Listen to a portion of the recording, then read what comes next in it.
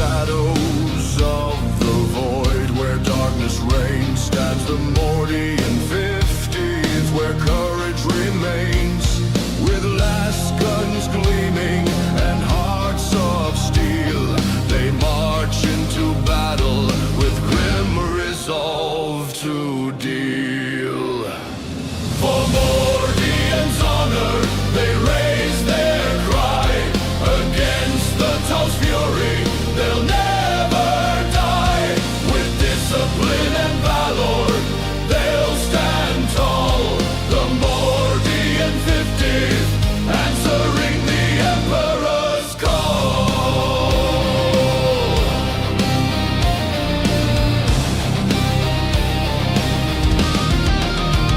Through the fire and smoke they press on, facing Vaccino's horde until the dawn. With every volley they hold the line, their determination an unbreakable sign. For Mordian's honor, they raise their cry against the Tau's fury. They'll never die. With discipline and valor, they'll stand tall. The Mordian 50th, answering the Emperor's call. Though the enemy's technology may be advanced, the Mordian spirit will never be chanced. With faith in the Emperor, they fight as one, their bravery shining brighter than the sun.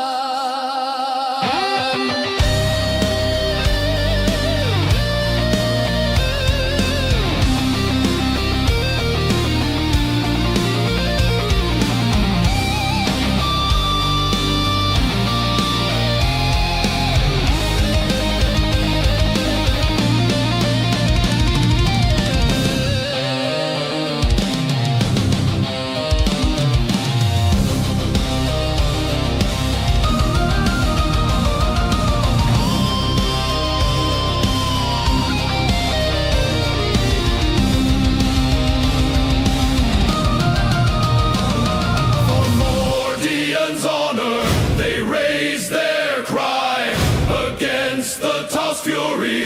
They'll never die. With discipline and valor, they'll stand tall.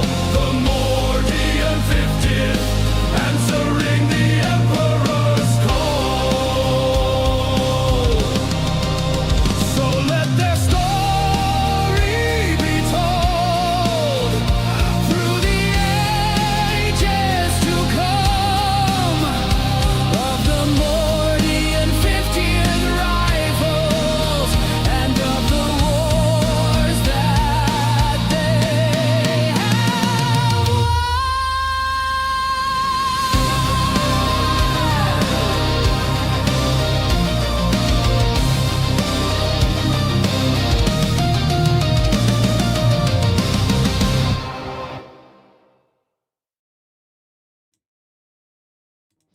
Hello again and welcome to another Modern Glory live stream.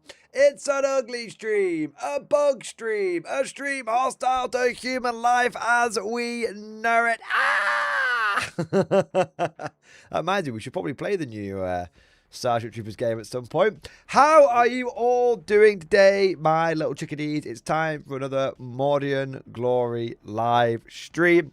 And today we are talking bollocks. I mean, we always talk bollocks, but today we're talking bollocks. There may be some beef, there may not be. There may be some salt, there may not be. There may be some hype, there may not be. Anything goes today. Anything goes. We could talk about Warhammer, the old world. We could talk about Warhammer 40k, Konflikt 47, bolt action. Hey, we've been talking about Sigma a bit recently as well. You know, we talked about Sigma a bit recently as well. So we could talk about pretty much anything tonight. The floor is open. We'll see what happens. I'm gonna be real with you. I'm gonna be real with you, chat. Today's stream nearly, and maybe you can let me know if I have made the wrong decision here. Maybe. But I have been really enjoying working on my bolt action Hungarian army, and I kind of wanted to have a hobby stream today where I just built and painted a bunch of Hungarians, but I felt like it was just too damn niche. It was too damn niche, so I thought I'd leave it. But you guys have to let me know if you think I made the wrong sort of choice. Serie, where is Belgium? So Hungarians, then Belgium. There you go. Hungarians, then Belgium. There you are. So once there's Konflikt 47 leaks, I haven't seen any Konflikt 47 leaks. But if there is, you guys will have to fill me in on this one. Maybe there's been some leaks that I can raise my eyebrows suggestively to confirm things or not. There you go. But no, on a serious note, guys, well, serious as it ever gets in these streams, we'll talk about anything today, guys. So literally, it's just a classic Morning Glory, just chatting bollocks stream. A little bit of anything goes, bit of hobby and stuff, competitive stuff, army lists, all of that good shit. So there we are. With all of that said, now let's march ever onwards into today's stream. Beginning, of course, with our traditions. Traditions are very important on the Morning Glory channel. Traditions are what separate us from the renegades, the heretics, the traitors, and what make us the Emperor's true finest. His Firefly Corps. Stand up and be counted. It's time for roll call, baby. Let's see who is in the stream tonight. Who is ready to rock out with their bayonet out. We have got Airborne, Swabby Turl, McCon, Warpforge, Shay Wilson, Godlike Poet, Clanchcat, Dr. Spectre, Tank Charmer, Papa Whiskey, Turtle Rhombus, Wizard Lamb Forever. We've got Squid Fist, Chicken Detonator. We've got Damn Legion, Mad Larkin, It's a Me, Rev, Wolf 58, Squark, Zello, East Spartan, Clanchcat. We've got Super Onyx Fire, Sonsu, Mark Cole, Pigeon Tony, Ben McCoy. We've got Agis, we've got Andrew, we've got Jawat, Mutt Dog, Lomaran, Damn Legion, Matthew Edwards, Russell W, Finvar, Mankiewicz. We've also got Nixno, and Denzel Wenzel, and Artie was here, and Batical Smokey, and Florida Eccentric, and Mike P, and Jam Sponge. Oh, Jam Sponge right now. We've got Chris K, Gem Animations, Nit Salamander, the Sav Master. We've got JF Kroll, Solid Steve, Butt Mountain, and we have got Michael and Freedox and Mark Telemerland and the Trumpetivity and the Jazz and Jack Handsome, Justin Miller, Yuli, and John Shepard. Hey! Welcome. Thank you to all of you beautiful. And we've got 6 foot tall angry dwarf. There we go. Thank you so much to all of you incredible, beautiful, crazy bastards for joining today's stream. Don't forget to go ahead and smash the like button, subscribe if you've not already done so, and all that other cringe YouTube shit people ask for. And I also want to say a big thank you to everyone who's gone above and beyond the Call of Duty and who's got the stream bloody popping off already. My God. All right. Who has got the stream started off right? Let's have a fucking look-see, shall we? Let's have a fucking lookaroo. We've got the usual reprobates getting the stream started off on the right note. We've got Russell W. Russell W, thank you so much for the gifted membership. Thank you for your support. Thank you for doing your part. We've also got Marold, the #1 Ursus fan in the MG community, in the world, I would say. And you know what? Marold, I got some good news for you. I'm going to my first Konflikt 47 tournament. I've signed up. I've submitted my list. It's currently going through review, so hopefully it'll pass. And my list features not only a big squad of not 5, but 6 Ursus. It also features Commissar Drugov. I am taking every Ursus in my collection. And I am going to be fucking smashing people with them. Oh my days. Yeah, I'm really excited for it. I'm taking my Soviets. So it will be our land, brothers. Our blood. And I'm going to be going to Warlord Games HQ and playing in one of their Konflikt 47 events. And I'm very, very excited for it. I haven't taken a full... Okay, you guys let me know if you think this is a cheese list. It's only 6 units. Well, it's only 5 meaningful units and then 2 basically whatever units. So I've got Drugov, 6 bears, 2 squads of muscle mummies, and a maxed out unit of Mark 1s. And when I say maxed out, I mean there's 10 of them. I've taken 4 extra PP guns in the squad. So there's 14 PP guns in the squad in total. And I have made them veteran, and they are my heroes of the Soviet bloc. So it's a lot of PP. Do you want to know how many PP shots that unit puts out?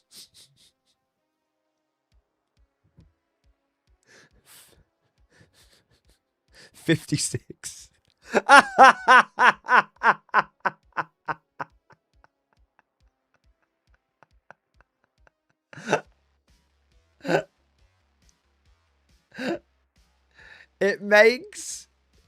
It puts out as much firepower as 2 Kodiaks.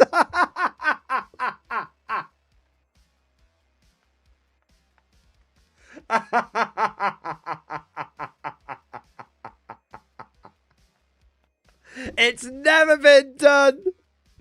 It's never been done.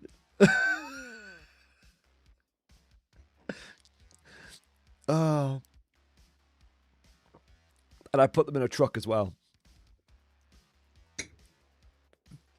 I put them in a truck as well. So the idea, and then I took, and then I took an officer and gave him a point of guts. So what I can do is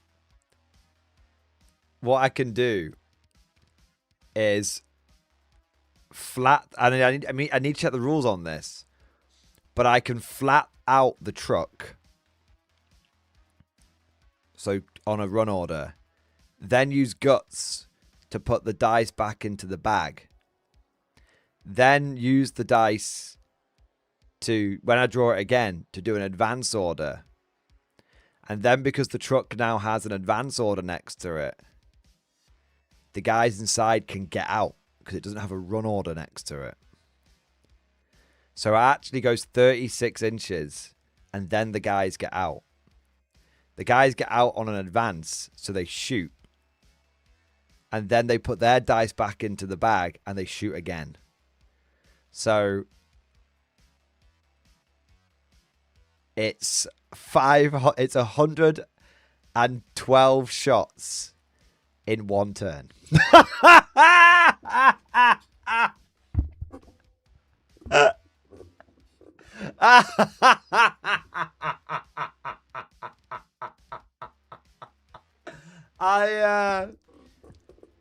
Yeah, let's have a look. I don't think that works. I think it says you can't dismount if the truck moved, not if it has a run order. I could be wrong. Should we check? To be honest, I don't actually intend on using it that way, in case that's a bit cheesy. Truth be told, I don't actually intend on doing that. We'll have to. Why don't we check it? Why don't we check early on? Okay, let's look at transports. I don't think it'll work. Truth be told, I don't think it'll work. My plan was just to basically drive the truck forward and then on the next turn do a snap 2 with the officer because he's in the truck because the officer's in power armor as well. So basically he blasts. They then move 12. You know, what I want to do is blast the truck forward at the end of one turn and then get the first dice of the next turn. Do a snap 2, move the truck forward, get the guys out, get the officer out, and then do the what I'll probably do is actually do the shoot the squad, use guts, put from the officer, put their dice back into the bag. Then if the officer dies, it doesn't matter because he's used his guts up, and then the squad's still got their guts if they need it for a following turn. But let's have a look. Transports.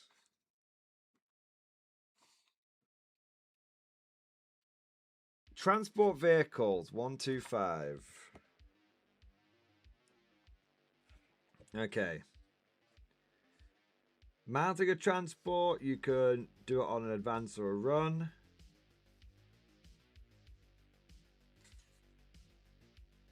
Dismounting. Units can dismount for a vehicle that has made a maximum move of an advance speed that turn. Troops can dismount either before or after the vehicle itself sees an order.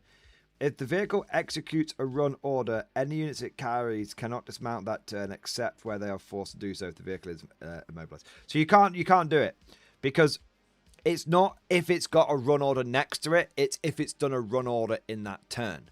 So technically what I could do is do an advance order, then use the officer's guts to do another advance order, and then I could get out. So I can go 24 inches and get out if I want to, but I can't go 36 and get out. There you go. Yeah. So that's all right. Yeah. You can do a double advance, but you can't do a run and advance and get out. Still pretty good. It's still pretty good. But yeah, that's my entire list. So it's Drugov with 2 mates, 6 Ursus, 2 squads of 7 muscle mummies with 2 ZA guns each, and then 10 man cans with 4 extra PP guns and a truck.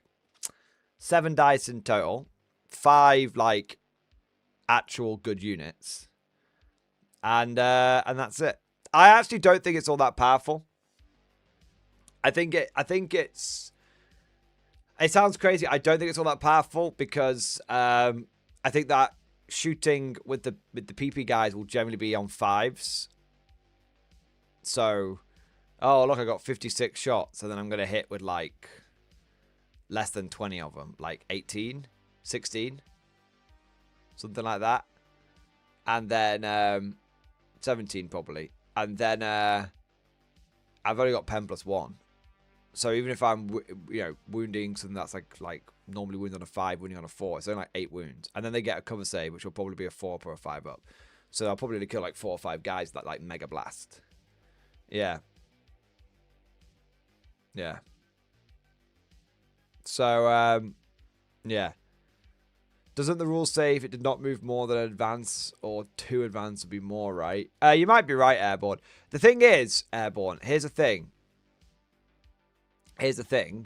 I'm going to be in the Warlord HQ. So what I'm going to do is, at the very beginning, ask. And basically get the ruling on what was intended from Warlord. And then Warlord can be like, no, that's not okay. Or, yeah, that's fine. And then once I've got that ruling, then we know. This is one of the great things about playing at Warlord games. Like, whenever I've been to Warlord games, like bot action tournaments, if there's been something like, oh, what's the deal with this? Alessio is literally there, typically playing in the event. And Alessio is just like, oh, yeah, no, I didn't mean it for it to work that way. Yeah, no, if there's any ambiguity, it works this way. Yeah. Yeah. Tell Warlord Super Dukas need their rerolls. I'll think about it, Cosmic. Yeah. So yeah, basically, I think what will happen is I'll go, can I do a double advance and get out? And I think someone at Warlord on the design team will go, no, that's not how it's going to work. And then I'd go, okay, cool. Fireflies in power armor. I think that'd be a bit much, Cosmic. There you go. I'm pretty certain Fireflies in power armor is just like, well, I suppose that's just like deep striking the power armor guys. Maybe. Paragons and a Firefly superpower just keep getting more and more.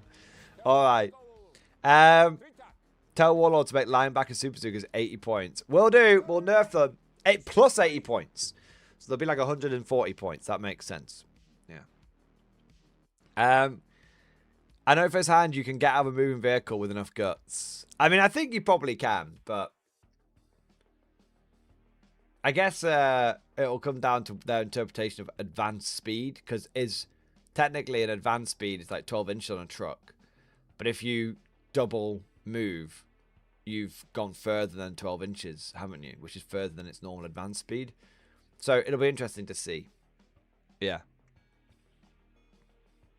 Yeah. Forget the Yanks. The Empire of Japan need help. The only games I've won are against other Empire of Japan players.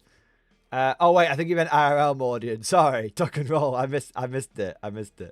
Empire of Japan. So my understanding is that Festung Europa is getting finalized and sent to print and everything.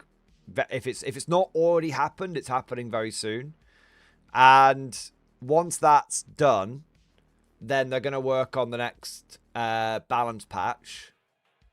And the next balance patch is more than likely going to focus on Empire of Japan and basic infantry. So one of the reasons I was going to take basic infantry spam for the Soviets, and one of the reasons I didn't do that is because I want the balance patch to come out first to see what they do with it, and then next time I'll take, depending on when it comes out, obviously I'll run a big like basic infantry horde army kind of thing. As for the Japanese, I think they're getting I think they are getting a pass, like a look. When I say a pass, I mean they're getting a look in. I wouldn't expect like a complete rewrite of the faction or anything like that. I think one of the things is basically a correction on points would be my understanding. So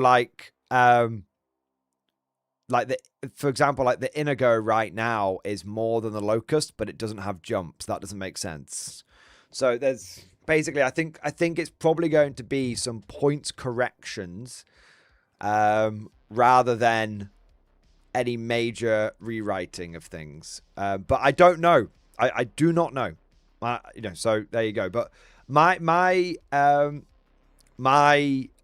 expectations as a Japanese player would be expect some points to be tinkered with, and if you get any more than that, then that's great. If that's all you get, then there you go. Because Warlord is definitely taking a softly approach, as we saw with the first balance patch, right?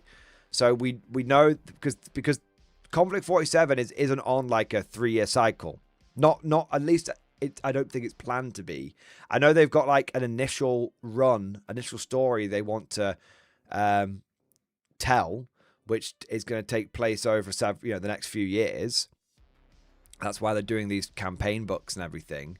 But I don't know if it's going to be, they're going to be rushing to I don't think they're rushing to a next edition on a set schedule like Games Workshop is.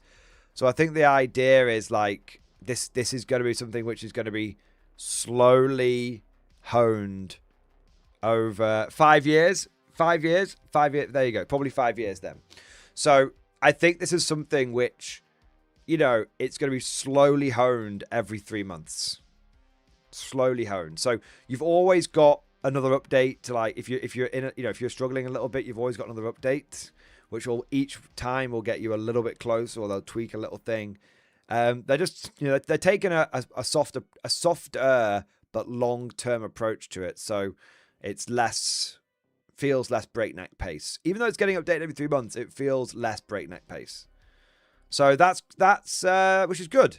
That's good. That's the way it probably should be. Like, this game is very, very early days at the moment. No one really knows what they're fucking doing, and making big knee-jerk reactions based off fucking vibes probably isn't the right way to do it. Probably looking back on the game in 5 years' time and being like, wow, look at the difference between now and then, will be crazy. But being part of those changes as they happen I think it'll be fairly digestible. Yeah. It's cooking nice and slow. Exactly. It's in the slow cooker. Yeah. So you're saying that Warlord Games is something from Games Workshop they learned what not to do? I couldn't possibly confirm or deny any that. I don't think it's. I don't. You know what's interesting? Okay, I was memeing a little bit there. I'll give you the truth. In many ways, Warlord Games does not really look at what Games Workshop is doing. Like, no more than, I mean, obviously GW is the biggest people in the industry, so they, there's always an element of hearing what they're doing across the road, because they're all in Nottingham, what they're doing across the road. But Warlord Games, I think, is genuinely, like, it's all well and good us as the community, like, memeing, like, they'll look at what GW is doing and then just say, we'll just do the opposite of that. But the truth is, Warlord aren't doing that. From my understanding, maybe there's an element of it, but my understanding is that they're not being like, oh, we're going to just do the opposite of what GW does. My understanding is they're like, we're just going to do things this way because that's the way we plan to do things. That's the way we like to do things. Like, I think that's their attitude. Like, they probably, find out about some of the mental shit GW is up to basically at the same time like we do, or even a bit after we do, because they're not as plugged into it. Yeah. It's so Warlord Games isn't just being like, lol, let's do the opposite of GW. Warlord is like, this isn't the opposite of GW. This is just the way that we do things. And if you want to kind of look at if you want to look at the bona fides for that, if you want to look at the evidence for that, look at the way they approach all of their games before Konflikt 47. Yeah, they're not being reactive. They're being proactive. Exactly. It's not that they're doing what the opposite of GW. They're just doing what Warlord does. Yeah. Whilst being aware of what Games Workshop does, the same as anyone in the industry does, whether you're a player, a consumer, or a manufacturer.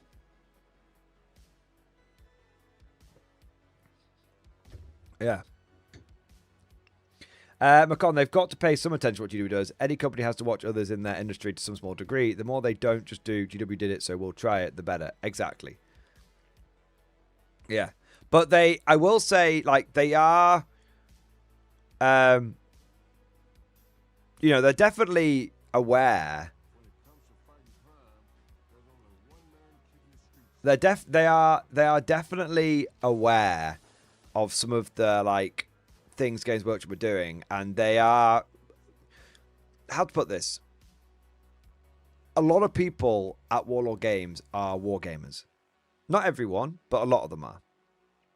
And so they'll hear about something like GW is doing, and they'll be like the rest of us going, what the fuck are they doing?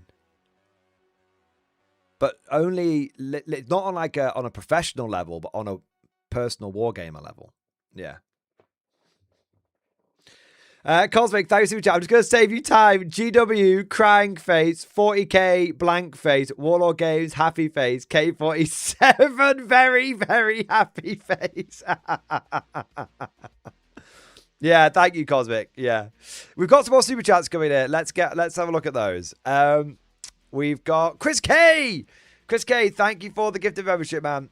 Oh 07, you magnificent, pardon me, magnificent bastard. Thank you for doing your part.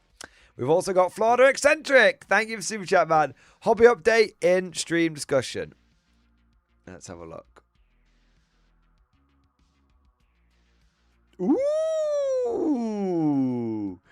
Hobbying done at work today. Yag Tiger had me spent playing K47 at Adepticon. Yes. I still can't get over the absolute next level brilliant stupidity of the automated carrier. Why is there a robot manning the machine gun? Why is there a robot manning the crew compartment? It's just robotics. They just could seal that up. They could just put the computer brain bit inside. But the fact that there's a little like robot with a little bowl helmet just sticking over the top, like beep beep, out of the way, citizen. Why does it need two robots? Oh man. It's literally, it's brilliant in its stupidity. Yeah. It's to humanize it so it doesn't disturb their own soldiers. Maybe. That's a good point. Yeah, maybe. It's Tonk with a hat, exactly. And then we've got the Churchill Meteor, which just looks amazing. I need to get one of these.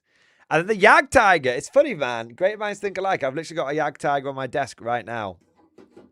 And yeah. Do you say that you struggle with the Yag Tiger kit? I was all right with my one, to be honest. But I had some experience building the King Tiger. So after building the King Tiger, I found building the Yag Tiger to be relatively easy and straightforward. I always find the first time you build any new kit for any game system, the first time is awful. And then after that, well, not awful. The first time can be a bit tricky. And then after that, you sort of get to grips with the idiosyncrasies of the kit and the way the manufacturer does things. But, yeah. Getting the track guards and everything on the Yag Tiger was a ball ache. Yeah, the little front bits, right? Like this bit, like here and here. Yeah, I really struggled with it on my King Tiger. And then with my Yag Tiger, they went on seamlessly.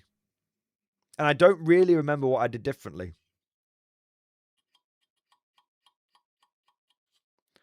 Yeah. Truth be told, I don't really remember what I did differently.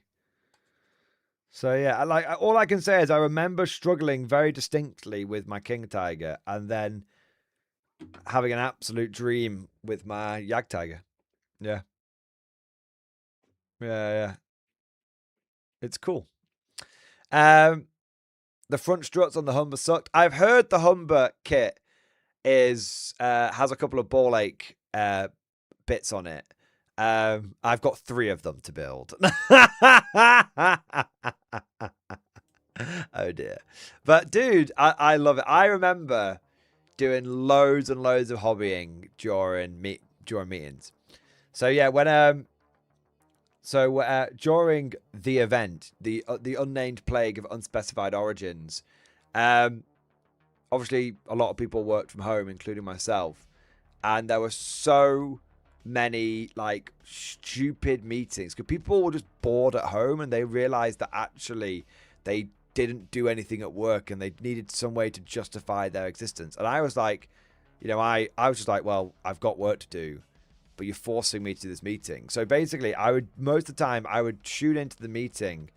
I'd have my camera on, if everyone else having their cameras on, but I had my mic off. I'd literally just be there listening to the meeting while I was just doing loads of other work. And then the times when it was like a huge meeting and no one had their cameras on, I literally just had my camera off and just did hobbying. Yeah. There you go. So yeah, I remember doing hobby and join meetings, man. Good times. Good times. What do we got next? We've got Papa Whiskey. Papa Whiskey, thank you for the super chat, man. Thank you for the 7-month member flex. Hey, thank you, bro, for the support. Hobby update, stream discussion. I hope you're doing well. I'm doing very well, man. I'm doing very well. Let's have a look. Not the best pictures. My most recent finished hobby project. Now painting a spearhead, then finishing up some fireflies. Nice. Had to say, it's cool seeing everyone getting on the Iron Warriors hype train. I have to say, I'm a big Iron Warriors fan. I think Iron Warriors are just generally a very cool regiment. Oh, I remember the giant Punisher cannon Gatling gun. I remember when you showed that off before, you're like, is it too big? And I was like, no, it's chaos. It can never be too big. Think about it. Yeah, that's cool. That's very, very cool. I think you're doing a good job, mate. Really solid. Despite, I think a lot of Chaos people might laugh when I say this, I do think GW has done one of the factions I feel Games Workshop has got right has been Chaos. In the last, not 100% right, but in the last 3 to 5 years, it does feel like they've got Chaos right. Out of all the factions in Warhammer 40k, Chaos almost feels like the one which has not only preserved its identity the best, but has also actually expanded on it. I think the only misstep Games Workshop has made with Chaos has been to split off the traitor legions too much. Like trying to make Emperor's Children stand on their own 2 feet and all that kind of stuff. I think if they just had one big mega Makoff Chaos Codex, I think that would be better. Yeah. But Alan Lee, clip this. He's praising W. Never done. I am very fair with Games Workshop. I often praise them, but people don't often remember that. Like I've even been saying nice things about Age of Sigmar in certain specific regards recently. Like I do think the models are good and also quite cheap. And I've actually been saying like it's a shame what's been happening to Age of Sigmar. I'm not celebrating Age of Sigmar being having difficult times. I think it's a shame. I wish the game did better. But no, I think GW's done a good job with Chaos. If you actually look at what their approach to Chaos has really been over the last 3 to 5 years, they have basically just remastered them. They haven't replaced anything. Can you still get your basic ass Chaos Space Marines? Yes. If you had a bunch of the old Chaos Space Marines, are they still usable? Yes. Maybe you had to rebase them. Maybe you've had to build up your old obliterators and a bit of cork, but your old models are still legit. You got old Khorne Berserkers, they're still legit. You've got cultists. Okay, maybe cultists are maybe one of the areas where it's a little bit more wishy-washy, but at the end of the day, it doesn't matter if a cultist's got an auto gun or not. It doesn't look like a basic human in a fucking Chaos army. Yeah. Yeah. Like, I think they've done I don't think it's been perfect, but I think on the whole, GW has got the direction of and the feeling of Chaos. Not only have they expanded it correctly, but they've also preserved it correctly. Yeah. I have never really been a big Chaos fan.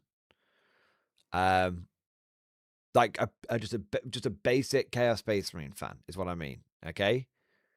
But the truth is that if there was one army that I would suggest people to collect these days as a beginner faction, if you like a slower pace of hobbying, it would be Chaos.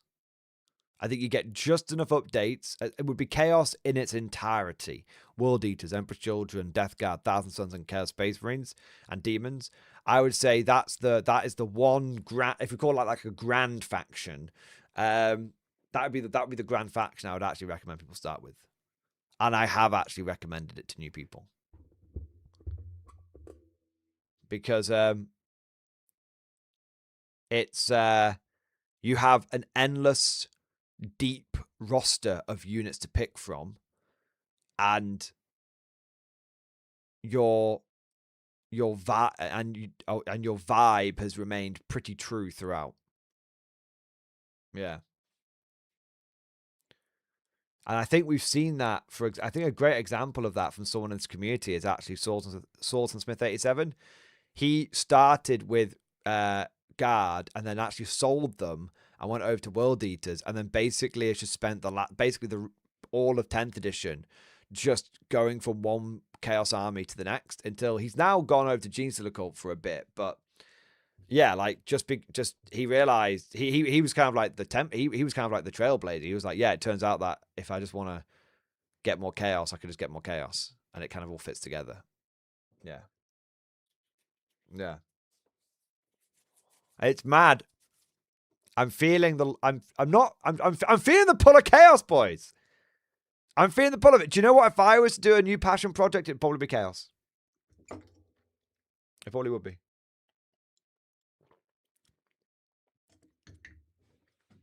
But we'll see. We'll see. There we go. I'm in the process of looking at how I can trim down my Warhammer armies, not expand them. Yeah. Bonus points for Iron Wars. You can ignore the Chaos trim. I mean, it looks like Papa Whiskey's done this stuff. Like you can see it's in the brash trim. Yeah. It looks very good, actually. Yeah. So there we go. Looking good, man. Looking good. Next, we've got Alex, my boy. Alex, thank you so much for the 43-month member flex. Triple X Force, baby! Alex, I'll see you on Sunday, man. Here is my old reliable K47 Axis I'll be taking to the Warlord Games event this weekend. I took it to the last event and went 1 win, 1 loss, 1 draw. Perfectly balanced as all things must be. P.S. When you get to my member chat, can you timestamp it for me? Sadly, I can't hang around in the stream tonight. Looking forward to seeing you this weekend, dude. I hope we get matched up for a game. Me too, man. Let me... what's the timestamp going to be? 42 minutes. Timestamp is 43 minutes into the stream. There we go. Let's have a look here. The Old Faithful. All right. So he's got 8 order dice with 9 rift dice and 1997 points. I think that's exactly the same as my list. So we've got a Star Trooper officer on his own with a light machine gun and a Panzerfaust and rift mastery. Okay. Star Trooper squad, 2 LMGs and a light AT gun. Star Trooper squad, 2 LMGs and a light AT gun. 10 Totem Core. 6 Star Trooper with Panzerfausts. Sniper team with anti-tank rifle. And is that the Panzer IV? Yes. So that is a Panzer IV with the Schwervel projector and the Panther with the Schwervel projector. So no railgun. Baby. Oh, man. Oh, man. That's pretty spicy. That's pretty spicy. How would I beat this list? It would be very tricky. I cannot deny it would be very, very tricky. Because the double full-blown Schwervel projector could make mincemeat of my bears. Because my bears would be getting wounded on 3s. And then only having a 5-up save against the bubbles. So yeah, it would certainly be tricky. I would have to get across the board very, very, very quickly. The good news is that I think it would take a couple of turns to blast through the bears, and then the rest of my list is basically on you at that point. Yeah,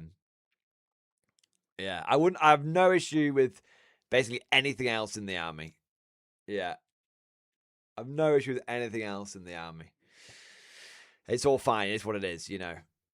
It'll be really interesting to see though. No Shrek Wolfen. That's the crazy thing, man. No Shrek Wolfen. Yeah. It's a lot of style trooping. I do not fear style trooping. I have a lot of PP guns, and I have a lot of wub guns, and I have a lot of bears. I do not fear the style trooper. But I tell you what, do you want to know something crazy? My 10 PP gun guys cost more points than this veteran panther. That's pretty spicy. That is pretty spicy. Put the bears in the truck. I don't want to put the bears in the truck because the bears cannot assault out of a truck. You can run out of a truck, but you cannot assault out of a truck. So I do not want to put the bears in the truck. Yeah. Yeah. So my list, for those of you that want to see it, I'm kind of curious. So he was 8 order dice with 9 rift dice. Mine is perfectly balanced with 7 order dice and 7 rift dice. But like 2 of those I think are on Drugov because he's got his ability and then he's got rift mastery. Yeah, I mean all my order dice, all my rift dice are basically concentrated in I've got 2 here. 2, 4, 6, and then 8. Yeah. 7, sorry. 2, 4, 6, 7. Yeah. I just got to decide how I want to use my... do you know what I'd probably do turn 1? I would be really, really tempted to... I'd be tempted to just be like, Drugov, combine both your dice into a surging one and then just be damage value 8 for the rest of the game. Yeah.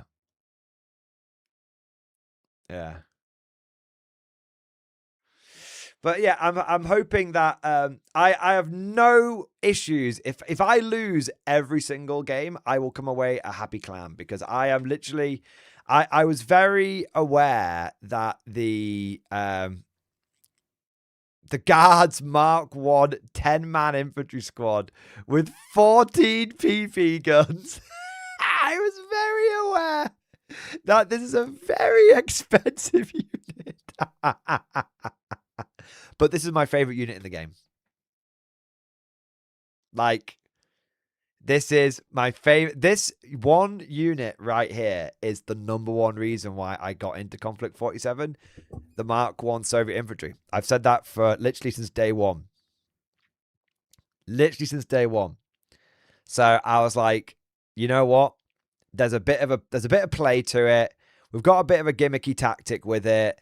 You know, let's just stick it in the list. It's 387 points all in. Actually, with the officer in there as well, who may go in the truck. We'll see.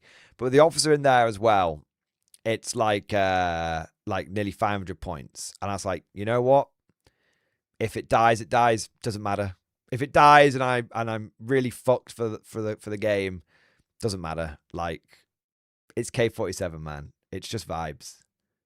Yeah, they're the heroes of the Soviet bloc as well. So they're just my favorite unit. I actually plan on getting more of them. I actually want to have I want to run like a big platoon of the bastards. Yeah. I mean, at the end of the day, what is it? I mean, they're like, you know, you could take 4 squads of them all in trucks as like a platoon. And then have 1 officer in there as well. But I don't think that's the right way of doing it. But I would happily do that. I would happily run like mass power armor. So yeah, but how would my list do against Alex's? I think it would be a case of him trying to grab down my bears, and then whilst that particular situation, me either I think me either jumping from like terrain to terrain to try and avoid that, or basically just running at him and seeing if trying to distract him with that, and then whilst he's busy dealing with the bears, I can just try and clear everything else up. Yeah. Ideally, I'd want my totem core I'd want my bears to take care of his totem core first. Once the totem core down, I feel somewhat... It's a bit of a funny one for Alex, because either he infiltrates his totem core up for early, in which case I will just eat them. I don't care if it costs me the Ursus, I'll just eat them, because once I can't really shoot them to death. So I'll either Drugov them or I'll Ursus them. And then once they're down, it's kind of like... It's kind of interesting. And so if he holds them back, which he can do, then they're not as much of a problem for me. Yeah. How do I paint my snow bases? I just use this stuff. AK, snow, terrain, acrylic. Just slop it on. Yeah. I spread that on like if it was Astro Granite or something from GW. I'm just not stingy with it. Put plenty of it on. Yeah. Put the bears in the truck, let the truck soak up some fire. I mean, I just don't think the bears need to go in the truck, man. Because they can't get out of the truck and charge. I feel like people keep saying put the bears in the truck. But you can't have the bears charge out of the truck.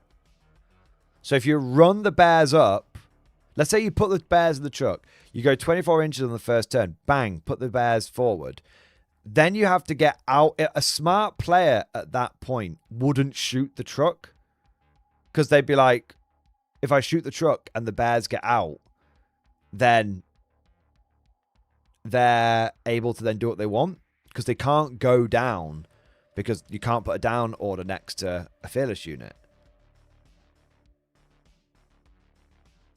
Bears can charge out of the truck if the opponent shoots the truck. Yes, but then they just don't shoot the truck.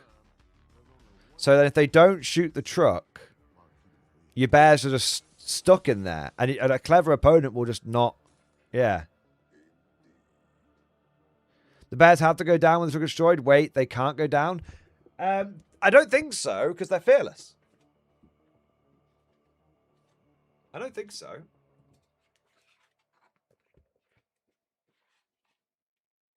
Maybe they can. You can't give them a down order, though.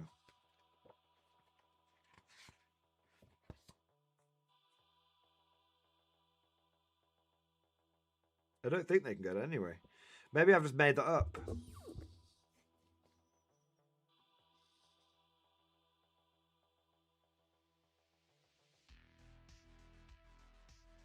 Oh, maybe they can go down. I might have made that up. To be honest, it doesn't say they can't go down. It just says they can then be pinned, ignore any morale. The checks they're called upon. They just keep fighting in rounds of close combat. So they might.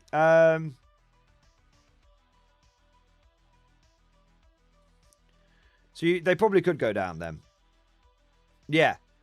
So, I mean, that's been me... I've been fucking myself. I've been fucking myself because I've been like, oh, I can't go down against that shooting. But it turns out you can. Yeah, so cheating in a negative... Cheating in a disadvantageous way to myself. Yeah. Okay, so you can go down. That's good to know. So yeah, but even if they blow you out the truck, then you have to go down. So you're not potentially getting into the fight until turn 3. Which is bad.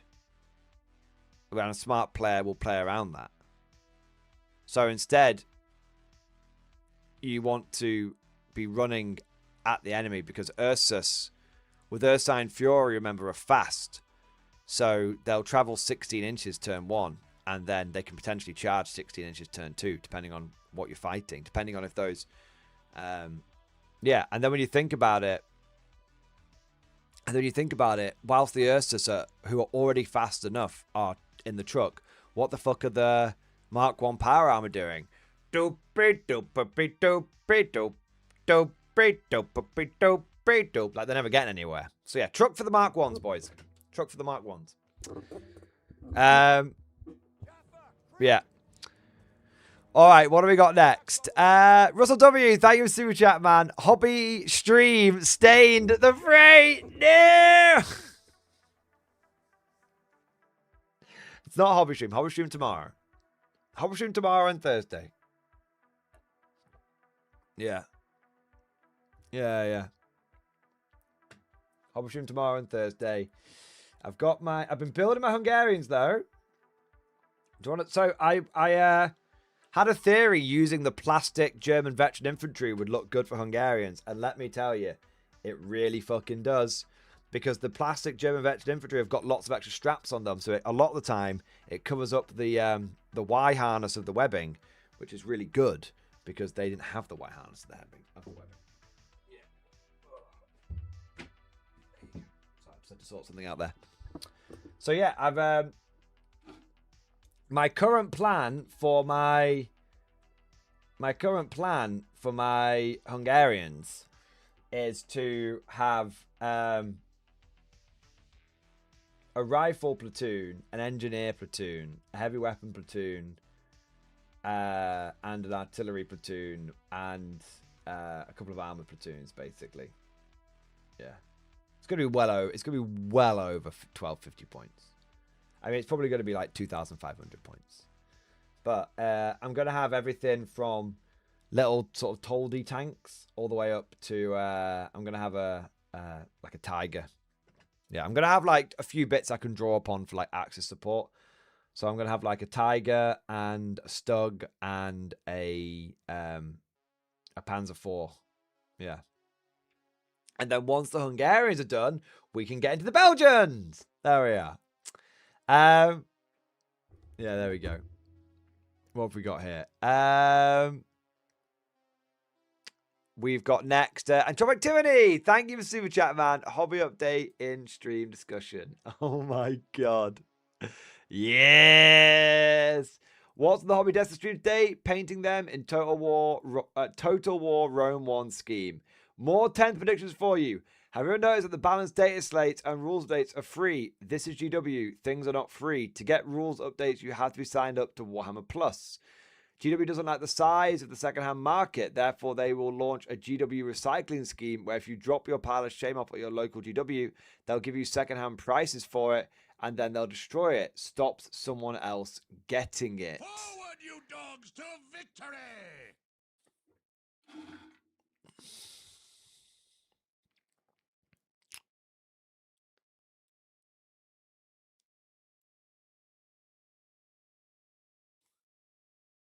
That's a very interesting idea. First man to die!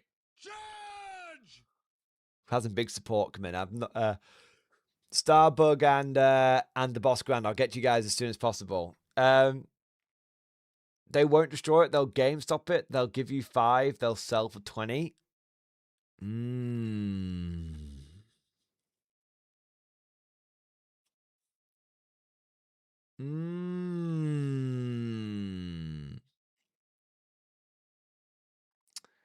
GW. Oh, it's actually a really, really, really clever idea. Because Games Workshop basically guarantees to buy, as long as they can test its legitimate plastic. Okay? As long as they can test its legitimate plastic, what they'll do is they'll give you store credit, so they won't actually give you any money, and then they will sell it themselves. Oh man, so let me tell you why this is actually genius. Okay, let me tell you why it's actually genius, right? Because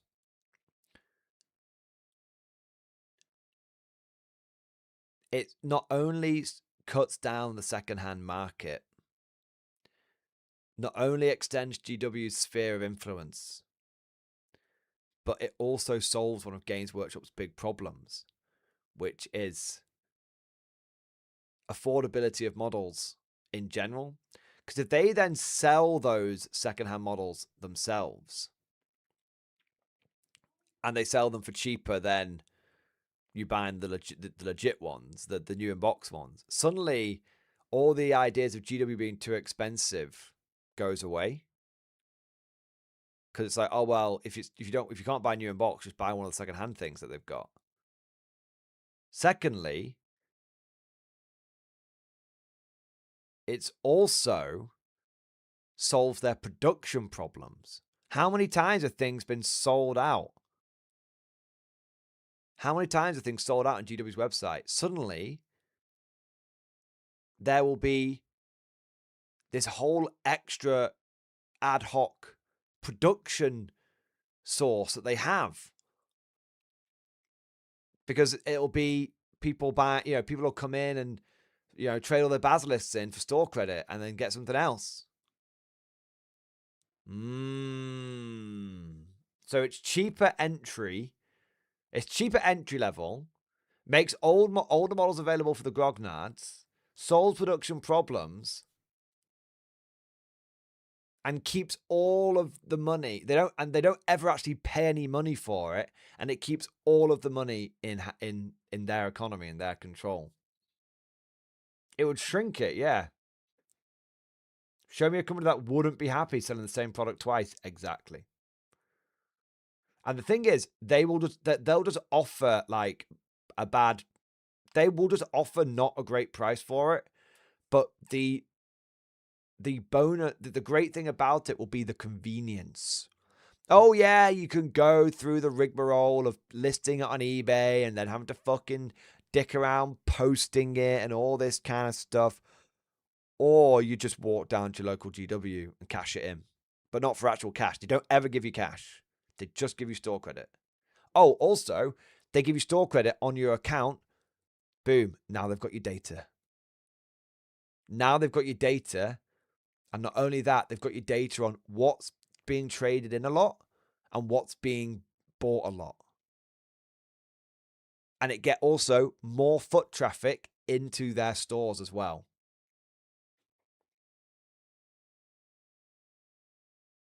Yeah. More foot traffic into their stores because you can only do it in their stores. This is actually a genius idea. The GW plastic crack registry has begun. Exactly. This is actually a genius idea. Yeah. The fact they don't do this is crazy. Yeah. And they just have to be like, they just have to have a policy where we need to test these models to see if they are all legitimate plastic. If there's any they could have restrictions on we won't take. They could have restrictions we won't take Forge World or resin models, and they could just be honest. They don't have to come out with it, but they could be because there's a good chance it's China cast or something. We won't take metals. We won't take resin. We'll just take plastic. It's just plastic trading. That's all it is. And then people can't turn up with this is totally my legitimate Macarius, and then actually it's from Forge World or something. Or these are totally my legitimate second edition Stormtroopers, and actually there's someone's metal recasts, right? So basically it's they have to test every model is legitimate plastic. And if it is, then it counts. Yeah. Yeah.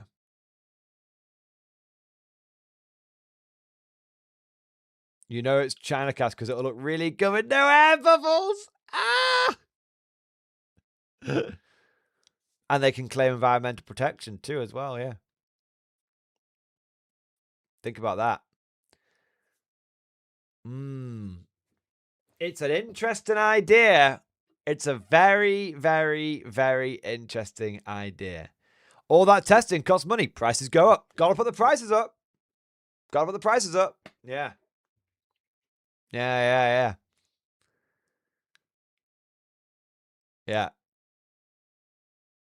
It's a really good idea that would require only a small startup cost, so they won't do it.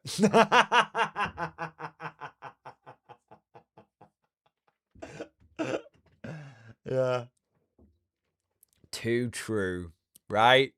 Too bloody true. All right. Going back to this stuff, though, that's a really interesting theory. Look at these models, though. I've never seen the Romans unbuilt. Ah. Okay, I'm going to be honest.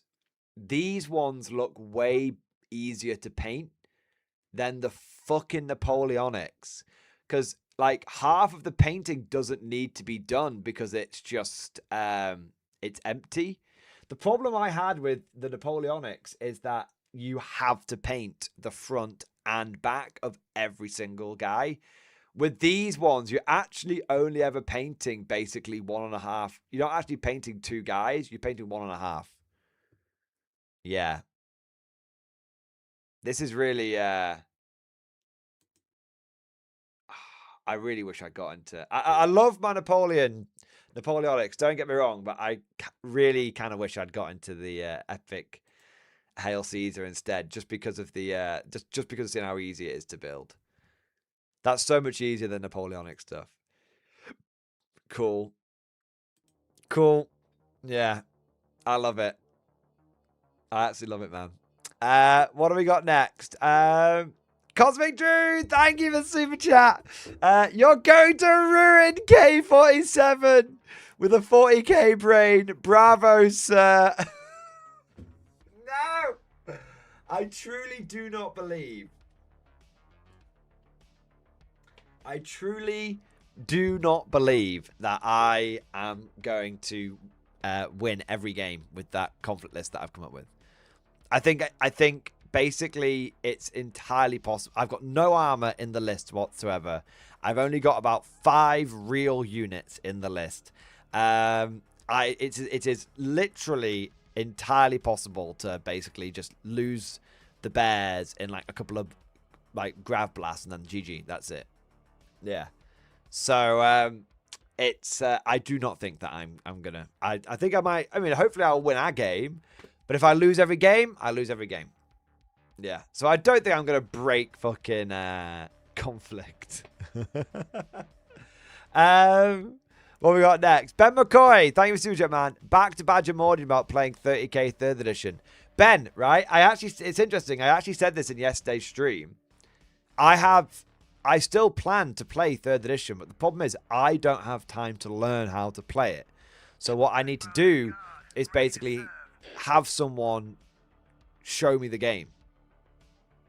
But it has to be the base game, not any fan, like, oh, we changed the missions or we homebrew this, or like just pure base game.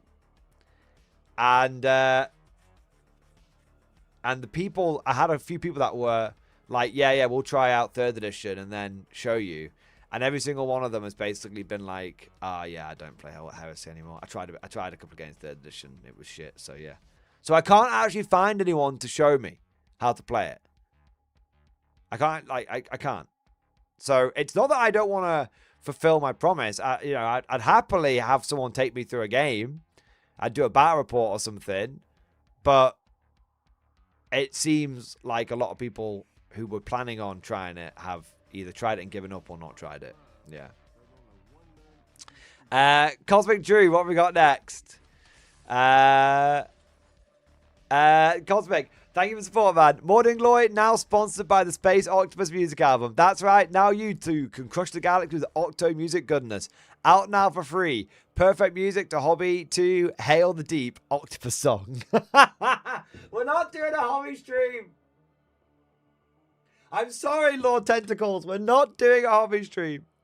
As much as my Hungarians are looking at me right now with great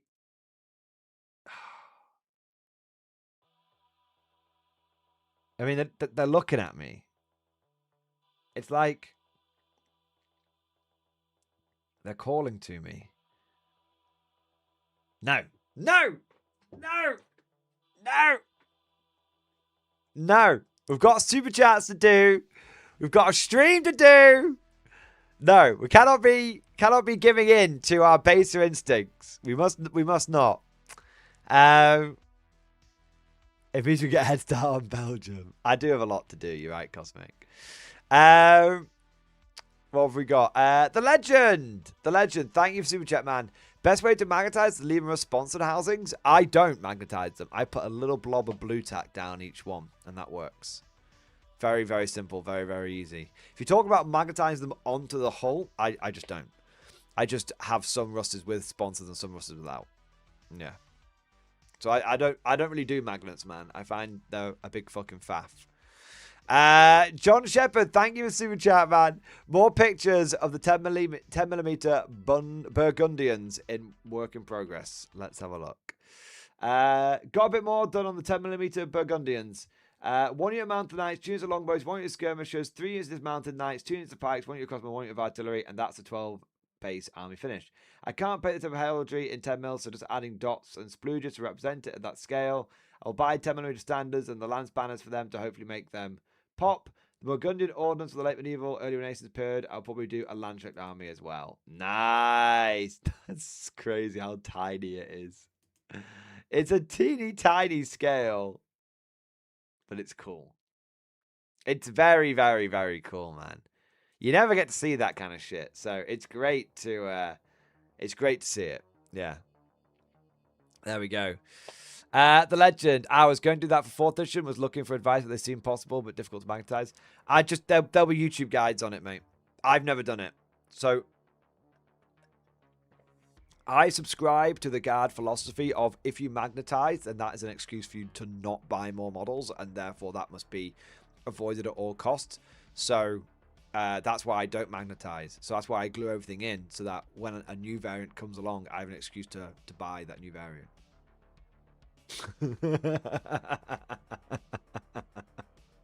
Which I can do now.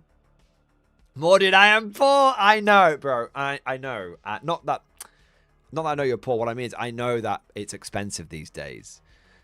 Even for everyone, it's expensive. And I am acutely aware that that mindset is one from ages gone by. You know, from ages gone by. But back in the day, but basically what I have is I've got 6 Russes without sponsors and 6 Russes with sponsors. Yeah. For my Mordians, for example. Yeah. So yeah, there you go. It's true, you need to get the most out of your models these days. You do need to get the most out of your models. That is very true. Yeah. We've got Simple Logic. Thank you for the gift of membership. Thank you for support. And we've got Tim Bob coming in with the 5 gifted memberships. Yes. Thank you for the fire team to hold the line in the name of the Emperor. Thank you, man. We've got Chicken Detonator. Thank you for super chat, bro. Why not build a K-47 Axis-themed Word Bearers army? Because Word Bearers are like the worst of the Traitor Legions. You know, Word Bearers literally, like, basically, how to sum up the Word Bearer lore is they had a fan fiction. They wrote a fan fiction about a guy, and then when the guy said, "Stop writing that fan fiction about me, it makes me very uncomfortable," the Word Bearers were like, and then when they found someone who was actually okay with them writing fan fiction about them, they were like, "Ha! These are my new senpai now," and then that's the Word Bearers lore summed up.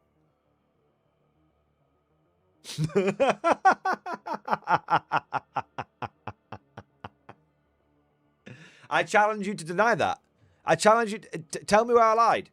Tell me where I lied. That's exactly what happened. Maybe there was a bit more intricacy to it. Maybe there was a bit more like steps, but basically that is a summary. That's a summary. Yeah. That's the summary. No lies detected. Calth was self-defense. It was a preemptive strike. It was self-defense. They are the only Chaos Legion still at full strength. Yeah, because little pussy-o bitches that won't fucking do any proper fighting. Too busy there writing more fan fiction. Didn't they just receive a new book? No, you're thinking of Red Corsairs, I think. But maybe. I could be wrong. I could be wrong, Ick. I don't really keep up with that kind of shit anymore. I approve of the Mordian retelling. There you go. I'm not a lore guy, but I will confidently state the lore of any faction in the game. Yeah. I give you a Mordian style lore summary. Some of them will be better than others though. Like Tyranids are like aliens. There you go. That's the summary. That was a quick one. What have we got next? Bored Baobab. Thank you for Super Chat, man. Got my ass handed to me by Emperor's Children. What are your thoughts on the faction, Mordian? Are they a top tier faction? How do you fight with Imperial Guard? The way you beat Word Bearers is to put 12 Bulgud in your list. That's it. Because then they come flying in and then bounce and then you twat them. I think that's basically how you beat them. They're not a top tier faction. They are a perfectly reasonably good faction. But Emperor's Children basically are a really, really good example of the rock, paper, scissors meta that is afflicting game Warhammer at the moment. I don't want to go into too much because I've already talked about it in today's video and everything. But basically, there are some games where Emperor's Children will just turn up and win, and there are some games where Emperor's Children will just turn up and lose. And unless, and it's not like, oh, does that explain every game? No, I mean like it's almost over before it began. Yeah. Yeah. 12 Bulgars, that costs more than a K-47 army? You know what? I think you're right.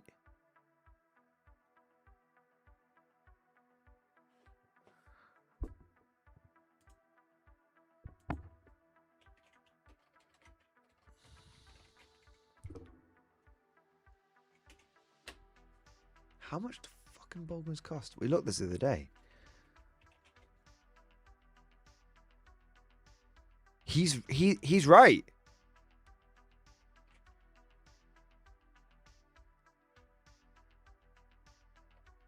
He's right. Bulgar are £40 each for 3. So 12 of them would be £160. Or you can get the Defender the Stuttgart bundle from Warlord Games. And that is £152. So he's actually 100% correct, which is pretty mind-boggling. Or you could, and that's not even like an isolated example. Or you get the United States Starter Army and basically buy one other box on top of that, and that would come to less than £160, and that would be a full army. You could do something similar for the British. The only factions it probably doesn't quite pan out with are the Japanese and the Soviets right now. But yeah, we're talking multiple examples, multiple different factions.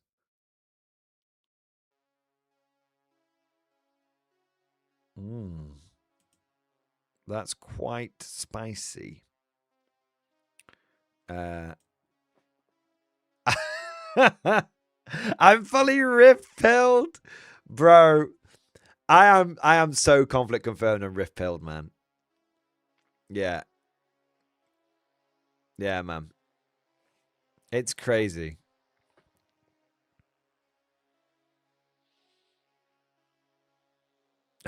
We can't. I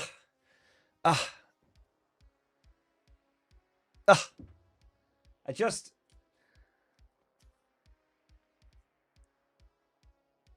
I feel like. I feel the overwhelming urge to go off on another Warlord wanking fest, but I just feel like I do it too often. I'm sorry. I'm going to resist. I'm going to resist. I'm going to try and keep it level today. I'm going to try. I'm going to try. You know, too much shitting on GW. Is there so much thing as too much shit on GW? I don't know. Is there so much thing as too much wanking off Warlord? I don't know. But yeah. Bob's your uncle. Someday they will also support you. I'm sure. Yeah. I'm sure. No one's perfect. My biggest fear is Warlord, like, becomes corrupted by the fame and the power. But I think that's a long way off. I hope it's a long way off anyway. I hope it's a long way off. Yeah. Who knows? If Warlord ever goes public, I will probably I'll be like, I'm breaking ties. Yeah.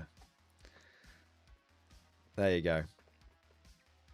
They can do what they want, but I'd be like, no. I've been here before. That's a problem for 50-year-old me. Exactly. Exactly. Yeah. You can only enjoy things in the moment. You can't worry too much about there's always a certain element of looking ahead, but you can't be like, well, in 20 years' time, Warlord might become shitheads, so I'm not going to support them now. It's like, nah, you support them until they cross a line, and then General animation. Seriously, the prices are not fun anymore. It's just really depressing what happened to a hobby man. All right, fine. You're drawing me in again. You're drawing me in.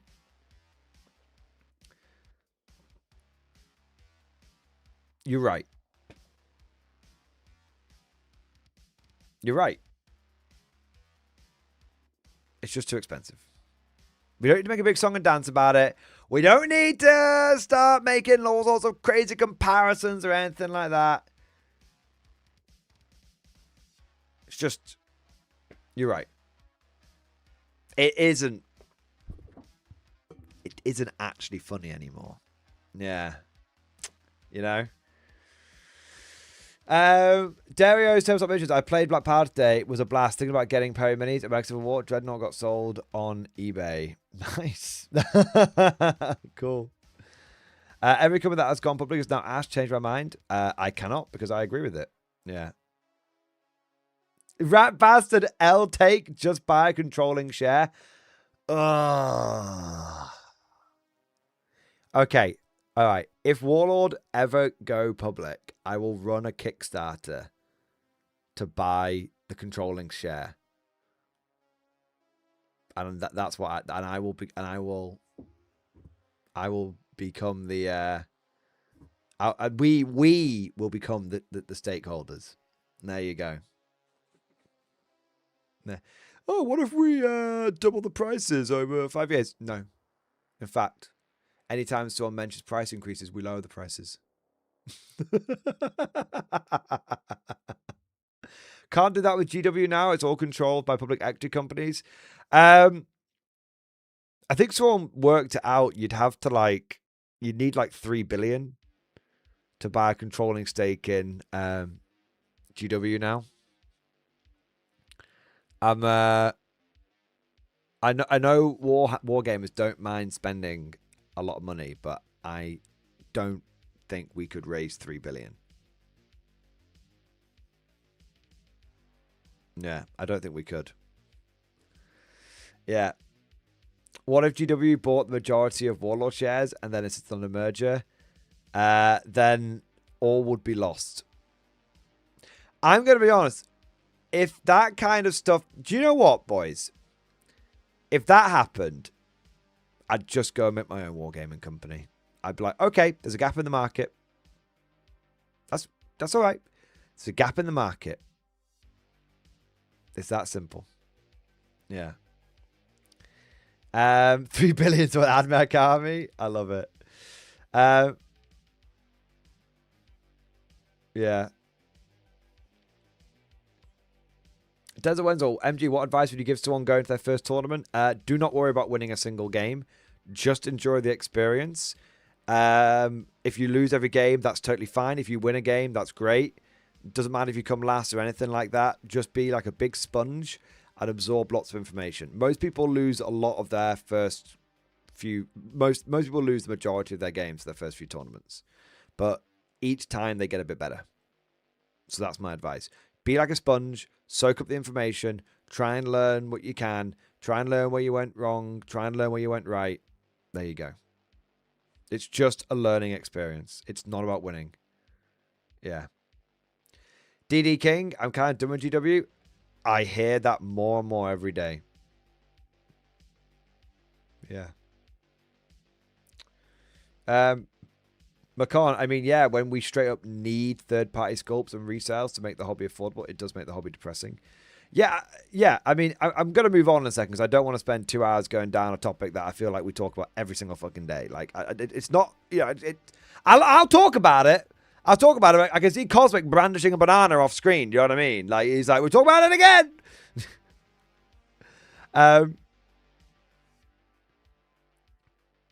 I, like, honestly don't know who's buying Warhammer these days. I mean, I do, but, like, at the same time, I'm like, I just don't... I do feel a little bit like it's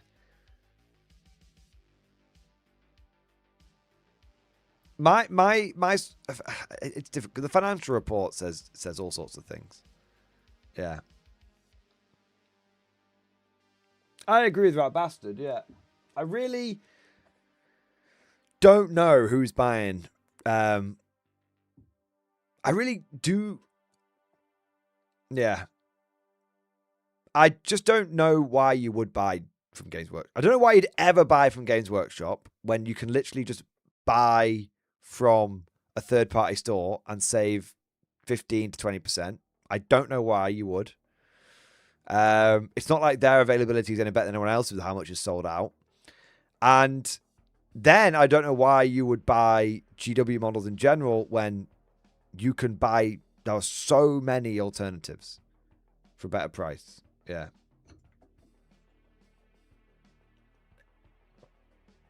I guess what it probably comes down to, if I think I can explain it actually. People support their local store. So it's not that they're like, well, I need the store to stay open because that's where I play all my games. Yeah. I don't think anyone really supports GW. They just support their local store. Yeah. Yeah. I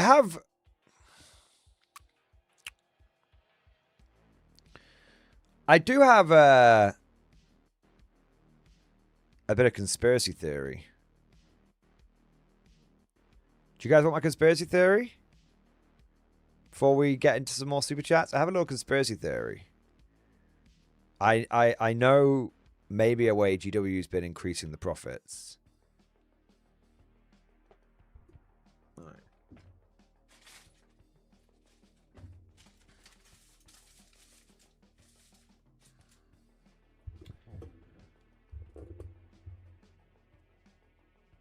This may be the most foil topic I've ever done. All right, 1 minute. My foil, fortunately, it's getting well worn. It's scratching my head in places. Right. This may be the most foil topic I've ever done. I do not have a huge amount of evidence for this, but I am starting to see more pieces of the puzzle falling into place. I have a theory on how GW is keeping the profits up. Now, there are obviously lots of reasons why, but this is one additional way they're doing it, which no one is really talking about. They're pushing more and more of their risk and more of their sales, not directly to the customers, but to third-party entities who they are basically scamming. Not a legal term, not legal advice. So, let me explain. If Games Workshop does a release and they sell they sell to a bunch of third-party stores, then they've made their sale. Even if the third-party store then doesn't sell it themselves, that's not really their problem. Now, traditionally, it basically offsets the risk. The financial report confirms this. Yeah, the financial report confirms this. I think I've seen it for a few years now. I've seen the majority of their sales are done by third party. But this is where the scamming bit comes in. Okay, because obviously Games Workshop has always sold to like hobby stores. Like you've always had like at the likes of Element Games and Firestorm Games and Noble Knight Games and all that kind of stuff, right? So there's always been an element, and at the end of the day, like, you know, there's always been an element of them doing a lot of sales via third parties, and that's kind of good for them because it gets their store. It basically allows them to stock their products in another person's store, which gets them more presence in the. And, you know, that's how one of the ways they've become a global company rather than just like a local company. But what's interesting is a few years ago, some people may remember this, but a few years ago, there were some reports that GW had started to like fuck over like the third party sellers, and like GW was like they were trying to like consolidate power in their own stores, but then suddenly that changed, and I think Games Workshop realized that actually a sale's a sale. Even if they could get like 100% of that product, if they got 100% of the money if they sold it to a customer via their own stores, if they get 60% of that product via or they sell it to a third party seller for 60%, and then that third party seller can't sell it, well, that's not their problem. They've got 60%. It's the other person which is now left holding the bag. So that kind of like started changing.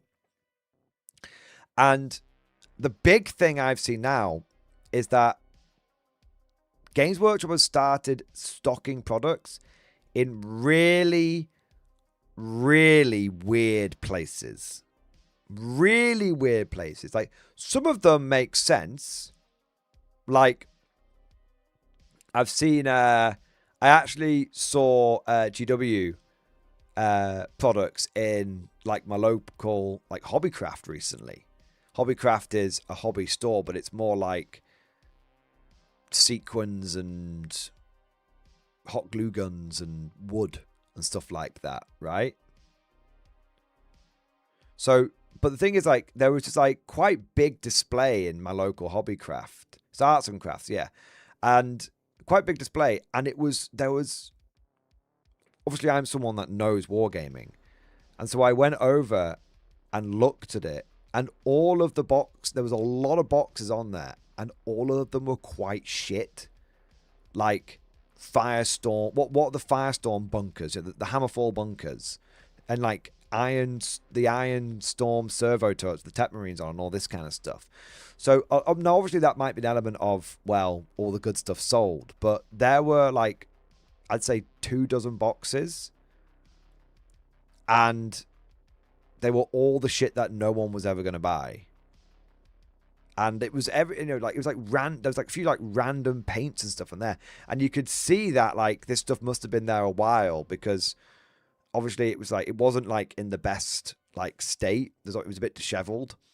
Like the banner, it has like a little, I think there's like a little paper banner across the top, and that had kind of like, or maybe it was like on the front and it like slipped out and all this kind of stuff. Obviously they could like put it back, the Hobbycraft people could put it back in, but there was also like, you could see it had like several discount stickers on it. So obviously Hobbycraft had like got it, and there's a bunch of stock that's not shifted, so they've had to like discount it and like discount it again. So it was like 10% off, like 20% off, and then or it was like one price label, then over the top would be like another price label nearly covering it, kind of thing. So I thought that was kind of interesting, and they did a similar thing. This was a few years ago, but they did a similar thing with Game. So in America you've got GameStop. In the UK we've got Game. It's basically the same thing. Suddenly every single GameStop, every single game store that you went into had a Warhammer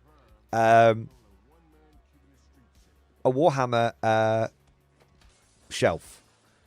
And now, to be fair, when they did it with Game, there were actually some pretty decent products on there. Like, you had things like Space Marine Repulsors and like Skitarii.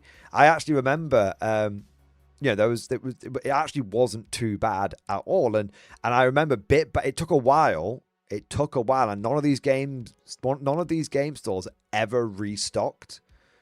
This is because I used to go to a few that they're everywhere. So I used to go to a few regularly because basically whenever I get dragged out to do shopping with Mrs. Mordian, obviously, like, I'll put up with, several hours of her, like, going to, like, fucking Bath and Body Works and all sorts of other, like, bullshit shops and everything. But I will wait patiently because I know that I knew at the end that either I would get, like, to pick some food, like either dinner or lunch, or I would get to go into the game store, basically. I know it sounds kind of childish, but, she doesn't want me there being like, fucking hell, can we go home yet? I'm bored. I would be perfectly patient throughout the entire day, knowing that I would get to go if there's a Warhammer store somewhere or there's a game. So when games don't do it, so I would go, and it became a little bit of a ritual that we would go to somewhere like the Trafford Centre, which is like a really big shopping centre in the UK, and I would just wait patiently, and then I'd be like, okay, I want to check on how the Warhammer's doing in the game store,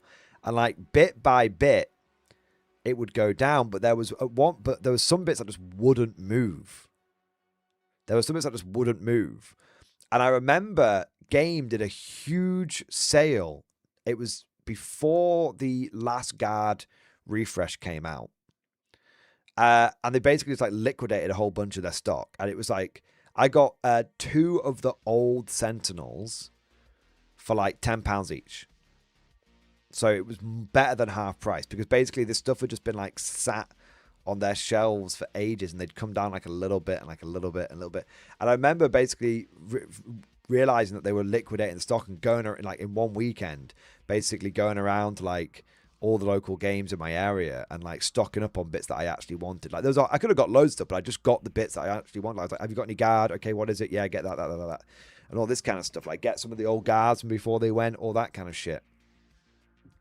But that was when it was actually good, and there were still bits they didn't sell. But like I said, some of the stuff I've seen like Hobbycraft, it's just all shite, basically, and that's not Hobbycraft's fault because if Hobbycraft's just going to see Warhammer, and they're not going to know that a hammer. The GW rep might tell them the Hammerfall bunker's really good, hot seller, but but they don't know, right? And what's also weird is I've started seeing it in other stores. And I actually had someone reach out. Now I didn't cover it at the time because I thought it was the email. I'll be honest, the email I got was a little mental. So I wasn't sure how like legit it was, but I actually had someone basically reach out to me and say, GW is really, really. There's no way I'll be able to find. Give me 30 seconds. I'll see if I can find the email. All right. Obviously, I won't show the guy's email address off, but Games Workshop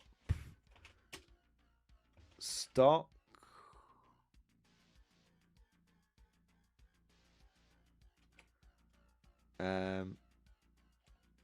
Bad. It's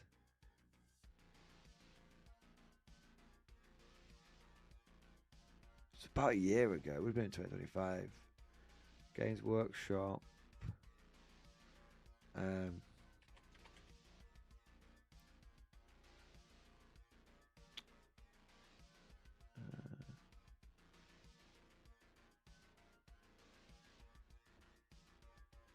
um,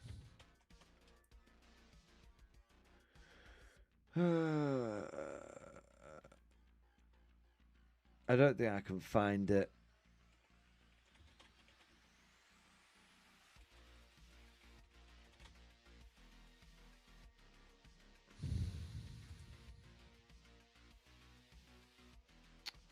Forward, you dogs, to victory!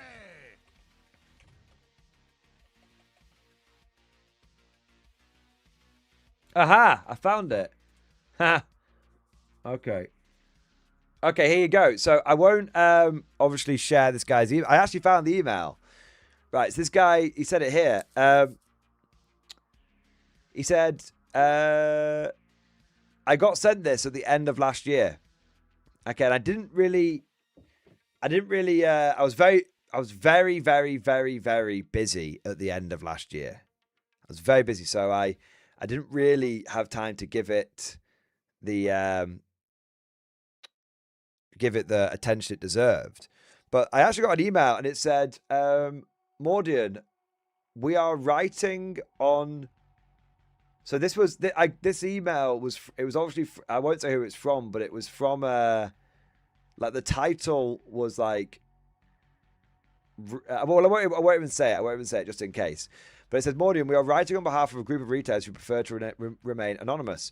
We often raise concerns against Workshop's retail policies and violations team when other retailers violate terms of service, and those retailers use us as the go-between. However, this bit of news can't be shared to Games Workshop because they are the ones permitting it. Due to the sensitive nature of these issues, we nor they can publicly be identified without risk of reprisal. We initially reached out to, I won't say who it was, another content creator regarding this matter, but their response demanded that we reveal our sources and they would not report on it without direct sources and names. Doing so would expose stores in our group to potential retaliation from Games Workshop, something that could directly threaten their ability to operate. For that reason, we approach you instead. This is why I said it felt a little mental. But now it doesn't feel as mental as it once did.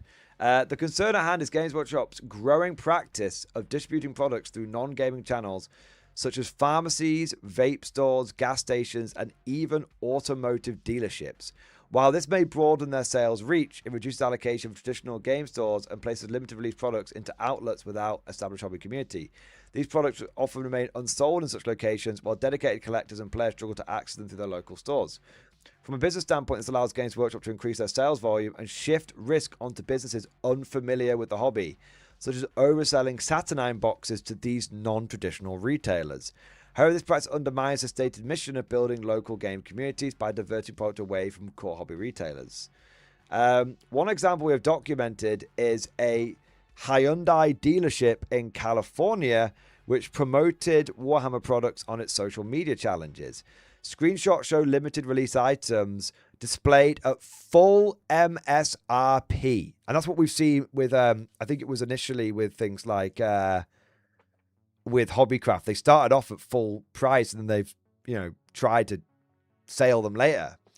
In the lobby of a Hyundai dealership, further highlighting how far outside the intended retail environment these products are being distributed by Games Workshop.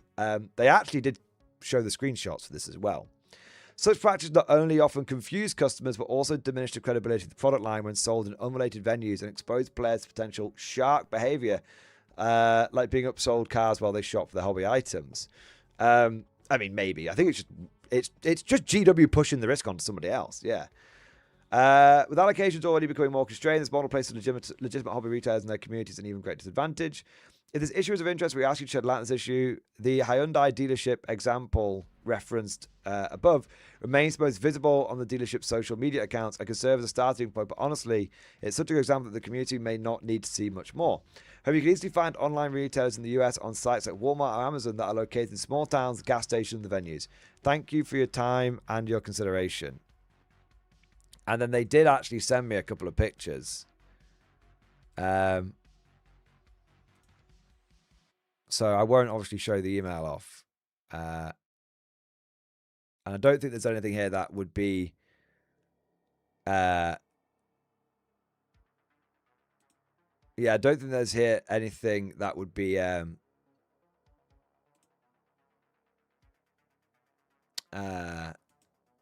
problem. But yeah, like so yeah, here you go. Here's one of the pictures. So make sure it's not going to show anything that it shouldn't do. This is one of the pictures they sent. So this was from the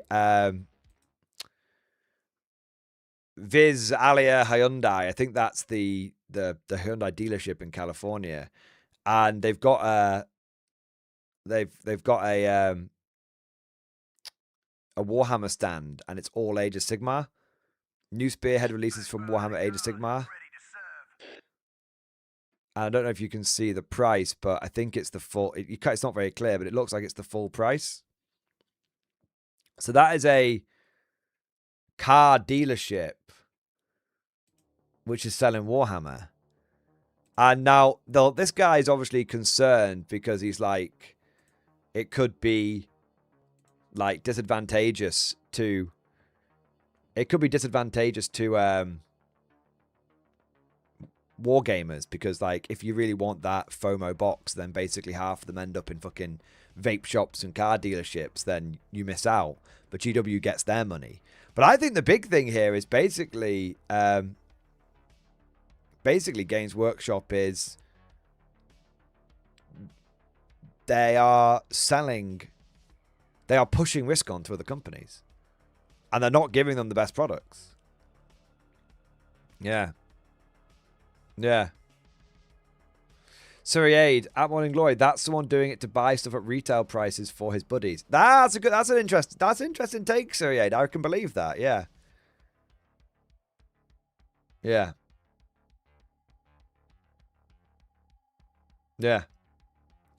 I can believe that. So, but again, Games Workshop doesn't care. Yeah. Because they've already made the sale. If you get to the actual sales, they're just a bonus.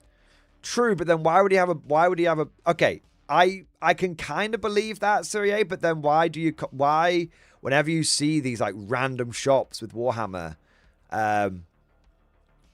stuck in them, why is it always a bunch of shite? My understanding is that my understanding, and I could be wrong, I could easily be wrong. There's a reason we're wearing a fucking stupid tinfoil hat, all right? My understanding is that Games Workshop won't let you have 100% choice of what you stock. Exactly that, rat bastard. Yeah. When you get one of those metal racks from GW, they basically tell you what's going on it.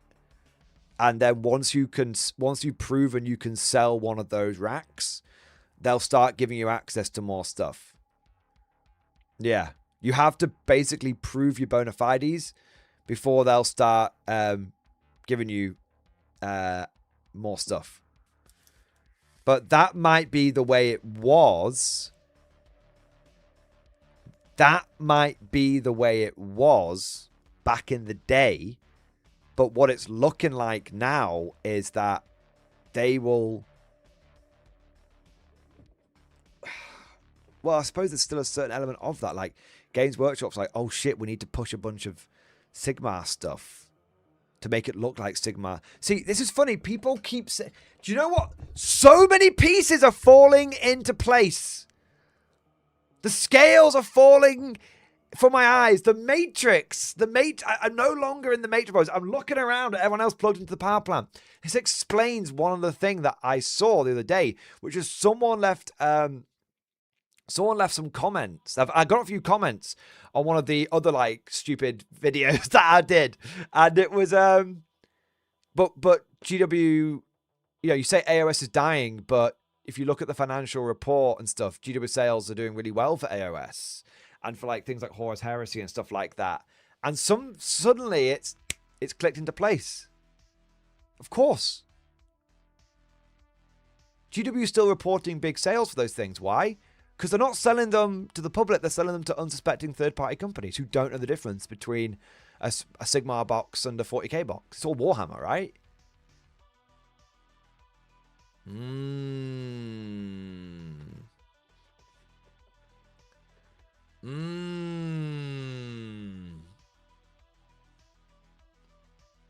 Of course, iOS sales are high. Old World is popular. Very true. How much Age of Sigmar is getting cannibalized by Old World? Yeah. I'm confused. Are we supposed to be worried for the Hyundai dealership? If GW send you bad product, you try it once, find out you can't shift it, and don't reorder? No, of course. We don't feel...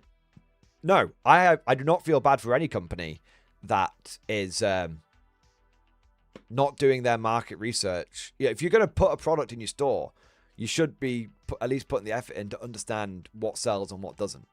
Of course, right? You shouldn't be like, Warhammer's Warhammer. If you do that, then yeah, you probably deserve to have a bunch of shit left on your shelves, of course. But there's an element of... It's a little... There's an element of it being... I don't know. It smells a little bit, right? It smells a little bit like GW maybe knowingly taking advantage or pushing product onto unsuspecting companies.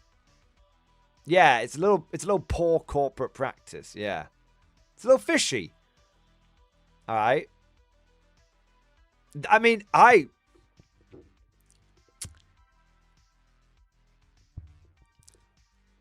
got a hot take. I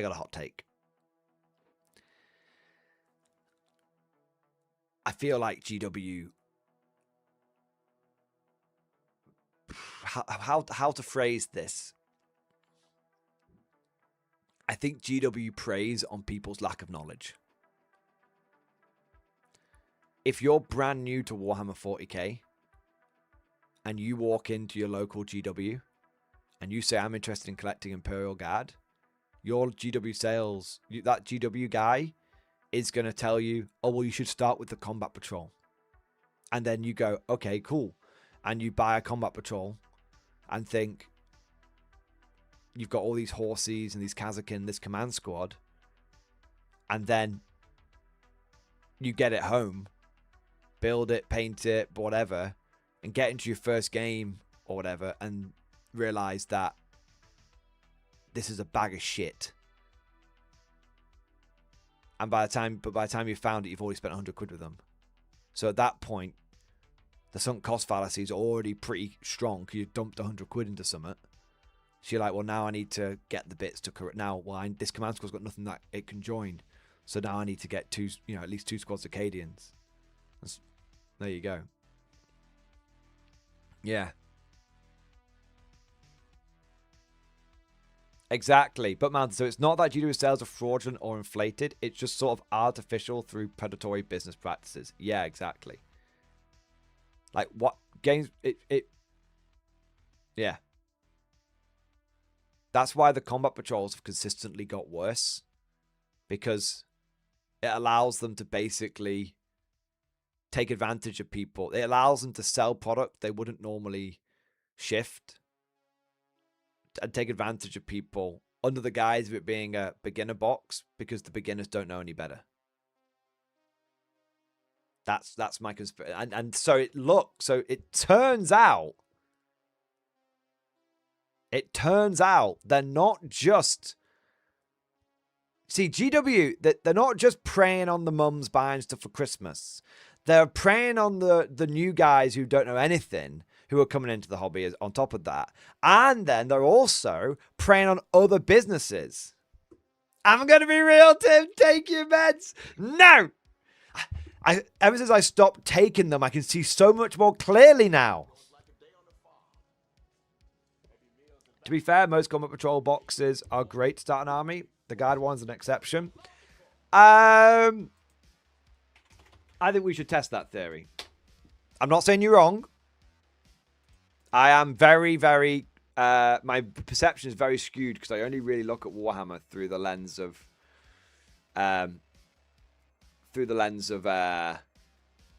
guard, right? Let's have a look. Combat Patrol Drukhari. That is a significant downgrade from the old Combat Patrol, where you used to get the Raider, the Ravager, and the Infantry. So that's not good. Combat Patrol Leagues of Votan, I don't know if that's good or bad. It seems fine. Combat Patrol Tyranid Assault Brood, bag of shit. Combat Patrol Grey Knights. I personally like it because it's a bunch of old Marines, but I don't know what you guys think. A lot of other people say it's shit. Combat Patrol Thousand Suns. Fine. Demon Prince, fine. Bird Discs, fine. Yeah, fine. That's fine. Combat Patrol Emperor's Children. Well, it doesn't contain 3 Demon Princes, and therefore it's terrible. No,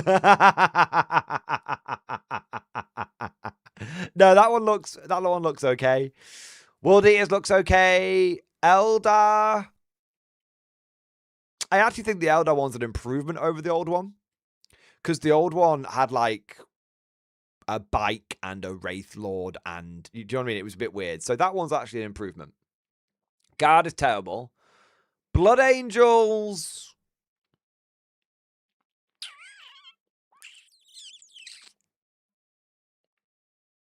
I mean, you can't really go wrong with Sandguard and Assault Marines, can you? I'm going to give Blood Angel ones a thumb up.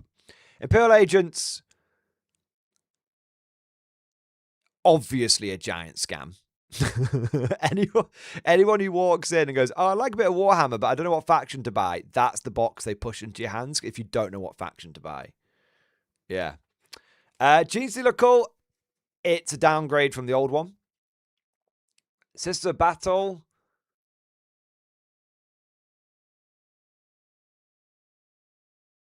Meh. Not great. Not terrible. Well, Sacrosancts are a bit shit, and Archiflagellants are a bit shit. But as a bit of a, that's in the meta here and now. As a general rule, there's nothing in there that isn't like utter gash. So yeah, no, fine. Chaos Space Marines, fine. Tau, good. Custodes, fine. Orcs, bad. Very bad. Yeah, the Orc one is trash. Dark Angels, reasonable. Admech, trash. Necrons, meh. Space Marines, utter gash wank trash. Space Wolves, reasonable. Oh, no, the Wolfen are a bit terrible, aren't they? I mean, the sculpts are terrible, yeah. Black Templars, reasonable. Death Guard, reasonable. Okay, so let's go through. Bad. Bad. Bad.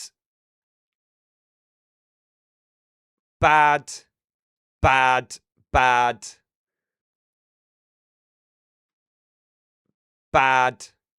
Bad. Bad. Bad. So 9 bad ones versus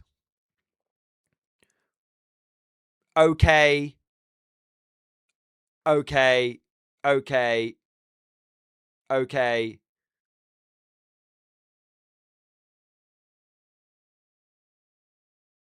Okay. Okay. Okay. 7 okay ones. And then we've got the good ones. I'd say good. Good. Good. Good. Good. Good, good. 7 good ones, roughly. I probably missed one. 8. We'll say 7, 8 good ones. Yeah. Yeah. Why is the York one bad? Any of those really usable? It's just a bag of fucking beast snagger bollocks, though, isn't it? Full of shite beast snagger models. Am I being biased? Of course. Yeah. All mono good ones are good. I skipped all 3. Sorry, Elden Lead. Sorry. So yeah, overall, the GW, it looks like the GW comp patrols have been getting a bit better. Some of them have been getting better. Some of them have been getting worse. But yeah, they seem, the majority of them are okay to good. Yeah. Yeah. Yeah, 9 versus 16, not bad. Yeah, that's fair. See, I'm a reasonable guy. I have some biases, but I'm reasonable. But that's why, going back to our tinfoil, that's why all of these naive third-party sellers that are getting rug pulled by GW, what are they stocking? What are they stocking, boys? Here's the question. Are they stocking those combat patrols? Or what did we see they were stocking? All this Sigmar stuff. All this Sigmar shit. There you go. So they weren't stocking the good shit. They were stocking the bad shit. And I will admit, I do see that. I do see that a fair amount in real life when I come across some of these random places which have got like Warhammer, and I'm like, what the fuck are you doing? Yeah. They got a 40k banner behind the Sigmar stuff. Anyway, so my conspiracy theory, and then I need to get back to Super Chats. My conspiracy theory is that Games Workshop is kind of artificially, and not artificially, no, that's not the right term, is somewhat masking the reality of the sales situation. Because they are doing an ever-increasing amount of their trade via third-party retailers. And we all assumed that meant there were more and more friendly local gaming stores that were, like, picking it up. And whilst that may be true, there is definitely an element that they are pumping their sales to third-party sellers that are out of the loop. Yeah. And so much so that a group of these sellers actually emailed me to tell me about it, and we've seen it in an actual Hyundai dealership. Yeah, so they are selling the product. They're not lying. They're not lying. They are selling it, but it's a little beefy the way they're doing it. Yeah. Yeah. It's a little beefy. Yeah, there we go. There you are. All right. What do you guys think? What do you guys think? Ugh. It's probably a big tinfoil hat theory. Yeah. But I think I reckon that's how they're making some of these products that don't sell so good look like they're selling so good. Yeah. Yeah, I think the biggest scandal is hobby stores not getting priority.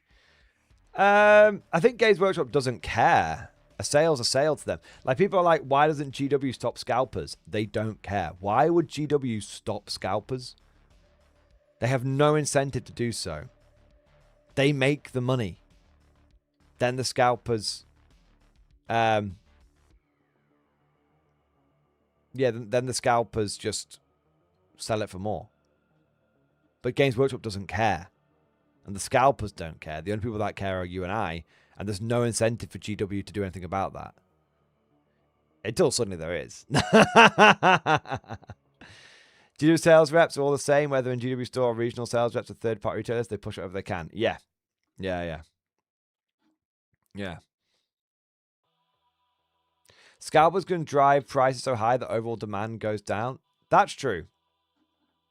But that is future. That's a problem that GW has to worry about in the future, not right now. Yeah. I think it's true, but it's a short-term strategy which cannot work in the future, as third-party stores will cut ties with GW and stop stocking their items when they realize they cannot ship product. Yeah, of course. But you've got to think like this. GW is putting this into anywhere and everywhere. Like, if they're starting, there's literally an infinite market of third-party stores who'll give it a go. Yeah. Tomorrow's GW problem. Today, GW eats cake. Yeah. So two things here are plausible, but both can't be true. Either GW is selling shit to unspec Hyundai dealerships, or genuine hobby stores are losing out on good kits to Hyundai dealerships. Well, I think both could be possible. I think both are absolutely possible. I think GW is selling everything to anyone. Yeah. I see what you mean, because they're either selling shit that won't sell or they're selling good stuff. But I think they can sell, but I think GW will do both. Yeah. Yeah, we destroyed the world, but we had a few great quarters of profit, me. Yeah. What do you rate the beef? What do you rate the conspiracy theory? I thought this was just like a little thing, but it seems like it's really resonated with people. Is this breaking news? Do we need the 9 o'clock Vox bong? Do we need it?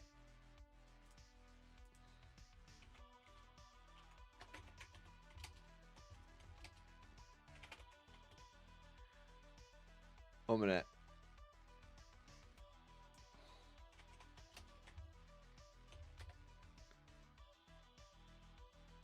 Is this the right one? 1 minute. This might be it.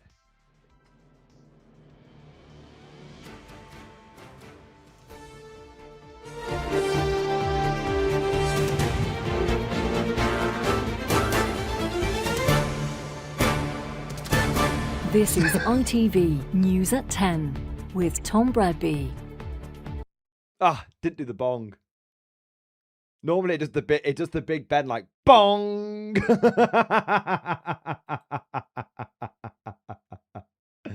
I wonder. Oh, the problem with oh, that's not it. There you go. Yeah.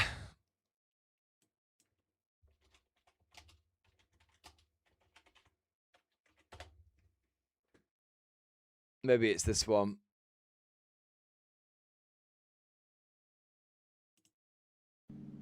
There you go.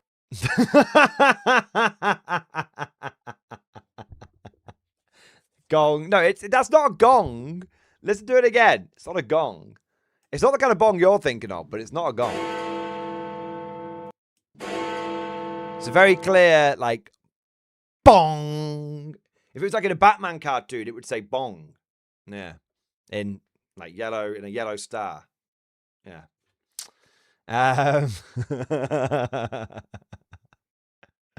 There we are. So what do people rate it? 11 out of 10, 3 out of 10, 4 out of 10, 69 out of 420, 6.5. Soy synth beef. Yeah.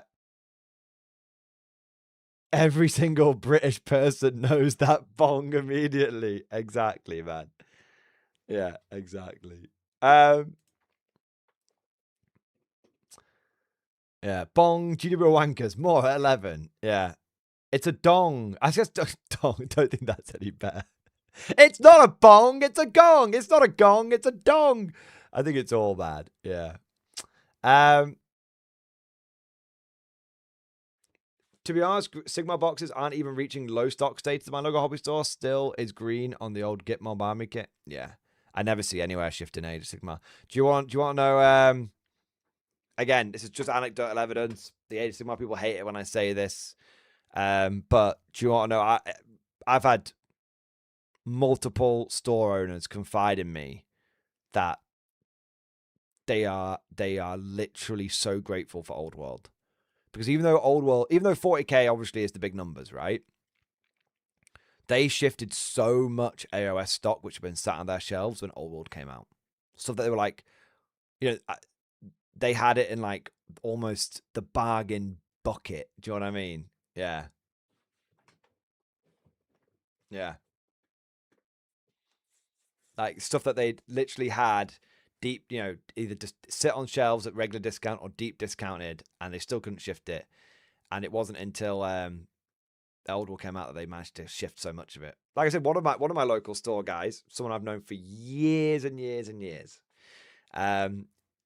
who went from just being a player to opening his own store and all this kind of stuff. And it's a decent store as well.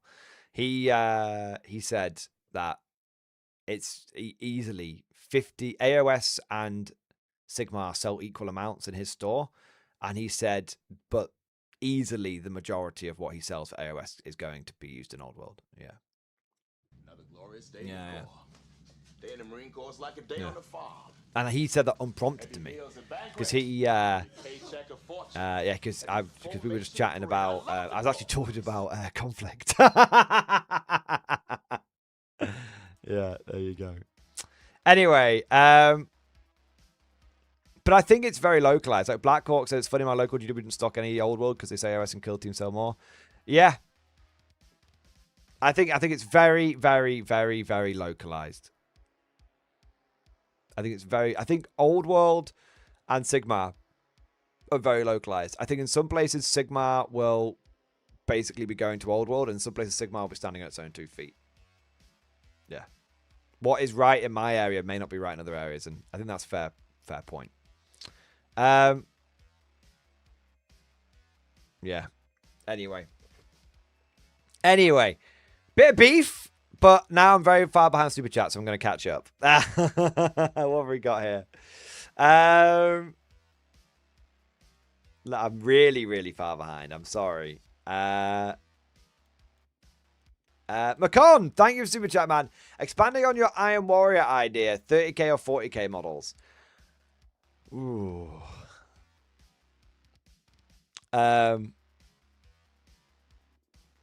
You'll get more bang for buck out of 30k models. Kind of.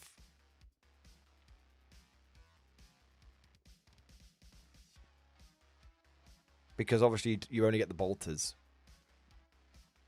I would probably buy one box of the legionaries first, like the 40k ones. See how many spare bits you got with it, and then see if you could kit bash it onto a bunch of regular heresy tactical marines or something. And that would probably be a cool way of doing it.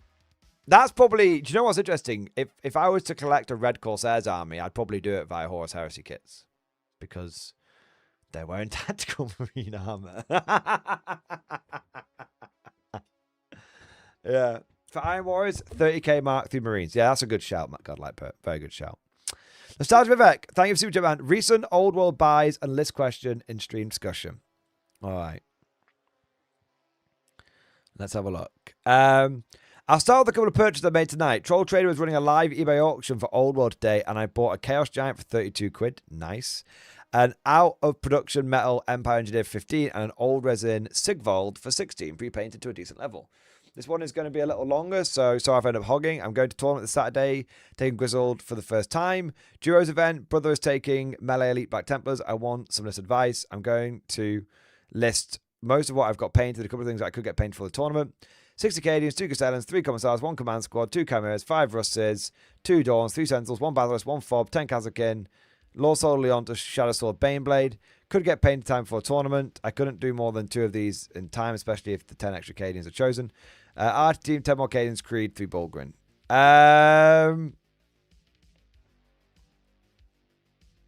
It depends entirely on what's in your brother's list. If your brother is taking melee push, then you should be taking firepower and ship munchers. That's what you should focus on. And you don't even need that much screening, because he's got the counterattack or the stuff that's going to keep the enemy busy. So honestly, I would say I'd probably go for the Basilisk and the artillery team. Maybe 3 or 4 squads Acadians, and the rest into Russes and Dawns and shit like that. If you can get in your list basically 30 to 40 Acadians, 2 indirect fire choices, and 4 to 5 tanks, I think you'll be really good. Yeah. I think that'd be really solid. Another option you could always it's 1k because duos. Yeah. So I'm not sure if you can get all that in. If you can get 4 tanks, I mean, let's have a look. I think we can do something here.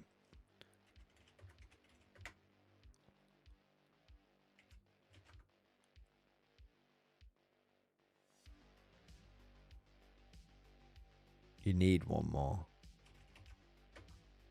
Oh, you can't get anywhere near that much. And then it really, really depends on what he's bringing, because if he's got 1 gladiator, you can take out 1 Lehman Russ, for example.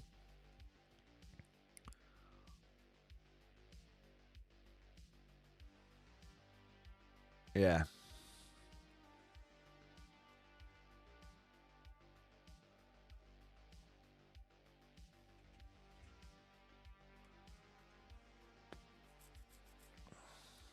Maybe you sack off the indirect, but I think you want it.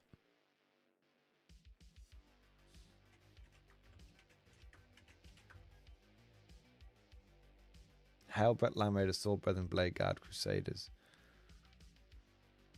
The Land Raider makes a big difference.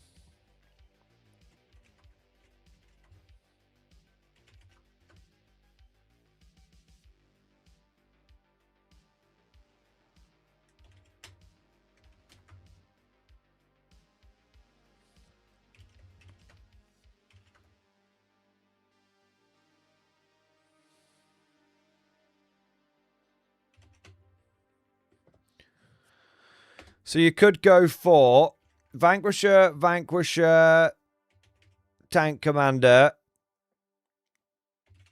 Artillery Team, Fob, Command Squad, Ship Muncher 1, Ship Muncher 2, Ship Muncher 3, 990. So you've got 3 squads for doing actions.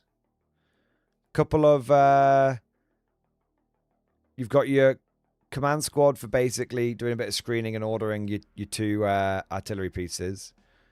And then you've got 3 bits of firepower with the tanks. That's one way you can do it. The other way you can do it is basically like lean into the idea of being a more like aggressive army. So if he's going a bit of push pressure, rather than him going in one wave, you could basically just go push pressure as guard, which is very possible for you to do.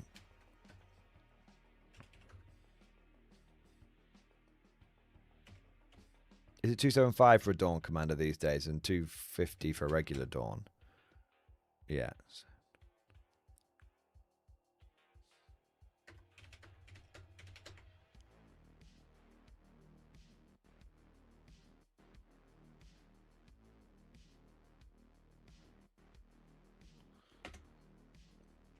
$275 plus 250 plus 110 plus 85 for a Chimera. So that gives you 2 Dawns and a Chimera, all with orders, all able to push forward. 2, 3 squads of Ship Munchers for just doing Ship Muncher jobs. And you don't really have anything else.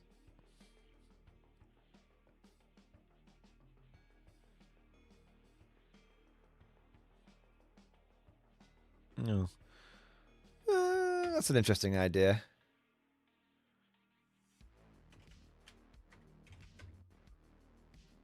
That's an interesting idea. Give me a second. So 250 plus 275 plus 110 plus 85 plus 120 plus 65 plus 95. Check out these boots for size. Dawn Commander and a Dawn. Great bruiser tanks. Great for pushing up with the Black Templars. Clearing out any screens. And they don't mind.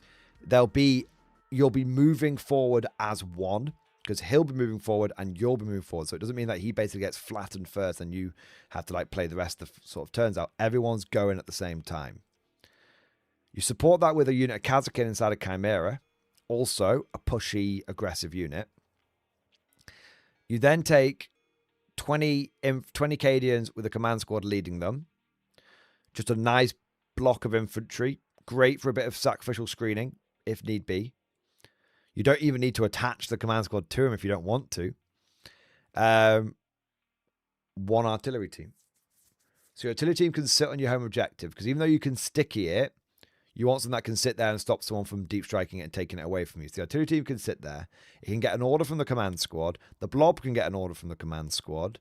The Dawn can order himself and the other Dawn and the Kazakin. And the Kazakin can order themselves and they jump out. Well, the Chimera. Yeah. And basically, it's a very like we push with the Templars list. We don't let the Templars go on their own. We push with the Templars list. Yeah. Feels a little bit like Crusader Auxilia kind of like style. Yeah. So either you all die together or you smash through together. One way or the other. Yeah. Feels like quite a from a vibe and also like a sort of strategic point of view, rather than like a tactical point of view, from like a strategic point of view, it actually feels like it might work. Yeah. Yeah, like, oh, we need to take that objective. Okay, well, we'll push the Cadians onto it this turn. Try and draw them out. Yeah. You could drop the artillery team if you wanted to. And you could instead put on... you could start splitting you could just like split up your Cadians and just have like 4 10-man Cadian squads. If you wanted to. But they wouldn't have any orders. And the idea is they would just be for doing objectives. Yeah. Yeah. There you go. So that's kind of yeah, that's kind of how you can do it. Couple of options for you. So you've got more of a sit back and just shoot and do the actions list, and you've got one which is like a we drive them together kind of list. Starbucks Meg, thank you for super chat, man. Evening, sir. Have you ever heard of Hidden and Dangerous, old PC games from 1999 2002? British Commando vibes that got me wanting an SAS or Commando theme for K-47. Recommending models for more action. I never played Hidden and Dangerous. If I'll be honest with you, I never heard of it, but I did play the old Commando games. They're actually available on Steam right now, and they're a ton of fun. As for SAS or Commando recommendations, I can easily recommend you some Commando stuff. In fact, you're very fortunate to know. You'll be very fortunate to. You're very happy to learn that the Commandos actually have one of the best starter armies in all of bot action. For £69, you get 36 plastic infantry, 1 centaur. It is resident metal. And you get 2 officers, 1 medic, 1 radio operator, 1 medium machine gun, and 1 MMG team. This is just, yeah. It's a really, really good starter army. You will need 1 extra tank, because you need 2 tanks to make a an armored platoon. But other than that, this is basically. But once you get that extra tank, this is basically a full 1250 point army. One thing you could do, controversial, you could just buy 2 of these. That'll get you double medium mortar, double medium machine gun. It'll get you more commandos than you'll ever possibly need. But that way you can build lots of different weapon options. And it'll get you 2 tanks. Yeah. Yeah. So basically, one of these is a very, very good choice. 2 of them. One of those and like an extra tank is a very like sensible choice. Doubling them is like more than you would ever need. But it's not a bad choice at all. Another option is you could go the Commando Army and the British and Canadian Starter Army. That'd be very good because then you get 2 tanks, plenty of infantry, all the medium mortar stuff. But these obviously won't be the Commando models, so that might bother you. But you can always kit bash and mix and match parts together. You can always paint them up as commandos, I suppose. Yeah, so that'd be either this box and 1 extra tank of your choosing, or 2 of these, or 1 of these and 1 of these. There you go. All right, hope that helps. Next we've got the Boss Grand. The Boss Grand. I'm so sorry it's taken me so long to get to you. Lambast me, chat. Lambast me. Thank you it's the double support as well. Not only has he come in with the 12-month member flex, X-Force, baby! Yes! Amazing, man. But he's also come in with the double Baneblade super chat, baby! Yes! Holy shit, man. Dude, from the bottom of my heart, thank you so much for the very, very, very, very, very generous support. And thank you so much for your patience as well. I know it's taking me a long fucking time to get to you, bro. Happy Tuesday. I've been really enjoying the old world in my free time. Yes. Old world, best world, old world, best world. I painted a model of my childhood that has a special place in my heart. It's what I keep saying, boys. Old world is all about the nostalgia. New models are great, but you want the new models. I have a controversial take here. Games Workshop shouldn't be replacing old models with new models. Games Workshop should be adding the new models as alternatives. That way, they don't lose the nostalgia bait, which is old world, and they get to satisfy those people that want better models for it. Like, controversial. GW should sell the old Marauders and the new Marauders side by side. They should sell them side by side. The old ones should be cheaper, more bang for your buck. The new ones should be more detailed. That's what it should be. That's how they should do it. And that way, those people like me who would actually just... I would want the old Marauders. I'm sad the old Marauders have gone now. Okay? I would want them. The people like mental bastards like me who are in it for the nostalgia it'll still grab people. 2 years later, it's still nostalgia capturing people. And the people that are like, if I'm going to get all the new sculpts, their service as well. Yeah. I painted a model of my childhood that has been a special place in my heart. I have also a new update about the game I've been working on, both in stream discussion. Cheers. Let's have a look, mate. Let's have a look. This is a model from my childhood. Finally painted him in all of his froggy glory. Yes! The slam with the old temple guard. Yes, mate. Also, I have an update on the game Fame or Folly. I know it's not exactly the type of game that's up your alley, but I've been sharing my hobby here in Discord for over a year now, and my game making hobby dream is becoming a reality. I have a web build that I can share with you privately so you can try out the game on your own time. And obviously, I'd love you to play it live sometime, but I know that's not really what this channel is about. I just have to share what I've been doing. Anyone else who is interested can sign up here. I'm doing a limited public play test on March the 6th. Dude, yeah, absolutely, man. Like, I don't know. I could try it out on stream for like a little bit. I don't know. Is it available like now? Yeah, send it to me. DM it to me. And then we can always have a look at it on like March the 6th as well. Yeah. Yeah, dude. I mean, like, it's not something I'd be like dedicate like a whole stream to. But, you know, I could dive into it for like a few minutes and check it out. Yeah. There you are. Yeah. It looks cool, though. Anyway, let's look at the froggy bastard. Yes! You see, you may not like it. You may not like it, but this is peak Warhammer. The further that we move away from this being a giant Aztec frog, the less that Warhammer is awesome. That's just true. You may not like it, but that's just true. Now, I will admit that the intermediate slan, not, you know, whichever one, you know, the Lord Croak style one, it's a very good model. It's a very, very, very, very, very good model. Love it. Absolutely love it. Probably personally, I prefer it. But this one is still absolutely peak old world. You can't deny that. Yeah. What have we got here? Siriade, stop telling people they don't need 2 Cromwells or 2 Churchills. Double Churchill is actually a legit tactic in game. It's actually legit. I have 2 Churchills. And let me tell you, it's legit. Double heavy tank, man. The fact you can get 2 heavy tanks for 200, it's only 250 points for a heavy tank. They're really good. Yeah. Or maybe 275. Either way, it's actually legit. It's like turn up with double tiger. But even better because you have the same HE template. Or maybe not quite the same. Anyway, it's good.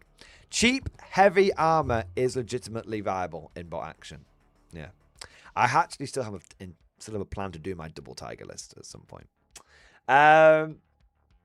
What do we got next? So Boss Grand, thank you so much for that support, man, and loving the model. And I'd be happy to check out your game if you want to DM it to me, man. Yeah. And maybe even try it on... If it's good, I might even try it on stream a little bit. Yeah. Russell W, thank you for super chat, man. Reinforcements for the Tsar incoming. It's on its way. More armor, baby. Yes. Here we go, boys. Oh, man. I tell you what, it's flown out there pretty quickly, hasn't it? Yes. I need that armor bundle.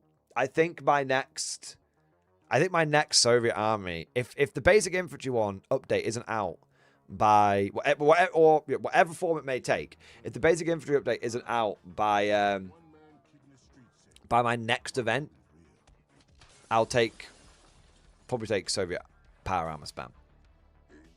The thing is though, will people get annoyed if I just do 3 Soviet tournament reports back to back? Well, you know, maybe they will. Maybe that's their problem. All right. What have we got next, man? The Red Scout. Thank you for super chat, bro. About to start a 500 World campaign. Picture the stream discussion. This is very cool, bro. This is very, very cool. 500 Worlds campaign about to start at our local game store. 3 teams of 2 players. My guard and my teammate got sisters. Team 2 is Tau and Knight. And Team 3 is Thousands of Demons. Nice. The 2 people nobody likes got put together. The Cadian 76 are ready to bring glory to the Imperium. Hey, this is kind of cool. This is kind of cool. I like this. Vespertor front campaign. Okay.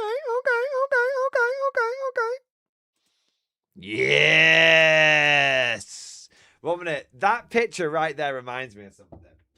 1 second.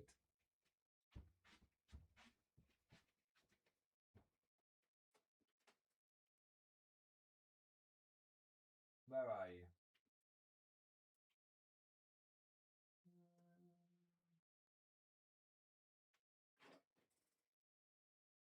One minute.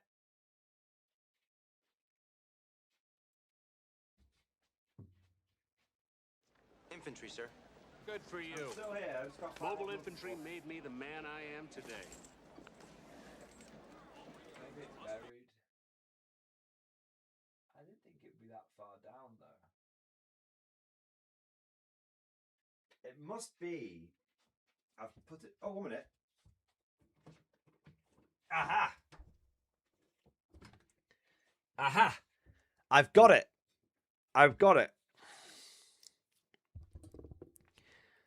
I have at my command an entire battle group of the Imperial Guard. 50 regiments, including specialized drop troops, stealthers, mechanized formations, armored companies, combat engineers, and mobile artillery. Over 500,000 fighting men and 30,000 tanks and artillery pieces are mine to command. Emperor show mercy to the fool that stands against me, for I shall not. War Master Demetrius at the outset of the Salonika Crusade, 733.m38. There we are. There we are, man. That's kind of cool. I always thought that was a great quote. Yeah. There you are. Look at that. That's a proper force right there. That's a big army as well, man. That looks like it must be over 2,000 points. Different forces that probably get cycled in and out during the campaign or something. Yeah. It's cool. Very, very cool. I like that. I want to say a big thank you to ML Swede. Thank you for 33 months, man. Double X Force, baby. Steel Legion upgrade sprue for the Krieg. Profits. They will not do a Steel Legion upgrade sprue. Because A, you can't copyright history, and B, Steel Legion designed from Fallschirmjäger from the World War II Germany, and GW won't touch that with a barge pole. So I wish they would, but they won't. Yeah. We've got Calmac. Thank you for 38 months, man. Xbox, baby. Being gone a while. Is the tinfoil hat normal now? No. No, not really. Just occasionally for a bit of fun. And thank you for the super chat as well, bro. Thank you for the support, man. We've got Chicken Detonator. Thank you for super chat, bro. Tiki joins the cloister in stream discussion. Let's have a look. Let's have a look. Let me get this open. Oh, I need a drink.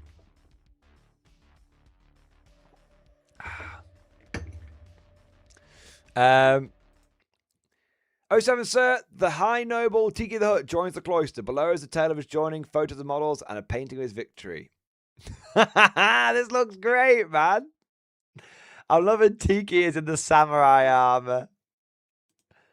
I tell you what, those fucking samurai cavalry from Warlord actually look great, don't they? Yeah, they look all right, actually. Yeah. Maybe I'm just old school. Maybe some of these new Warhammer players are looking at me like I've got 5 heads and they're like, Mordy, these are old as shit. Like, why'd you like them? But to me, I think they're more than acceptable. They're decent. They're good. Yeah. Yeah. I think they're good. And I love the paint scheme you've done them as well. Let's have a look. To the most revered and vigilant father, Abbot Commander Chicken Detonator with the first beak, Roost Deacon and Keep of the Sacred Coop, from your humble servant and sworn blade, Commander HHL, Flock Master and Leader of the Golden Peck. May the red cockerel crow thrice above your ramparts, and may the feathers of Saint Chicken fall ever upon your shoulders. I set quill to parchment to recount the passage of my pike regiment, the Crimson Comb phalanx, across the ash winds and broken stones of the Black Peninsula. We marched in good order along the old Silk Road, where the earth is cracked like an ancient shell and the sun beats as a smith's hammer. There we held faith as our banner and iron as our psalm until we reached the beleaguered town of Brovska, sore pressed by the shrieking night goblins. Upon our arrival, lo, from the Varenka hills thundered a host of horse, their charged like judgment loosed from heaven. At their head rode a noble and renowned Tiki the Hut, whose war horses are mighty as storm spirits and obedient as monks at matins. With hooves and steel they scattered the goblin host as chaff before the flail, and Brovska was spared. In council thereafter, Tiki the Hut revealed his quest. He seeks our cloister, for pestilence gnaws at his people. He has learned that within your holy keeping rests the relic called the immortal Hock Joint, whose virtue is unwithering and whose grace binds flesh back to life. In humility and honor, he has sworn to place his warhorse at the cloister's court in exchange for the relic's use. Thus of the cloister rightly named him most blessed friend of the cloister, first beak, stable master, and blessed coopman.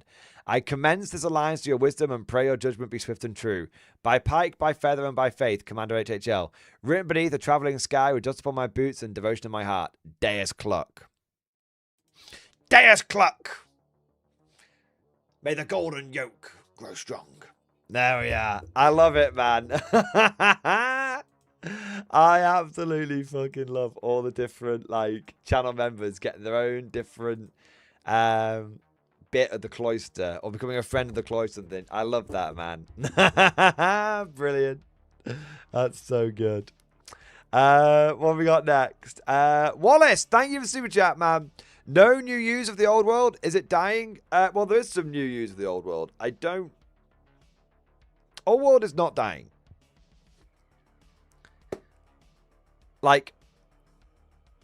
Old World is doing... Right now, Old World is doing exactly what Horus Heresy was meant to do. Which is everyone who's getting fucked off with 40k is looking... but wants to stay in the GW bubble has been like, well, I've been hearing really good things about Old World for a long time now. I know I poo-pooed it, but I've been hearing really good things about it. I might check it out. And so Old World is basically acting as a big sieve, and it's catching a lot of people before they leave the GW bucket, right? And that's exactly what Horus Heresy was meant to do, but then they 3.0'd it. So, Old World isn't dying. However,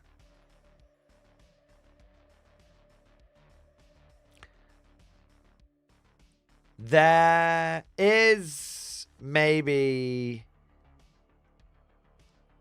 an update which maybe is nothing, maybe is beef. I don't know. We'll get to it after I've caught up on the super chats. There is potentially Old World beef, but it might not be. It might be okay. I'm undecided at the moment. Maybe I'm like a whip dog and GW's beating me one too many times, but it's something we're going to cover in a moment. I've got 1, 2, 3, 4, 5, 6, 7 super chats to catch up on.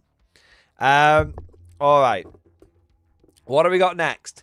Blackhawk 40k, thank you for 24 months. 2 years, double Xbox, baby. Yes, yes, yes. There you go. 2 years, Jesus. Couldn't be happy to support you. 07. 07 back at you, magnificent bastard. And thank you for supporting the channel for 2 full years. You Giga Chad. There we go. And also, really appreciate the kind words, man. Thank you, bro. Talzun, thank you for the super chat, man. Good job. I just found the Gundam tabletop war game. I would say I'll go broke buying it, but I don't think the prices will let me. Zaku 2, Bulgrin Proxy. Let's have a look. I've heard some things about the Gundam game. So it feels like tabletop wargaming is now... Okay, crazy conspiracy theory. I'm looking at my tinfoil. You know how the video game industry has grown to be like this massive, massive entity? Like, I think video games now, the video game industry is now worth more than Hollywood. And I don't, you know, like 20 years ago, no one would have thought that was possible, right? Well, video games are starting to crack and fragment a little bit. You see a lot of AAA studios who are struggling, even, you know, a lot. And the indie is rising up. But typically, indie games rising up is a bit of a sign. In the video game industries, up and down. Indie games being good tends to be an example of when things are starting to get a bit fucky in the industry, right?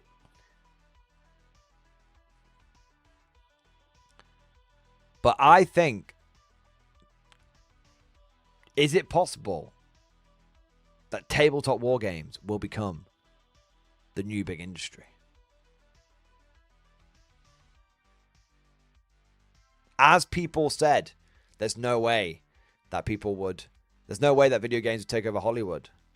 Is it possible that tabletop war games maybe won't overtake video games, but it could be the next big breakthrough market? Maybe. Maybe. Might be true. PC killed consoles. Now AI is killing PCs. Nerds need a new home. Maybe.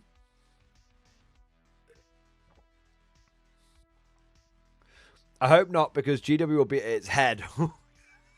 Fuck. No, no, no, no, no. Wait. Yeah. That's, yeah. Yeah. Interesting.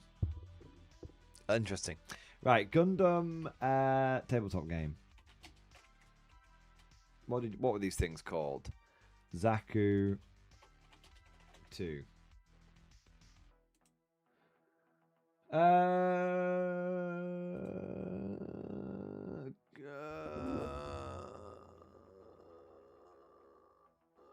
I don't see...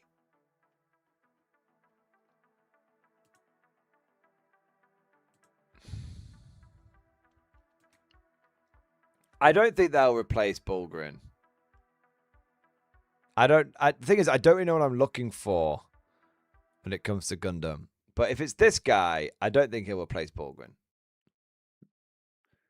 I think maybe it counts as Ogrin at a push. That looks like it might be like a Lego one, not the... it might be the legit one, I don't know. Gundam is strange. Not like inherently. From my experience with Gundam in many ways is similar to my experience with like anime, which is that it's just not that big. It's not that it's a personal blind spot for me, and I feel like it's a product that will be bigger in other countries than in the UK.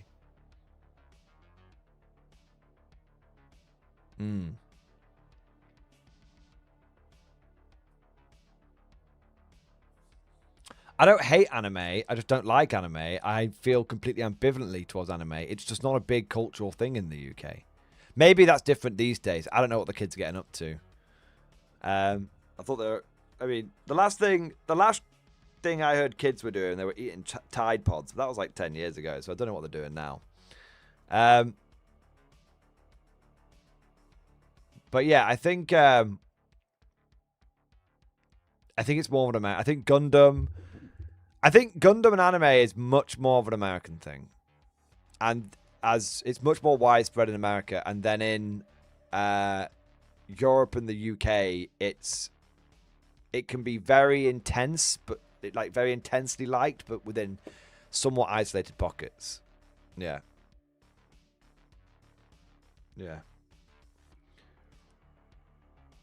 I don't know. Will Gundam capture all of the tile players? We can only hope. Get him out of here! That's right, boys. Take him away. Oh my god. Gundam is stealing all of the tile players. It's like... Oh. Wow, that'd be terrible.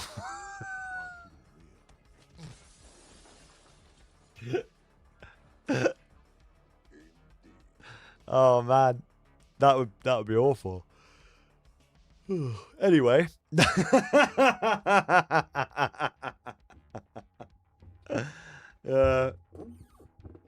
Yeah. Emperor willing. Yeah, Emperor willing. I just can't get into Gundam. Yeah. I feel like I just feel like Americans... I feel like it's more of an American thing and a sort of Japanese, sort of East Asian sort of culture kind of thing. I'm speaking in vast generalization, so I don't mean to upset anyone. But I feel like America is much more culturally influenced in that area of the world than the UK and Europe is.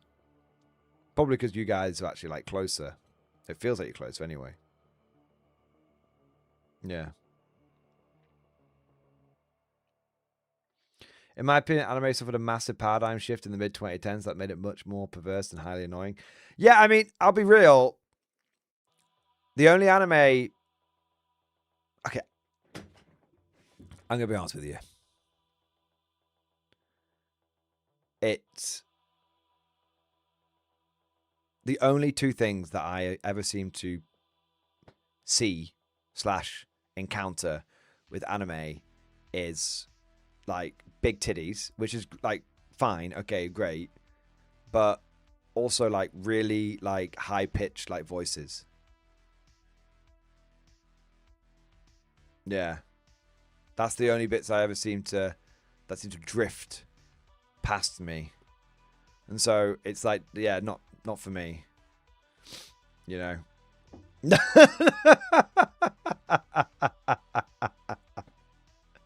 But, you know, yeah, I feel like the only Dragon Ball Z I ever watched was Dragon Ball Z. Yeah. It's Dragon Ball Z. And the only Dragon Ball Z I watched, it was when I was a child, and the only Dragon Ball Z I watched was like, the only bits I saw was when Cell was going around like eating people. Well, his tail was eating people. And then there was the big fight, and he was battering everyone. And then, like, one of the dudes was like, "Homie, homie, homie, homie, homie," and then like blasted him, and it felt like a bit of a Deus Ex Machina. But I don't know if that's like particularly accurate, because it was probably about 25 years ago when I saw that. Yeah. Yeah. And there was a bit of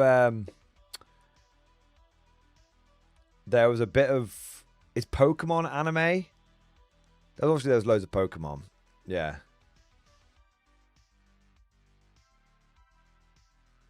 Yeah. So if Pokemon counts, there was loads of Pokemon. But it's just not something I'm even remotely in tune with. I'm sure that there are many British people in the UK that are like, oh my God, Mordian, Pokemon and anime is so big here now. You're massively missing out on all that kind of stuff. And sure, fine.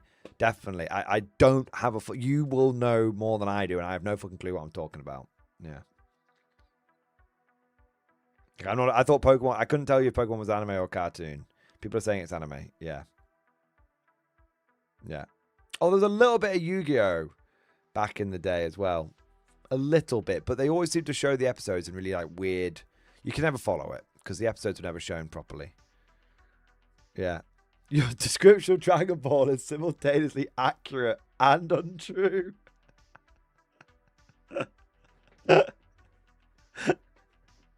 It's not bad for remembering them from 25 years ago, right? All right. Yeah. Like, very little bits of anime has kind of, like, floated across my... Has skipped across my path in life, but never really been more than a, oh, that looks kind of interesting, and then moving on. Like a bit of Hellsing back in the day. Like there was a couple of, like, one of my mates was really into Hellsing, and there used to be like loads of clips of it on like YouTube and stuff. And I remember like 2 bits. One when like the SWAT police turn up and like blast the main guy, and they're like, oh, we killed him, great. And they turn around to like, say, oh yeah, job done, boys. And then he's like, I'm not really dead. And then he basically like kills a bunch of them. And then they run into the elevator or the lift, and they're like, close the button to go down. And at first the guy's pressing the button to go down, but then the main guy like hypnotizes him, so he starts pressing the open button rather than the close button. And then the main guy gets his guns in and like blasts them all to death. Yeah, so that was one bit. And then there's one bit where basically like the big house, the manor, that a lot of the important people, who I couldn't tell you really the names, are in, gets attacked by a bunch of undead, it looks like, that are being led by like some mental vampire guy. And like this huge fight, and his forces are like slowly but surely like battering their way through the house defenses and everything. It's a cool bit where like the butler kills a bunch of them in the defense and all that. And then finally he like, the main vampire guy, like all his forces have like died, but he makes it into like the council chamber. He's like, yes, I'm here to kill you all. And then he gets in, opens the door, and the council chamber is just full of guys with guns. They're just like, oh, thanks for turning up. Bang, bang, bang. He's like, oh, fucking hell. And then he dies. So that was which is kind of cool. Like, yeah. Yeah.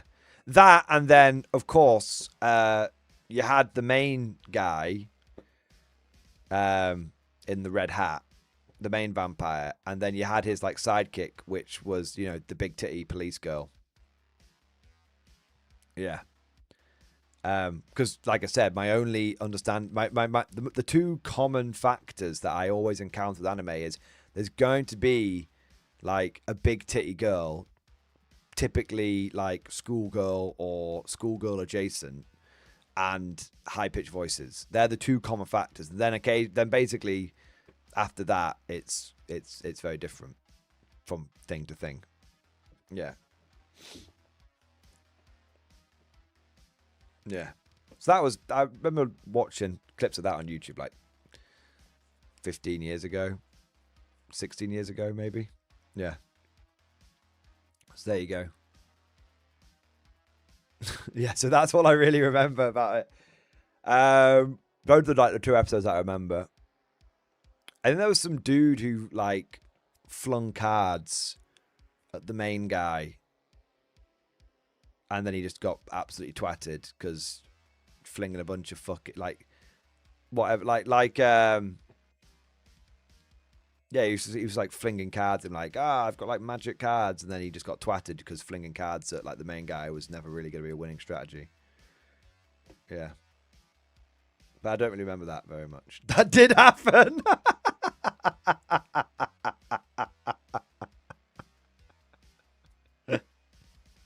Yeah, that's all I really remember. That's all of my anime knowledge, plus the like a couple of memes about One Punch Man, and that's it basically. Like sale at the grocery store day, bang. Like that's the only thing I really remember. Yeah. All right. What do we got next? Cal Mac, thank you so much for the super chat, man. Cal Mac, sorry. When you check super chat, this is David I, by the way. Been missing the community, but need a break from 40k. Seems like the game's falling apart. Oh, Cal Mac, you're starting me off again. You start.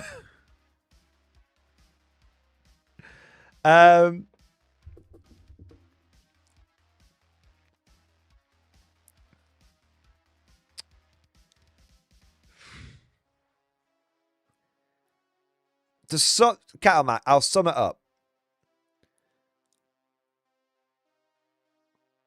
40k has never been stronger, whilst simultaneously never felt like it is on the precipice of the House of Cards falling apart.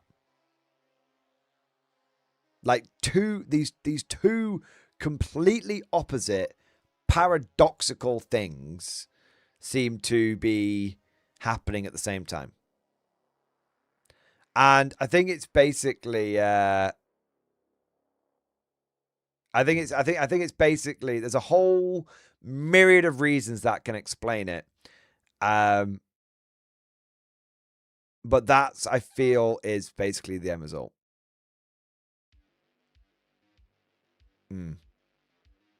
Yeah. That's the sort of the overall take. Yeah. So Cattle Mac, dude, like, you have been away from the community for a while. It's good to see you back. And don't worry too much, because we don't just talk about 40k anymore. We tend to talk about a bit of old world and a bit of conflict and a bit of everything. So we talk about a bit of everything now. In fact, most people now, when I live stream, can you basically go morning and you stop talking about 40k and talk about conflict instead now. Basically, right? All right. Let's have a look. Cosmic, my boy, thank you for the super chat, man. We're doing Cyberstan, boys. We're doing it, boys. Cyberstan will fail in stream discussion. Let's have a look. All divers, follow me to glory. Also got this t-shirt and started drinking tea. Something's wrong, but we must spill oil. Let's have a look. Phase 4, liberate Cyberstans initiated. Transcendence will soon be within reach, and with it the neural heart of the socialist war machine. If Transcendence falls, the enemy's entire planetary defense will collapse, regardless of remaining enemy strongholds. This is the precipice. Every battle, every shot, every sacrifice of Operation Valid Pretext has led to this moment.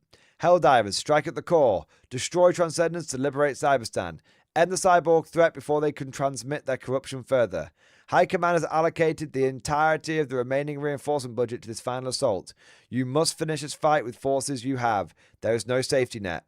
You are all that stands between the manufacture of mechanized tyranny and the children of Super-Earth. Emancipate the planet from its socialist overlords. Let Cyberstan bathe in the majesty of managed democracy for liberty.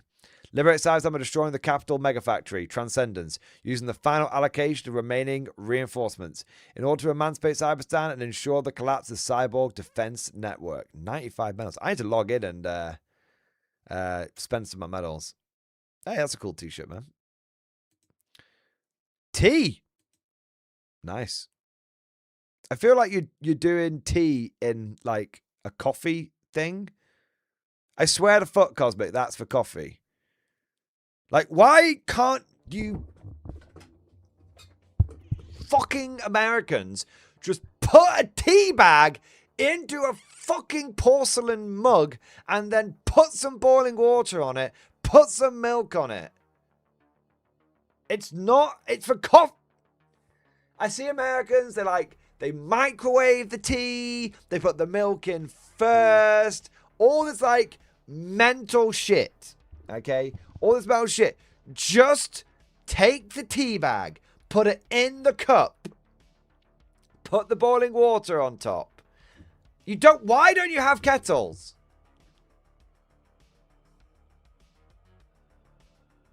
Why don't you have kettles? You're fucking with me. Every house has a kettle.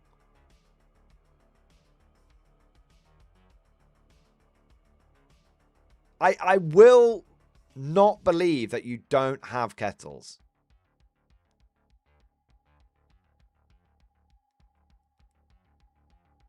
What? Ah! How are you guys running the world right now without a kettle? Oh my god, this explains everything. Oh my god.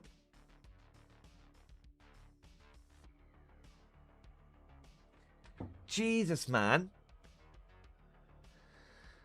Jesus. Just get a kettle. I kid you. I mean,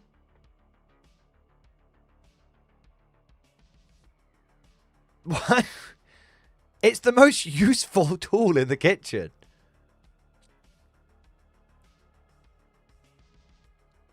You done balked it in the last World War, and now the kettleless noobs are running the show. No one, like, everyone goes on, oh, did you know that every British tank... Oh, sorry, got to do like an American accent. Oh my God, did you know every British tank's got like a boiling vessel in it? Oh my God. It's like, to me, like, what I never understood why that was a big deal. Of course. And now it's like, you guys don't even have kettles in your kitchens. So the fact that we have them in tanks is like this mind-blowing phenomenon.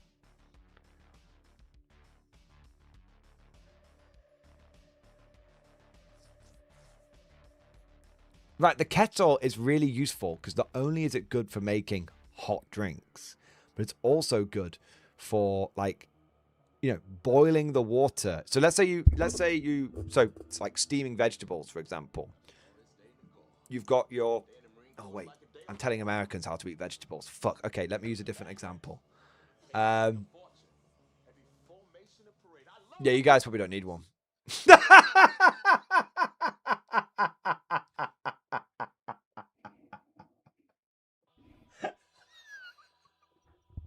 It was a low blow, but it had to be done. Good for boiling water, so like a pot, it's good for pasta. Yeah. I have a pot of water, but the kettle is quicker and is self-contained. Yeah. How do you make a pot noodle? You don't make pasta in the kettle. You boil the water because it takes no time at all to boil the water in a kettle. It's like a minute, if that.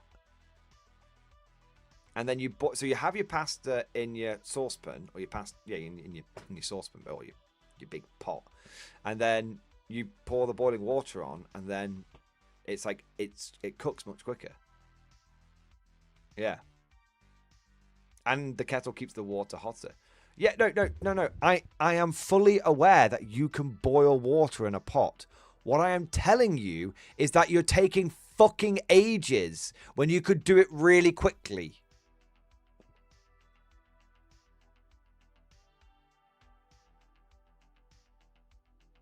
How do you make, like, pot noodles? How do you make, like, things like your you know, like pasta and sauce or mac and cheese and all this kind of stuff? How do you do your rice? How do you, like I literally use a kettle every day for, like, making food, basically. You don't need a separate rice maker. See, big rice maker has got you all fucking... Wake up, sheeple. Why do you need a rice maker? Did you think about it. Do you think they had rice makers back in the day? No. In ancient times, they had kettles.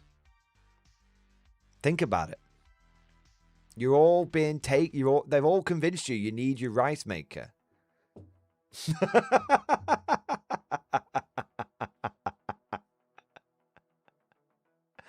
Yeah. You're being trolled, Americans have kettles. I'm sure they do. I'm sure I am being trolled. If you, anyway, Cosmic, get a fucking kettle. Stop dicking about.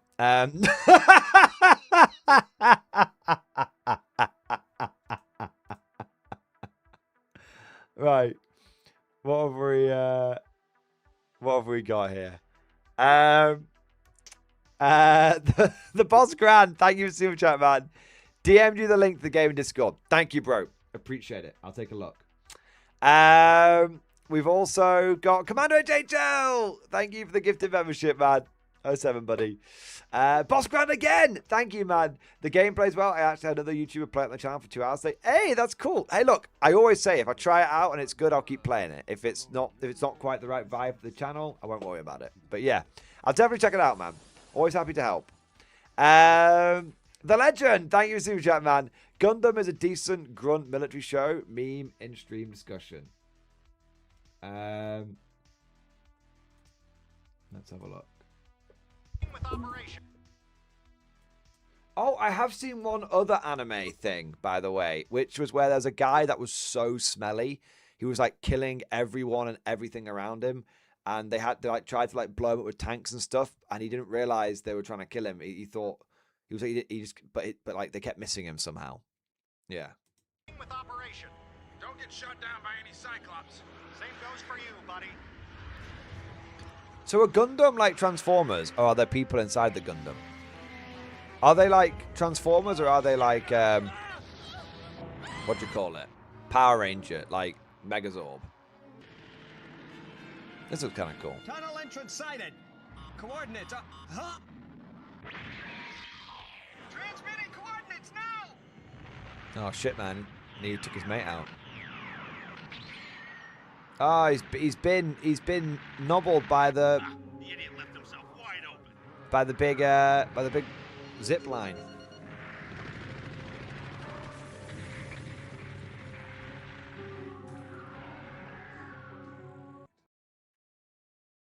It looks kind of cool. And then people go inside. Oh, okay. So they're like they're basically like Megazords from Power Rangers. And they like transform and shit. They're less indestructible than Power Ranger Zords. Fair enough. What is it? Oh, that wasn't your meme. Sorry, Legend. That was Townsend. Townsend, thank you for that video, man. Let's try and find your meme, man. Sorry. I don't see the meme. Why is everyone sending me tea-related things now? Fucking hell. Oh, here we go. Lead us not into Let's have a look. Here you go.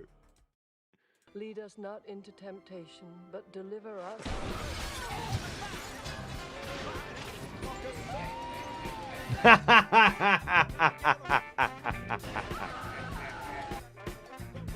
$40 starter box is shit, man.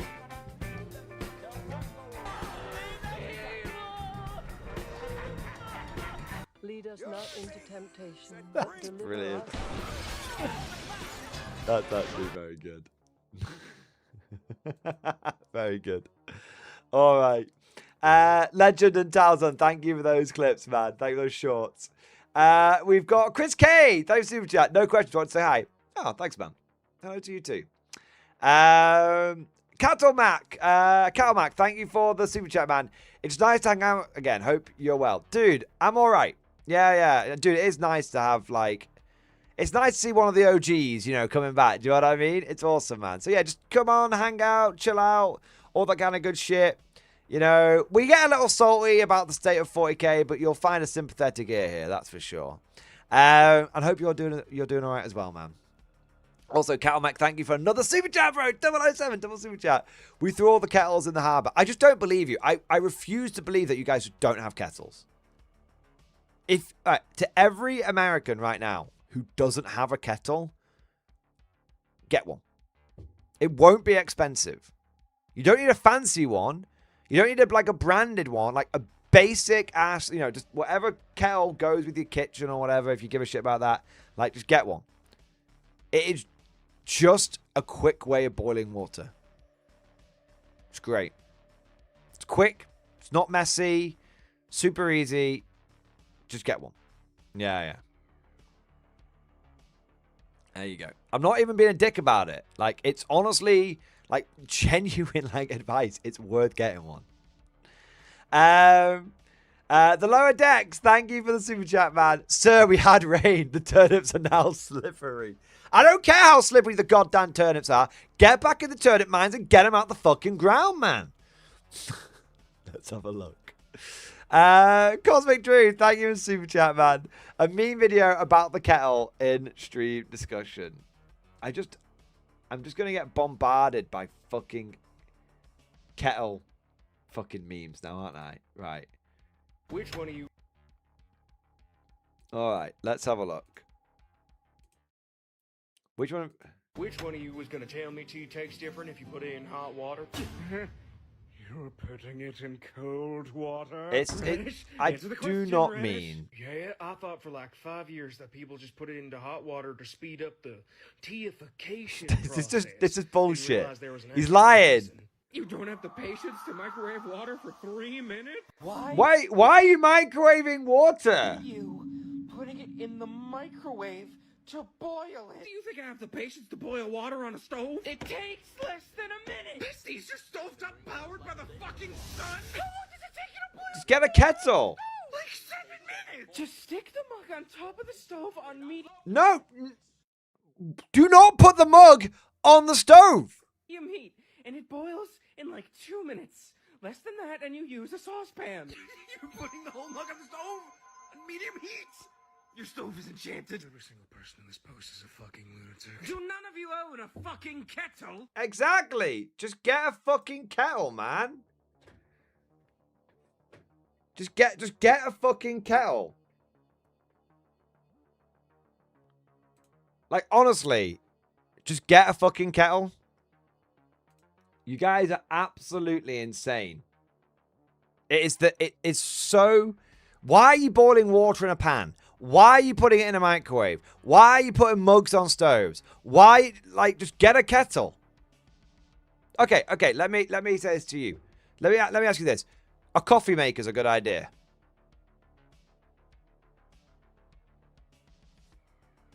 Like, a coffee maker's a good idea. Do you like coffee makers? Yeah, it's great. You know, it's great. You just got your coffee maker, right? Yeah. Well, it's basically that's a kettle, all right, but not stupid. Yeah.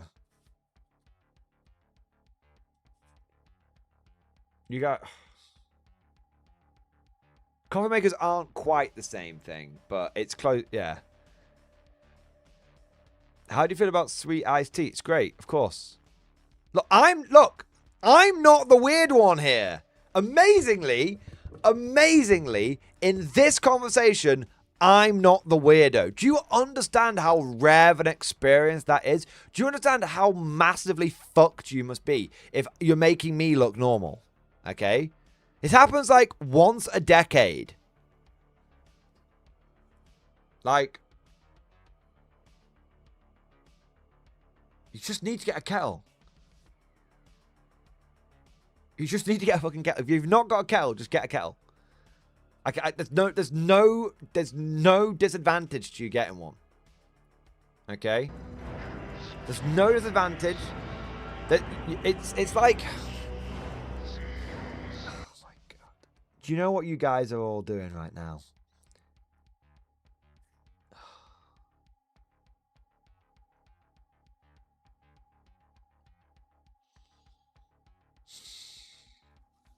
I'm never going to convince you to get a kettle. I'm never going to convince you to get a kettle. And I know exactly why I will never convince you to get a kettle. Because this is the equivalent. This is the water boiling equivalent to someone just running like 10 unsupported Lehman Russes every game and just getting flattened every game. And you just like, you know, if you just took 2 of those Russes out and put like few screening infantry squads in, you still have like 8 Russes, and then you'd have all the infantry you need to like screen. And they're like, no, I only take 10 Russes. It's like, yeah, but if you just made this like small change. It would like really improve your entire list, and your win rate would go up. No, I just take 10 Russes. That's basically it. That's basically it. This is the I only take guard tanks and never change argument, but with Kells.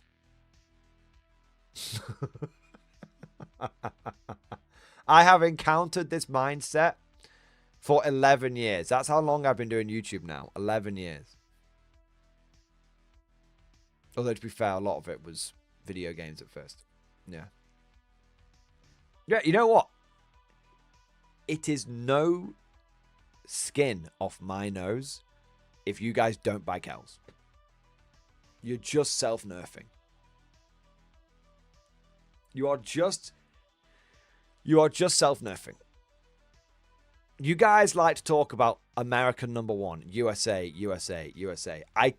We now have categorical proof that America is not #1 at everything, because you are not #1 at boiling water. What, you're gonna let a bunch of fucking non-Americans beat you in the boiling water department? All right, we'll take the win. Easy peasy. Yeah.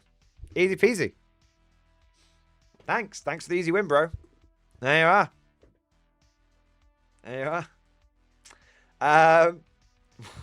What have we got next?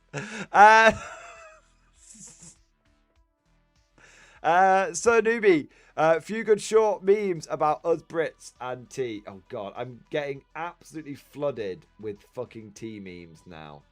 All right, let me fucking open these up one at a time. Let's have a look.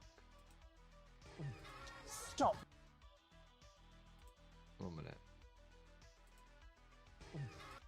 Wait, that feels like it's the same one. When it comes to fighting crime, every day on here, the keeping the streets safe while keeping it real. Ever you're in the UK? Okay, let's have a look. Let's have a look here. I feel like having a cup of tea. Let me show you how I make it. I feel like having a cup of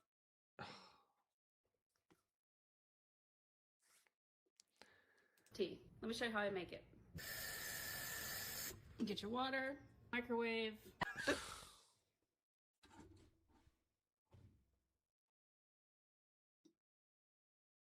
This has to be fucking bait. No. Yeah. I feel like having a cup of tea. Let me show you how I make it. Get your water, microwave. No. No, yeah, agreed. All right. Trying to drink your coffee on the go. Drink tea instead. Indeed.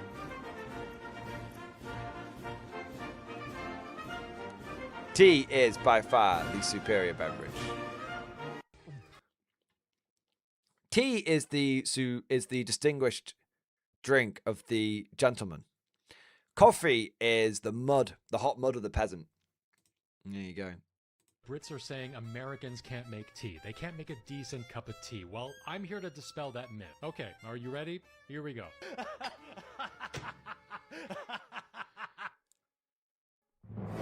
I'm terribly vexed.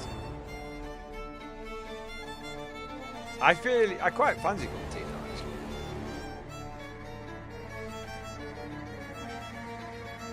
Every day. What? Don't cut in line. Don't refuse a cup of tea.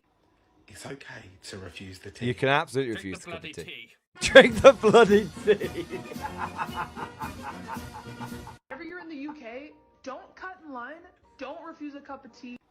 It's okay to refuse the tea. Drink the bloody tea. I agree. Drink the bloody tea.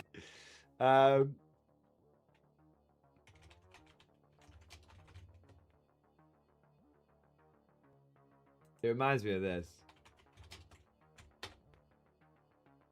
Yeah. Oh, this is all actually on my channels. I think it got nicked. Let's have a look. No, here it is.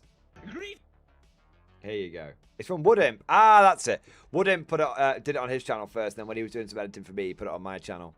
There we go.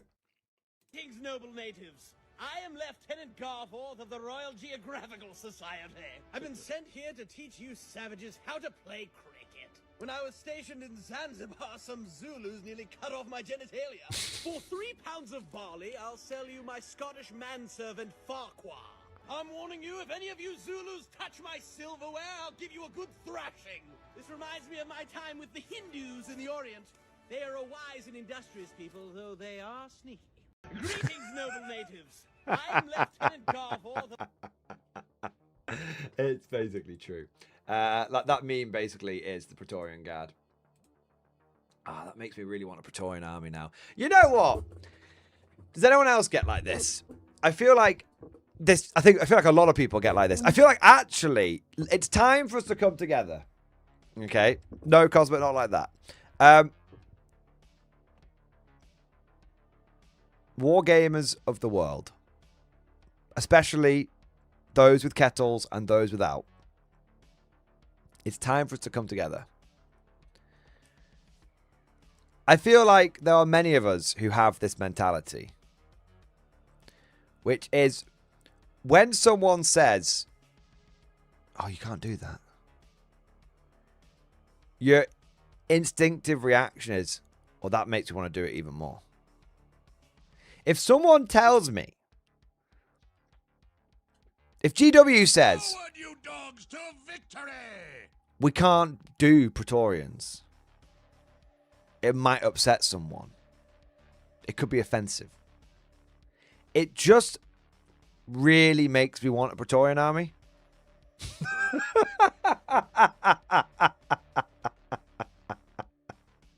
Like, you know, it just really, really want a Praetorian army now. GW's like, oh, we can't redo the Steel Legion. That makes me want a Steel Legion army even more. Yeah. That's why Orcs can't have bolt throwers. Yeah. Or what they used to be called, yeah.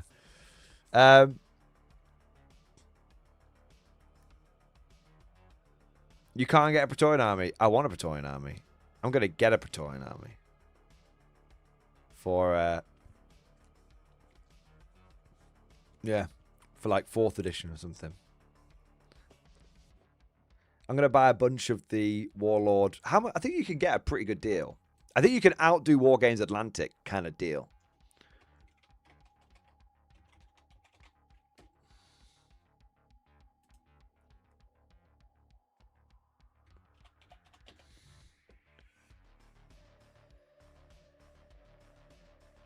Ooh.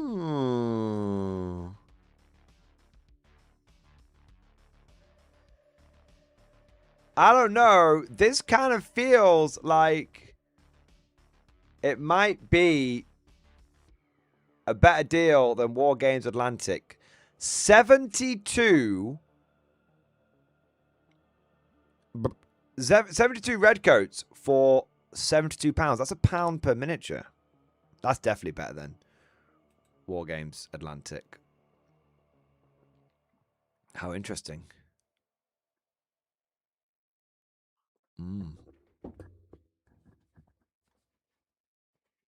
Yeah. Basically getting a £1 per model there. That's kind of cool. All got bayonets, huh? Where's this deal? Godlike Ferret. It's on Warlord Games. So if you get the British Line Infantry Brigade, you basically save £1 per box. If you buy them individually, it's £75. If you buy the brigade, it's £72. So it's only a small discount. Yeah. Or you could get the starter army. That is 80 models for £85. I swear it was cheaper the other day when we looked at it.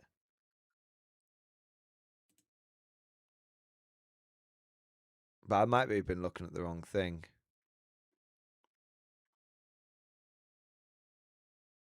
It's still pretty good though.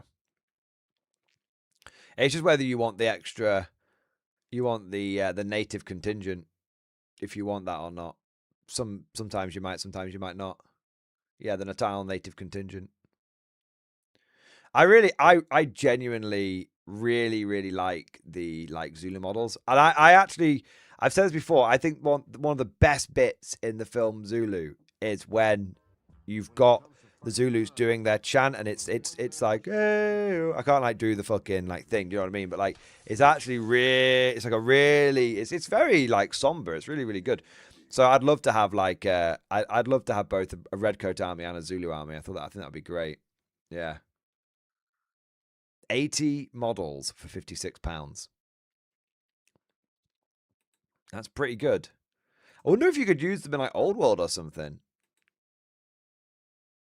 If you think about it, could you use them in Old World or something?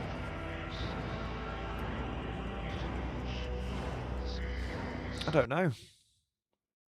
Probably work well in some sort of like Renegade Crowns list, maybe. I'd have to look into it. Yeah. I don't think there's anything you can really use them for in like 40k anymore. You know, like maybe back in the day when like you had things like conscripts, you might have been able to have like, you know, the redcoats represent like your guardsmen and your veterans, and maybe have like your Zulus be like your conscripts just because they could be fielded in such big squads. You could, if in back in 4th edition, you probably could have done that and then give them like warrior weapons and give them like close combat weapons and stuff like that, so they could get like more attacks in close combat. Yeah, yeah, yeah. They look pretty cool. Empire Militia is a really strong shout. That Empire Militia is actually a really strong shout because they get 2 attacks each, which kind of represents their fighting prowess. They get the thrown weapons as well, which kind of represents the throwing spears, because they often had like, you know, they had like 3 or 4 spears on them, or javelins, I suppose. And then obviously they're not really wearing any armor, and the shields are relatively, well, you know, they were more effective against like melee weapons and stuff, but they were relatively obviously ineffective against like bullets and whatnot. Yeah. Don't worry, I won't run them as crew. Yeah. I think it's one of those, though, where I think as long as you're doing it respectfully and you're not taking the piss, I genuinely think it's all about how you're doing it. Yeah. Yeah. Zulu Dawn, great movies. Yeah. Yeah. Yeah, it's all about if you're like, I could use these guys as something potentially controversial in my army. Guys, what do you think? Then it's like, yeah, no, that's you've been a dickhead. But if you're like, yeah, I want to use these guys to represent some noble, a noble warrior culture, then it's like, yeah, sick, man. That's all. Yeah, that's like decent. Yeah. Yeah. Yeah. It's all about, like, are you trying to be, like, edgy, or are you trying to be, like, decent about it? That's how I see it, anyway. But maybe, unfortunately, we live in a wargaming reality now where too many people would clutch too many pearls, even if you were doing it respectfully. And that could be a shame. Yeah. Anyway. What do we got next? The Legend. Thank you for Super Chat, man. The mobile suits in Gundam are 60 feet tall mechs and are treated more like World War II tanks. The original show is basically World War II with mechs and spaceships. Cool. Gundam sounds cool, man. Yeah. Gundam does sound cool. I don't think it's ever going to get me. I don't think Gundam's going to get me. I don't think like anime is ever really going to get me, but I can appreciate that it might be interesting to other people. I don't know. Maybe if I see some cool Gundam, I'll get into it. Yeah, we'll have to see. The thing is, I'd always be more interested in the little dudes running around with regular guns than the Gundam suits. Yeah. Commander HHL, thank you for super chat, man. Sorry for pointing out Americans don't have kettles, but these guys are running the world. I know they're running the world without kettles. It's actually catastrophic. Yeah. Sturm Tiger, thank you for super chat, man. What are your thoughts on the loud hailer on a Castellan in a Chimera? I don't think it works. I know what you're trying to do, and I don't think it works, but I'll have to have a look.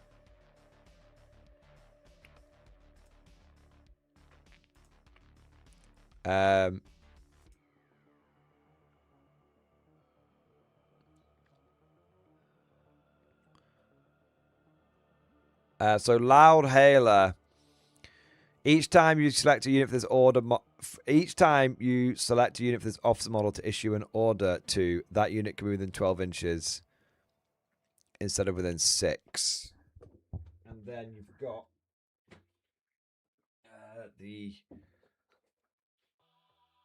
the motherfucking you dickhead, the motherfucking dickhead. Right, what have we got here? You've got the Chimera. That's what I meant to say.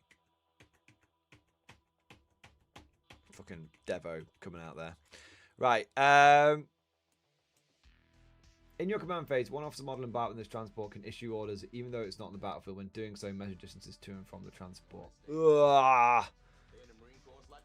It's a little of a bit of a grey zone. So the mobile command vehicle says, I mean, the answer's probably in the rules commentary. And I just can't be bothered reading it.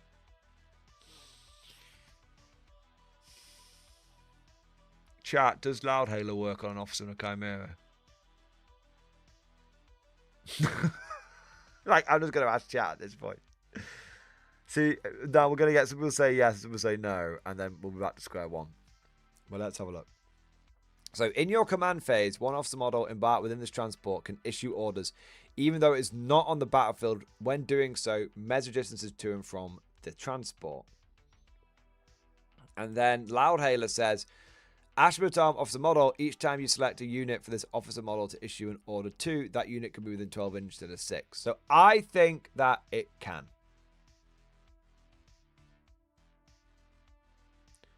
Wolf, didn't you look at this when Grizzle Company came out? Yeah, I think I did. And I think I've gone through exactly the same process. My instinct was no, and then now my answer is yes. Because mobile command vehicle merely lets you select the officer to do orders, and then it just says when measuring distances. It doesn't say the unit you're ordering has to be within 6 inches. It just says when doing so, you measure distances to and from this transport. So it doesn't specify anything other than just you measure to the distance to and from the transport. And this is an enhancement on the officer. This is why this works and the Master Vox doesn't, because the Master Vox is a piece of equipment on a different guy who's not being affected by the stratagem. So, or not being affected by the ability. Yeah. So I think it works. Yeah. Because the mobile command vehicle simply says you measure the distance to and from the transport, and Loudhailer specifies the distance you can do orders from using the enhancement. Yeah. Yeah. So I think it works. He basically pops out the top hat, just like, "Oi, knobheads! Take aim." It can because I paid points for it. Good point. Could be spicy. 150 point armored command vehicle. Could be very spicy. What do we order? Is the question. What do we order? Who do we put it on? Probably Acadian Castellan, right? What do we order? If it's Acadian Castellan, it's 3 units you could boss around. Could be a simple case of just 3 mobs of guardsmen.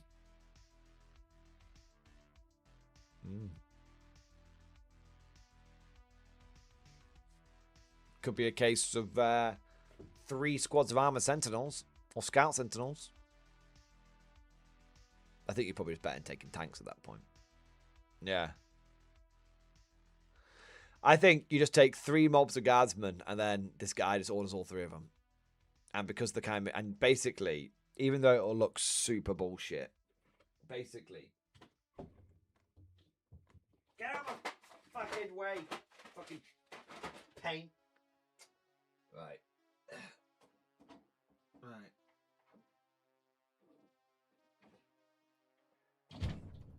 How to cheese Loudhailer. You see, your instinct is going to be to have your chimera facing forwards because that's the direction it should be facing in, right? Wrong. Turn it sideways. Because you're measuring any point from the hull. Turn it sideways.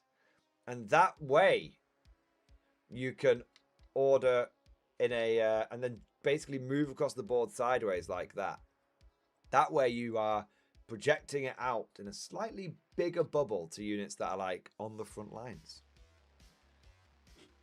There you go. Also, your chimera still comes with a dozer blade. It's in the box. It's a legitimate part of the model. So you glue that sucker on there and you get an extra fucking inch of Loudhailer range.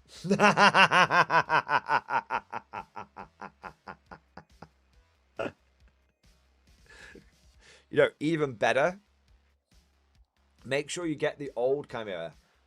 Not with the... well, make sure you get the old chimera. And then make sure you get the legitimate, obviously totally legitimate, Forge World upgrade side panels like I've got here. They were once sold by GW, which means they're a legitimate thing you can use in the game. And that'll get you a couple. You get the old chimera, which has got slightly chunkier side panels here. Then stick this on the side. Millimeters equals victories. There you are. Millimeters equal victories. It's that simple, baby. Is it modeling for advantage? That's for the TO to decide.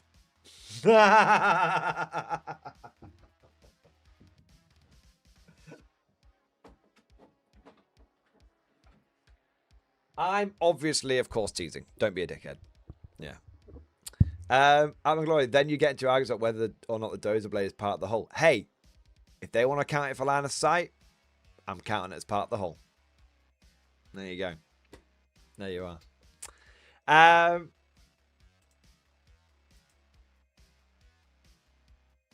Also, it doesn't actually say hull. It says when doing so, measure distances to and from this transport.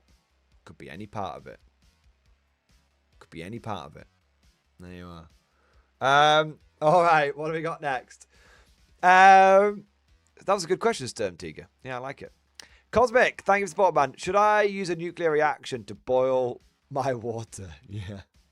I love it. There was a meme that came out the day, and someone was like, hey, you know when we finally crack nuclear fusion, it gives us unlimited energy? How are we going to use that? Wait. We're not going to use it to boil water, are we? And then like, the meme was just that, like, the guy's got, like, his hand on someone's shoulder, like... Yeah. Merlin, thank you for super chat, bro. Couple of reasons for no kettles in the USA. One, Tears isn't as big over there, so no need for a kettle. This is why people don't like you. Why isn't tea the most important thing? I'm joking. The wattage of the electric grid is crap compared to the UK, so boiling takes twice as long. So what you're telling me is that just... This sounds like ultimate tea-based cope. How do you boil the fucking coffee? You have coffee makers. Fucking dripping the fucking coffee in every day. Don't believe you. I don't believe you. Lies. Lies. Deceptions. Every day, more lies. Oh, man. Also, if you can fucking microwave it, you can fucking boil it, right? Jesus, man. All right. Michael Gibson, thank you for the super chat, man. Check chat for me. All right, let me have a look. God, this kettle thing is completely derailed the entire thing. American learning the most effective way to make tea and cook rice, 1945. Oh my. Oh no, I just got it. No. Oh, that's it. I'm cancelled.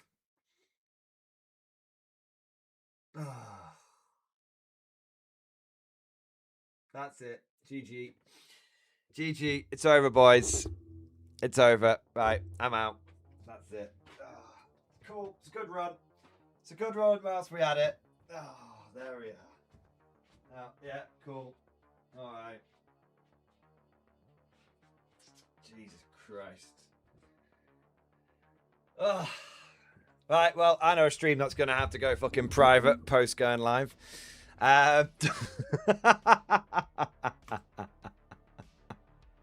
Oh my days. There we go. It was a good run. It was a good run. There we go. What do we got next? Commander HHL, thank you, Super Chat Man. But Mordian, can your kettle fit through a hole in a piece of paper? I don't know, man. I don't know anymore.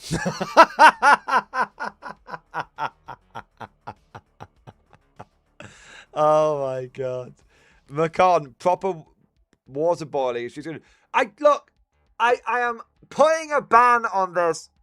It's been like 2 hours of the stream taken up with fucking kettles. You know what? I'd rather bitch and moan about GW. Okay, like you guys have actually brought me to the point where I would rather fucking just do another stream just moaning. All right, that's what I'd rather do at this point. Fucking hell. Ah. Oh. Right, no, let's have a look. Proper waterboarding stream discussion. Oh, no. No, stop it, man. Like, this is just so painful. Ah.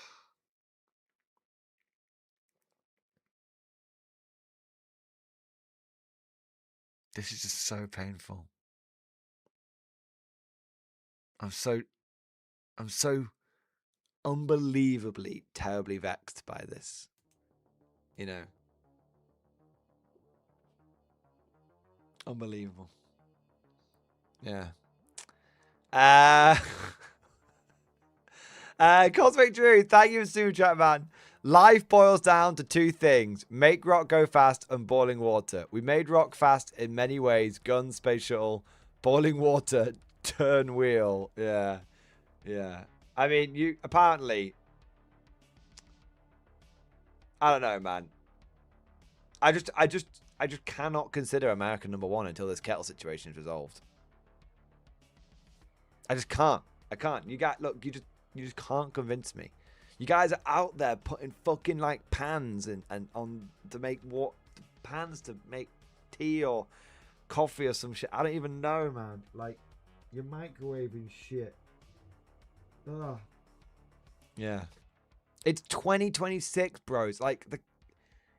It's like the kettle as an invention has probably been around like longer than like the Declaration of Independence, and yet you motherfuckers just still don't have it. Well, yeah, probably actually, but just not an electric kettle. Yeah. Yeah. Yeah. Ibram Gaunt, thank you for the super chat, man. As a Praetorian, I make all my hobby funds by selling Obscura to the Tau. Hobby army. No. I'm starting to see why Games Workshop might be shying away from history. There's some pretty bad memes in there. Right, where's this hobby update? If you want, I have 3D print files for Praetorians that are very close to the old GW ones. I mean, I'd never say no. You know, if you just drop it into a DM, turn around, you know, don't look. That's the way to do it, right? What have you got your hands on here? Japanese Type 1 47mm tank gun? Yes. D6 pack? Yes. Platoon commanders, yes. Anti-aircraft team, yes. For the Emperor bundle, yes. Yeah.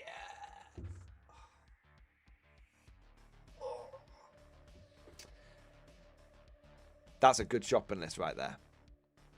Damn good shopping list, sir. Damn good. I love it, man. Fantastic. Right, all of you fucking degenerate reprobates. All of you mental bastards. I need a drink. And I need a piss. I'm not going to piss and... I'm not going to drink the piss. Probably not anyway. But I need a quick drink and a quick piss. So there you go.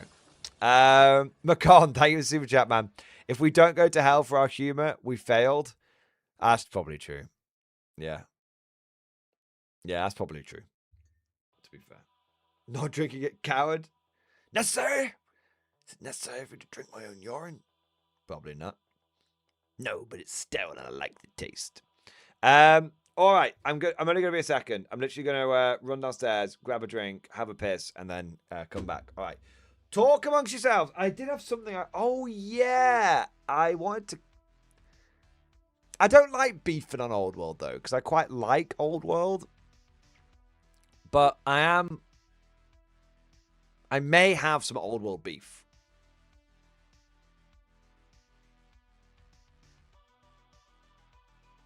I'm not sure. No, fuck that. I want the Old World beef. I want to make you sad. Okay. Okay. Remind me when I get back. There might be some minor Old World beef. Okay. I'll probably forget by the time I come back. So you guys need to remind me, all right? I'll be back in a second.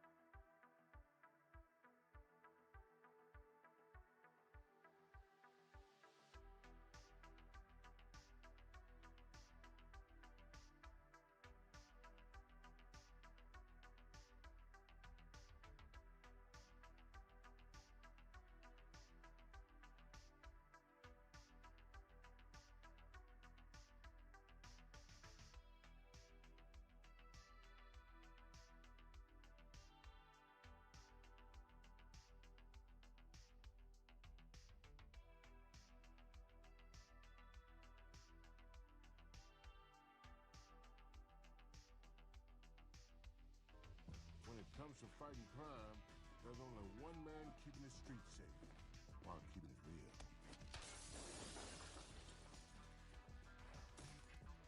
Indeed.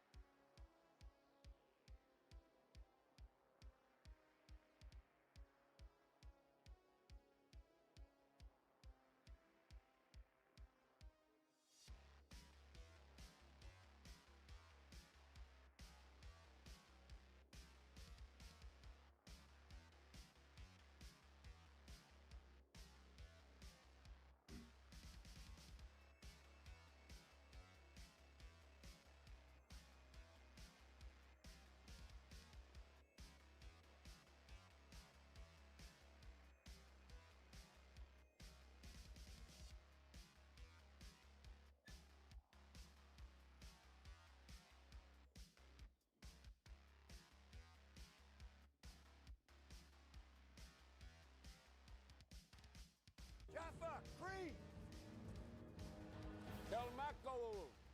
Kritak. You heard me. I said Cree.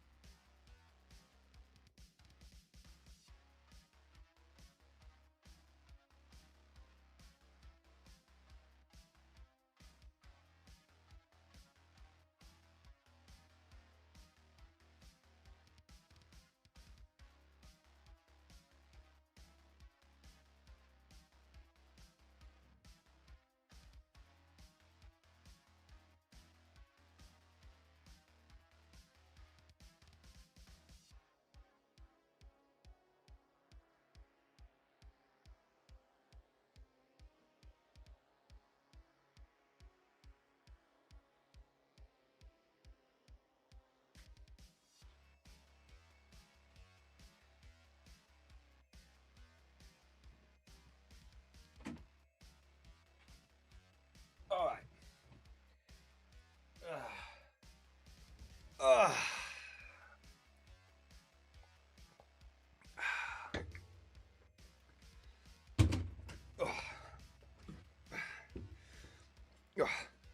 Where are we? So, let's have a look. Maestro Main, hey Morgan, I have a question about K47 Fanatical. It doesn't say that you ignore morale tests. It says if forced to take a morale check, they ignore negative morale modifiers from pin markers. Let me have a look. Maybe they changed it.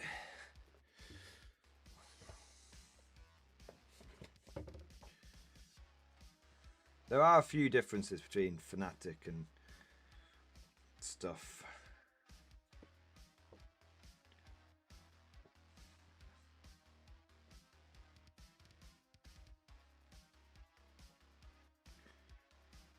Between bot action and conflict, I should say, there's a few differences.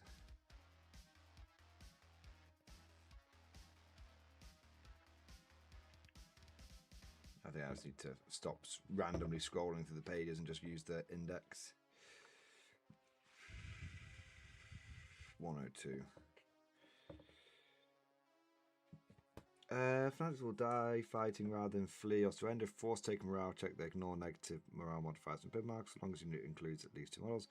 Should the unit be reduced to 1 model, that unit must take the check as normal. Remember that order tests are not morale checks and therefore modified as normal. Fanatic use at least 2 models left or not routed or destroyed when they have a number of pin marks equal to or higher than the morale value. When the Fanatic is defeated in close quarters fighting and it still has at least 2 models remaining, the fight counts as a draw instead of another round as immediately for if the second round is also a draw. Both units are locked in quarters.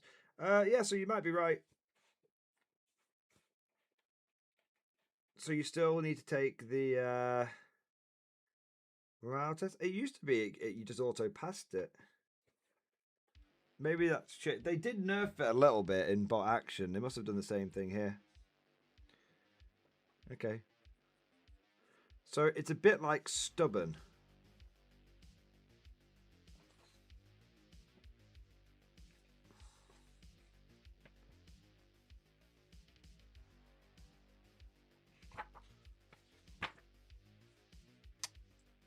So it's like stubborn, but at the same time you don't die in close combat. Maybe that's where I got mixed up. Yeah, there used to be, back in the day, Fanatics meant that you auto-passed morale checks. But that might be a little mistake. A little change between bot action and K47, or between version 3 bot action and version 2 bot action. Yeah. Yeah. So, yes, you are correct. That's interesting. All right. Morning Glory, is it time to redo all the battle reports? More battle reports for me to watch or play Warhammer? More battle reports incoming one way or another, mate. So don't worry about that. In fact, I kind of need to speak to Morty Bro and see if he wants to do a battle report or 2 this week. We'll have to see. Let's have a look. What we got next? We've got some super chats here. Osrod, thank you for super chat. Thank you for the bean blade. I should say the mammoth chat. Yes. Thank you for the generous super chat, bro. Holy fuck, man. And it's all about the chair. Amazing, man. Dude, great time of the stream. And I'm sure you'll be excited to hear about me taking the The Soviets are their first tournament this weekend, man. Yeah, I'm excited. First K47 tournament. Yeah, I'm very excited for it. What do we got next? We've got Macon. Thank you for the super chat, man. Chair emoji. There we go. And we've got Godlike Poets. Thank you for super chat, man. Sometimes, just sometimes, I love AI in stream discussion. Let's have a look. What have you done? 1 minute. Oh, Discord's being funny. 1 second. I might not be able to see it. My Discord's decided to shit the bed. Everything else seems to be working. It's just Discord which seems to have given up. Yeah. It does this sometimes, though. Discord. In addition to wanting to steal all my fucking data, they want to, what do you call it?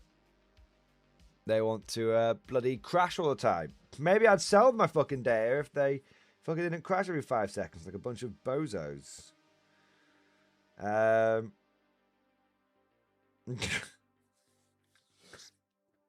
This is quite a good meme, actually.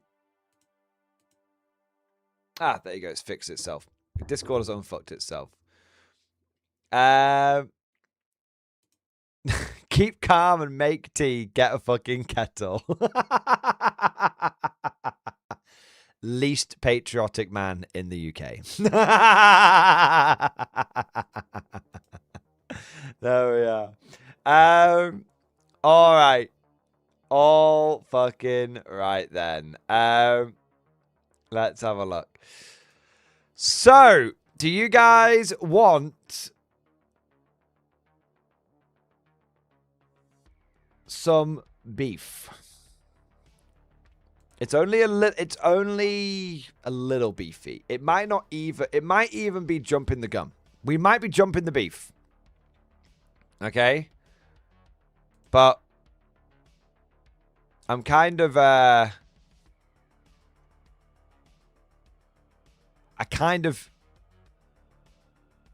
let's have a look. Couple of things.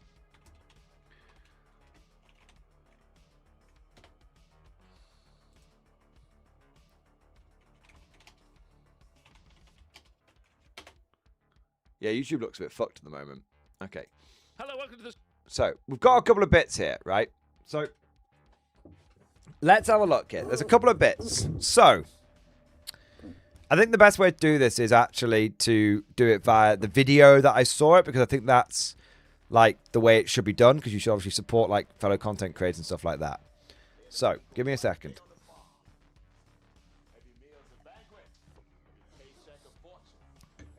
All right. So, there may be some beef. And normally I'm like, beef, beef, beef. And I love the beef, right? I love a bit of beef. But I'm not so sure I'm happy about this beef. In fact, if it is beef, I'm not so sure it's beef. And if it is beef, I'm not happy about it. Because it's old world beef. No. My beloved old world. You know, my beloved old world. I love old world. I think it's the last bastion of good Games Workshop games. But and I glaze it all the time. I'm really positive towards it all the time. So the reason I'm saying all of this up front is because I don't want anyone being like, oh, he's just ripping on anything. He's just becoming like a beef tuber, a slop tuber, anything like that. Look, call me what you want, all right? But I love old world. And I love glazing it, and I love being positive about it, and I never like any bad news happen. I don't like bad news happening to any games, but especially old world these days. And I'm worried Games Workshop is coming for the old world. I'm worried that this time, you might need to send me to the black ships, but I'm going kicking and screaming. Because I said this at the end of last year. Is Games Workshop coming for the old world? They killed Lord of the Rings. They killed Horus Heresy. Are they coming for the old world? Is Corpo GW going to be able to resist the temptation to, like, fuck with it? Or are they going to, like, start digging their hands and manipulating and, like, and just messing with it? Messing with it. Well, every day that goes by, I get a little more worried for it. A little worried, like, hey, look at those new Marauders. Oh, yeah, they're great. Oh, yeah, we changed the base sizes and we halved the number of models in the box. So whereas before you used to get like 40 for the same price, now you only get 20. Oh. I remember these little concessions, these little steps that were made in 40k, and all the shills coming out and being like, oh, no, it's okay, like the models are so much better. And look where we are now. FOMO boxes. They've done a couple of FOMO boxes for Old World now as well. But they didn't used to do that. It used to be, here's your battalion. Off you go. Have fun. Now it's like, oh, here's your FOMO box. And then when it actually comes out, it's not going to be as good. Like the Cathay FOMO box was better than the Cathay battalion, for example. And so there's a couple of these little red flags. FOMO is fear of missing out. So it's like a limited release box, so you feel like you have to get it. Okay? GW does it all the time as a tactic to try and like make you buy something that you don't necessarily actually want or need, but because you're like, oh, I don't want to miss out on it. And so there's been a few of these little red flags popping up. Match play guide with continuous scoring rather than end of game scoring. Modern GW shit. Cathay in general. How with all the terribly designed models for Cathay. Yeah, they might look beautiful. That fucking Sentinel's leg is in like 14 to 17 bits. All of the shit that plagues modern Warhammer has started to leak into Old World. And I've mentioned it a little bit. And I'm worried there's another red flag here. I'm worried. Now, where but I'm not convinced this is a red flag yet. I'm not convinced yet. This might just be another... This might be a red herring rather than a red flag. All right? So what happened is basically... Games Workshop put out an article today saying Tiger Warriors revealed new units announced for Total War Warhammer 3. Our friends at Creative Assembly are bringing to life a raft of units for Total War Warhammer 3, all based on designs from the rich imagination of Warhammer Studio. The Tiger Warriors of Grand Cathay are settlers who long ago found a home in the Western Cathay.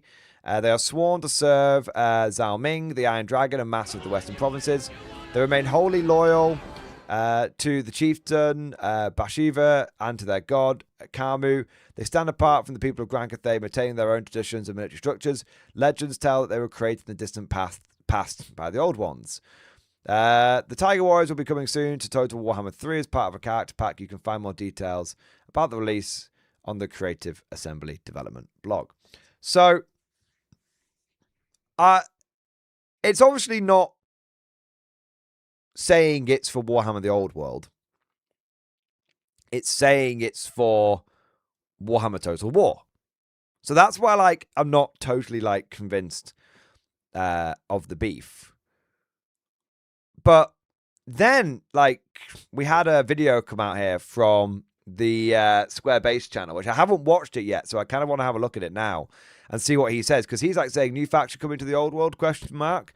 So let's have a look at this and see if there's any extra information in here. And see if there's anything to calm our titties or to confirm the beef. All right. The Squarebase Show, I'm your host, Rob. By the way, if you've not subscribed to the Squarebase channel, you should be. Don't question it. Don't think about it. Just go and do it. Very, very good channel. Very good content creator. Deserves all of the support. And in my opinion, is the leading leading guy in Old World, more than Games Workshop in many ways. Great to see everybody. Pretty exciting day, actually. Crazy day, actually. Still waiting for Val to get a little bit better. We're going to be covering SBC very soon. Big the big quiz. That's not what it's called. Survey. Big survey we're going to be doing. Also Renegades pack, all stuff that we're working on. I'm currently working on a new pack for my events, Chaos pack, loads of cool stuff. But that's not... So these guys do like tournament packs for Old World, which is better than what GW puts out. These guys do Renegade rules, which are basically updated Legends rules, so you can like they use them in tournaments and stuff. Really, really, really good. We honestly need something like this for 40k. We need, instead of Warhammer Legends, we need community-led Warhammer Renegades for 40k, and this is because basically it's been so good in Old World. Not the reason that we're here today. The reason we're here today is because our tiger men, our cat girls, our furries coming to the Old World? Question mark. Fair question. What the hell? Hands, get the Flammenwerfer. Total War have put out, so from the Total War website. Oh, so he's actually gone over to the Total War website. Interesting. They have put out an announcement to celebrate 10 years of Total War Warhammer, which, if you don't know, is set in the Old World setting, although obviously in the far future. They are going to be doing an End Times announcement. It's kind of crazy. Total War Warhammer's been out for 10 years. I remember buying it when it first came out. Oh, sorry, an End Times release in the summer, but that's not the big deal. Before all that, though, so I'm going to read through this article and we're going to talk about it together. Before all that, though, we have something special you'll be able to experience first. Our very first character pack. To mark the occasion, we've worked closely with Games Workshop. Now, what many of you may or may not know about the relationship between Total War and Games Workshop is when they mean Games Workshop, they mean SDS. And when they're talking to SDS, they're talking about the people who make the game. SDS being basically X-Forge World, where Old World, Necromunda, basically where all the good games are made in Games Workshop these days. And those people who make the game are the people who are separate to main models, studio, releasing the rules, writing the lore, doing the somewhat same separate right now, actively right now. Which means all of the Kislev stuff and all the Cathay stuff was sculpted, created, rules created in Workshop, and then Creative Assembly and then work together, which is why the Cathay stuff that you see from Total War is very identical, similar to the Cathay stuff that you see from Games Workshop, which is why I expect to see even more Cathay stuff get released, because the roster that's on Total War, which we did a video on, is still not fully released in the miniature setting. When will Kislev come out? That's a great question. I don't know the answer to that, but that is a great question that we should keep asking. However, introduced an entirely new character pack and a new character to the lore. Bashiva, the Desert Tigress, White Tiger of the Shangyang, accompanied by a deadly host of mercenary tiger warrior units. This is one of them. Imagine the Marauder box. We're going to get Bashiva. We're going to get some tiger warriors all in a box. You are crazy if that isn't going to do crazy numbers. And it's cool as well. Let's also adjust to the elephant in the room. They haven't necessarily released all of the units, updated all the models for stuff that currently exists. So why do new stuff? I guess that's a fair point. Leave that point in the comments if you really want. That is something I want to talk about. Like, that's probably where my main sort of beef is coming from. But we'll see what he says. Even cooler stuff. Turn up a little bit. Added to Cathay. Yes, I'd like to see any other faction get releases. Yes, I'd like to see Legends become real armies or whatever, however you want to talk about it. But anyway, we've been discussing bringing her to life for quite some time. So we're thrilled to finally share her with you. She represents another step into the mysteries of Grand Cathay. So as long as they have been talking... Since Bashiva and Tiger Wars are fresh, it's not just the game, but to the entire tabletop setting. Today's Prime blog is primarily about giving you a small... with Workshop about creating this character has now interesting. Been the same amount of time Workshop has had to develop, sculpt, write rules, and put together for it. Which, if the lead time is a year and a half for Total War, it's about the same lead time that you would get from Games Workshop. So there is very likely possibility that this is coming out any time in the next year and a half to 2 years. Or 6 months. Who knows? So we think that they're going to drop these. I think these are coming to Old World. Yeah. Yeah, I think these are coming to Old World. She represents another step into the mysteries of Grand Cathay, and we're grateful for the opportunity to debut a brand new aspect to the setting. Since Bashiva and the Tiger Warriors are fresh additions, not just to the game, but to the entire tabletop setting, Yeah. Let's go. Today's blog is primarily about giving the first look at who the Tiger is, how she fights, as well as spotlighting some of the mercenaries who will be supporting her armies. Think of this character. This is your introduction, but with more in-depth info coming close to the release. So this is some information about what the character packs are going to be, and then this is Bathsheba, the legendary lord. Now, this is probably very, very close to what the actual sculpt will look like from Workshop. Does that remind you of the Sentinel butt plug from 40k? It's just because it's sticking out of that angle because of the T-pose, but it's still funny. Similar to what it's going to look like. And it's awesome. I mean, I hadn't expected to become a furry today, but here I am. And I'm excited. Rob, why have you fallen? This is why Rob needs Val. Rob, he's being corrupted.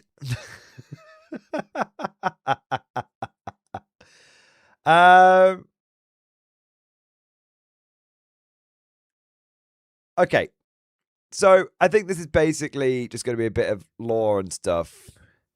I'm gonna leave it there and link that video down. I'm gonna let you guys watch the whole video. I might have missed some important stuff, but I only wanted to get a little bit of a take to see what he was saying on it. But I think he was basically saying like, "Hey, look," he was just going through the article basically. That's fine, but I'll link it down there if you guys want to watch it. But I want to add my own bits in here. I'm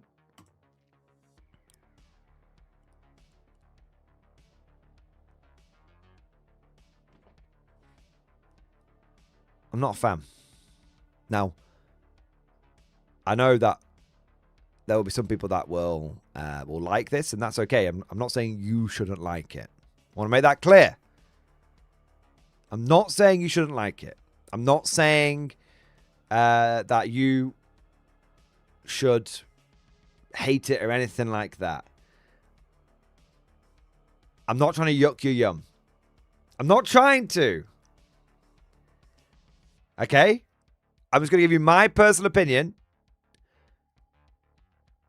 I am not I'm not hating this. And I am open to the concept of it. I'm just not totally convinced. Now, on the one hand, let me give you why I can see it and why I can be okay with it, okay? I can see it because basically they're going to be the equivalent of like ogres or dragon ogres for, they're going to be, or minotaurs. They're going to be the equivalent of monstrous infantry for Cathay. And that's cool. So I can see it. I can see basically the role it's fulfilling in the roster of Cathay. Okay? So I can see the role it might fulfill.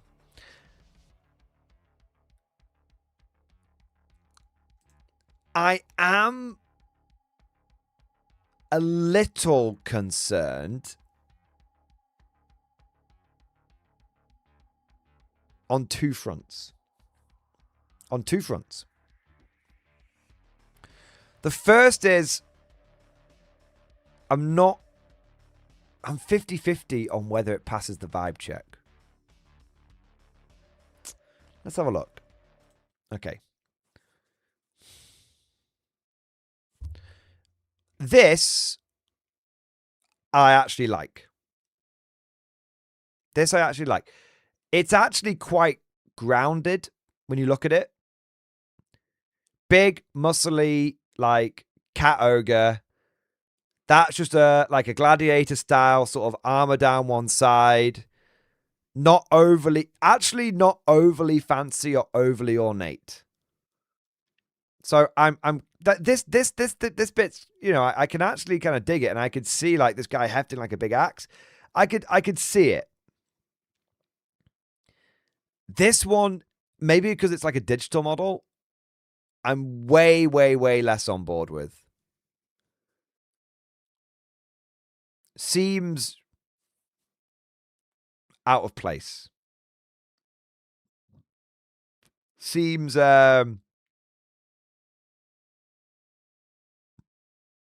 a little fancy, not so brutal, not so grim dark. I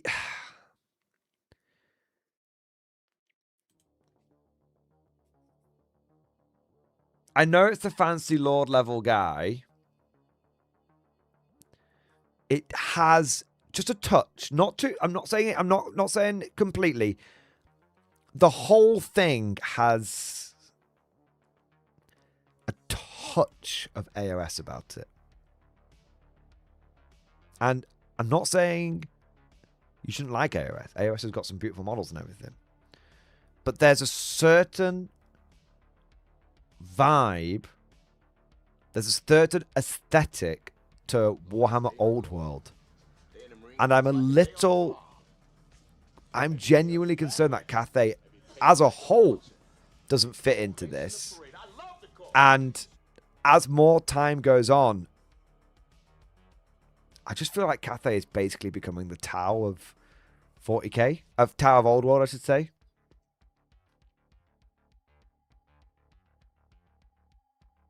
Like, the whole reason why Tau still get shat on is that they were like the good guy faction in the setting.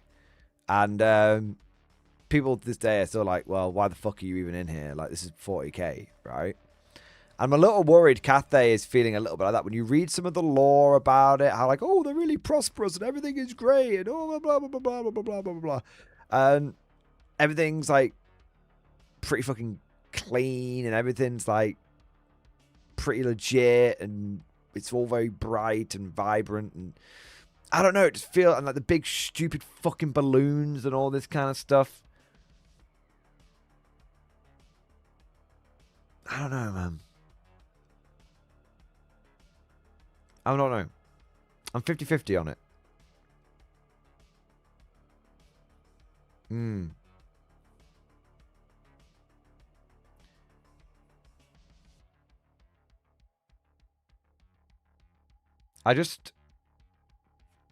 I'm not, like I said, I want to make something clear. I am not writing this off instantly. I'm not saying this is bag of shit, burn all world to the ground. I'm not saying any of that. I'm just saying I'm not totally convinced by this. I'm convinced. I'm very convinced by this. This looks cool as fuck. If they can keep, if this is the vibe we can go for, I'm on board. This even though it's meant to be the Lord level character, blah blah blah. I'm just a bit unsure. Yeah. I think we need more. I think I need more information before I'm totally convinced by it. See, I'm being as reasonable as I can. Like, I've not seen it and it's made me go, yes! This has convinced me to collect Cathay, yes! But I'm not going, it's shit, it's dead. Oh, well, I'm not saying that either. I'm just not yet convinced by it. And I'm still not yet convinced that Cathay is really bedded in and fit into the old world yet. I'm just, like I said, I'm a little concerned they were a bit like early days Tau.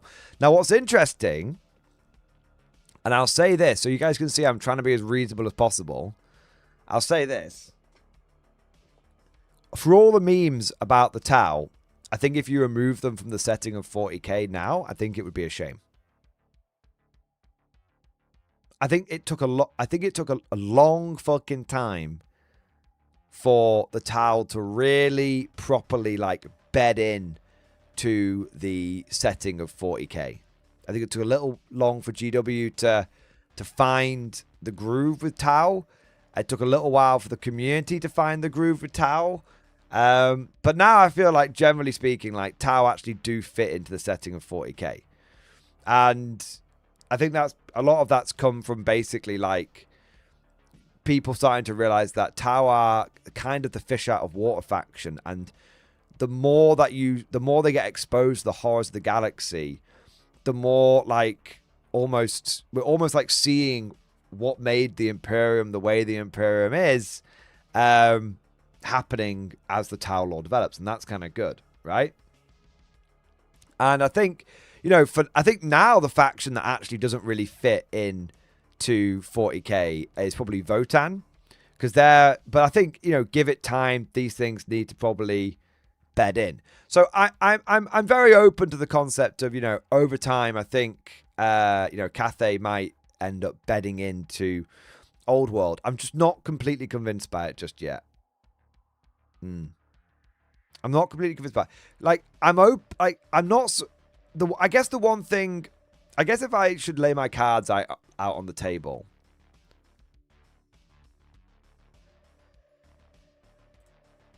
I guess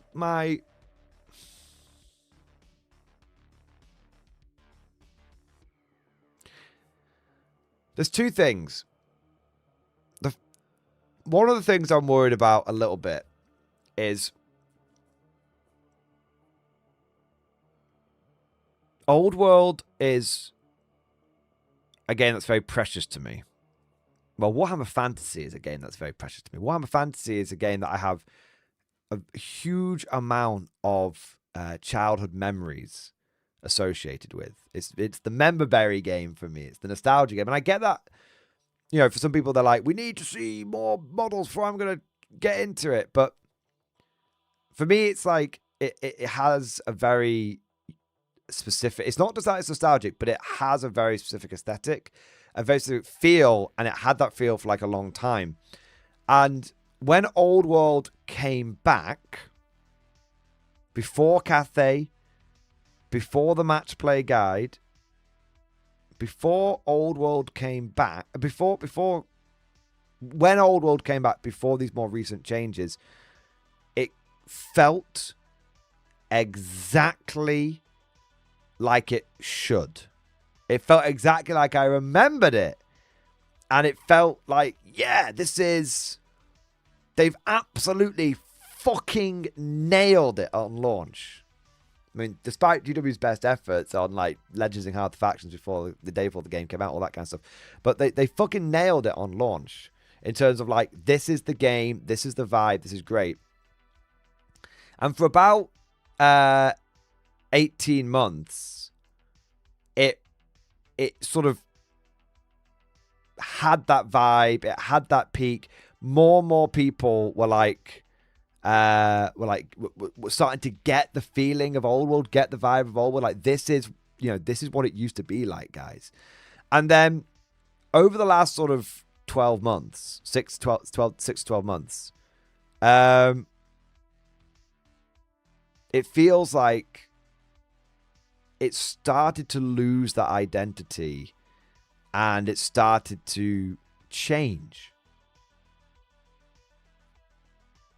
The way the scoring worked, the way the new factions that were coming out, the new way they were like designing the models and stuff, like, like the way they've done the new Marauders. Yeah, they look beautiful, but they're ball ache to build. The way they did the new they did Cathay and all that kind of stuff. They look beautiful, but they're all this kind of stuff. And so I'm just worried that Old World is starting. I'm worried that I've seen all this before. I'm worried that all of these little steps that the game is taking are basically exactly the same little steps that 40k has taken, and has led to the situation right now with 40k where it's a very, very divisive game, and you've got a huge split between the old players and the new players. New players coming in, and old players who feel like this game is no longer the thing they fell in love with. This game is no longer the game that they knew and loved. And so I'm just a little concerned that's what Games Workshop is doing here. These little steps. I'm not convinced. I am not convinced even slightly that any of the steps that Games Workshop has made since the match play guide have improved the game. I'm not convinced. Do you know what would have... And this leads me to my second point. Leads to my second point. Do you know what would have made the last 12 months of Old World peak? Vampire Counts returning. Lizard Men returning. Ogre Kingdoms returning. Dark Elves returning. All of the legacy factions returning. If Old World had spent the last 12 months returning those factions to the game, that would have, we would not, there would be no flies in the ointment. There would be no worries about the direction GW's taking the game in. Old World would still feel like Old World, and it would still feel like GW got this game. Do you see what I mean? You can say, oh, I like the new Cathays, blah, blah, blah, blah, blah, blah.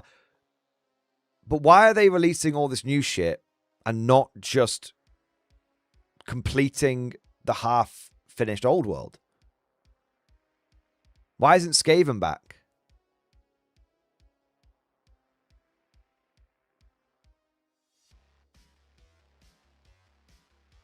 Dear's Pikmin, that's the same for almost any game now. D&D, WoW, Warhammer. However, the Old World was anticipated as a type of concession, but GW is a public business that simply does not care. Yeah. Like, it sounds crazy. It sounds crazy, and I'm not quitting on Old World or anything right now. Don't want anyone to get the wrong end of the stick. I'm just, every step forward that Old World is taking, I'm taking one look back at Warhammer 6th Edition Fantasy and thinking to myself, why aren't I covering this instead? Why aren't I playing this instead?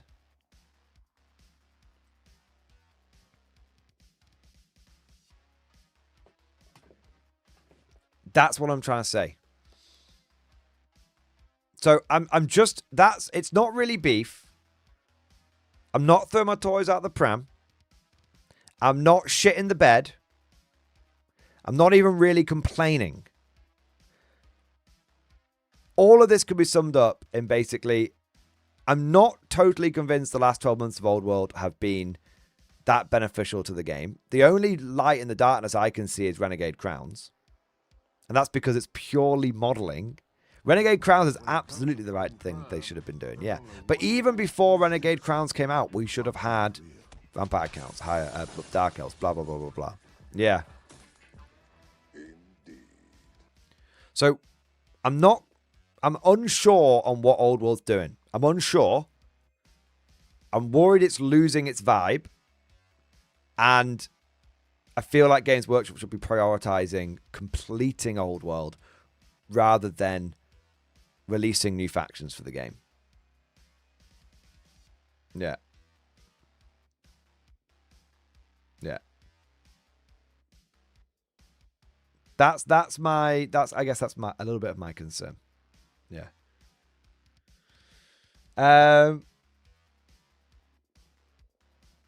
Let's have a look at what people are saying in chat. But come on, GW can't stop changing the setting in games they love because they don't understand them and they don't appreciate them. I think Old World is... I think there's an element of Old World suffering from success. I think if Old World had come out and... I think if Old World had come out and had been a relatively like chill release, it probably wouldn't have been getting the attention it's getting now. Yeah. It's on a rhombus. Good news, Morty. Dark Elves are all but confirmed to be squad from ARS, so I would expect them to returning to the Old World. Nice. Well, that's good. Yeah, that's good. I mean, well, sort of. I guess it's, if you're an ARS person, you might be a bit pissed off about it, but it's good for the old world, I guess. Yeah. Yeah. So, I'm keeping an eye on Old World at the moment. But there is absolutely, I want to make something clear. I'm 50-50 right now.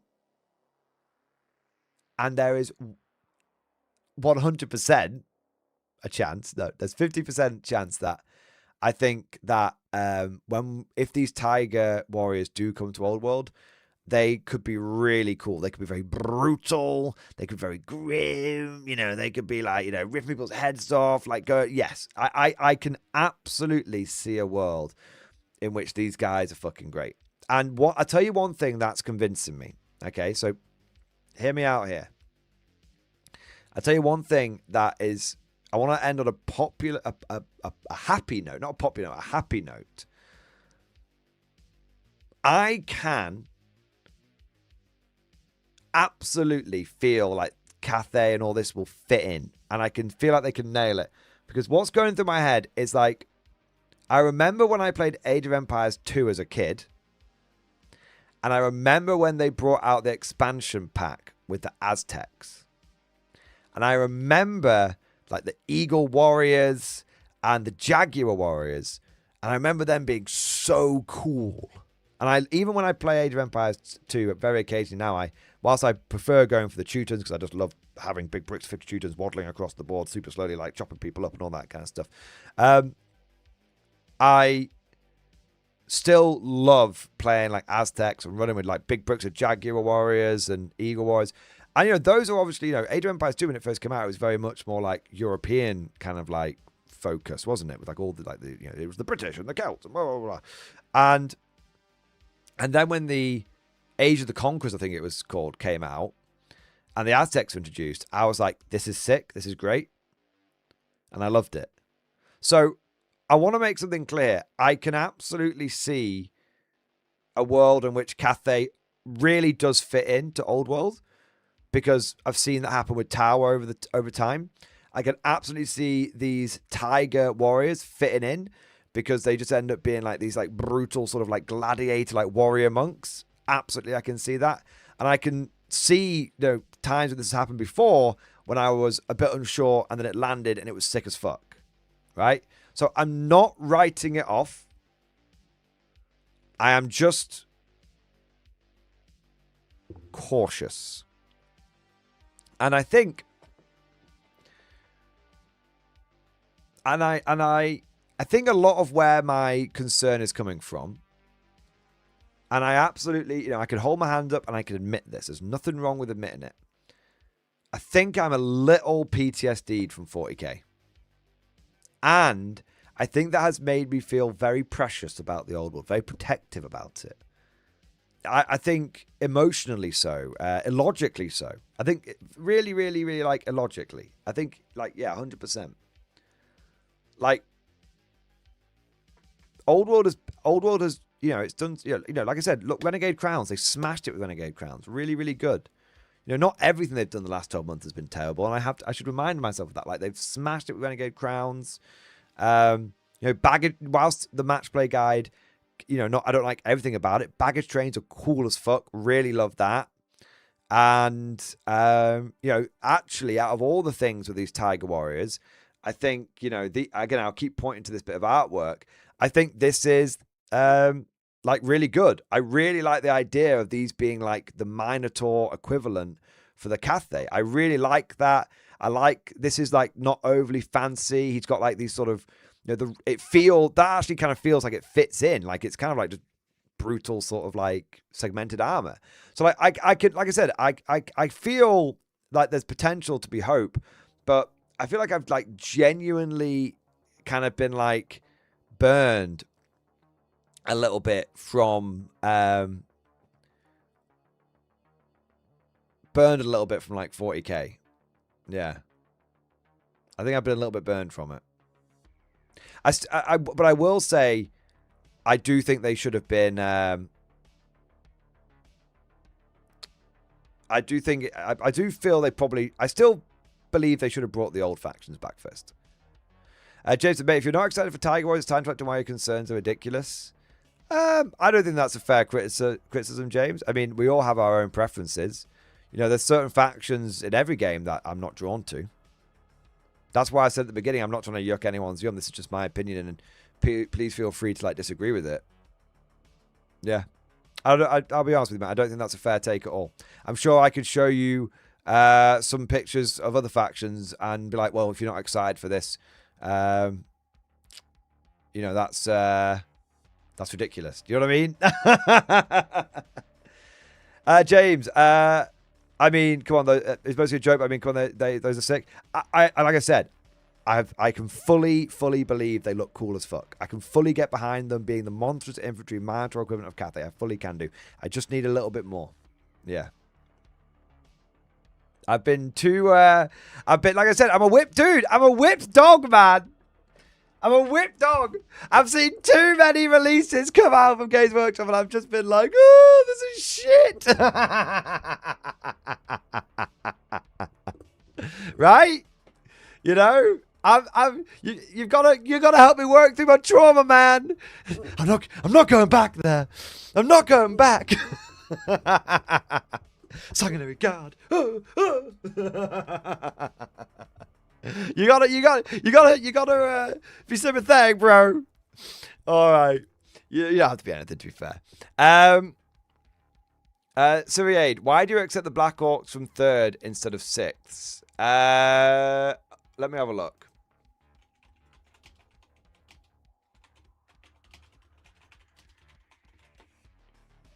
Did they look different?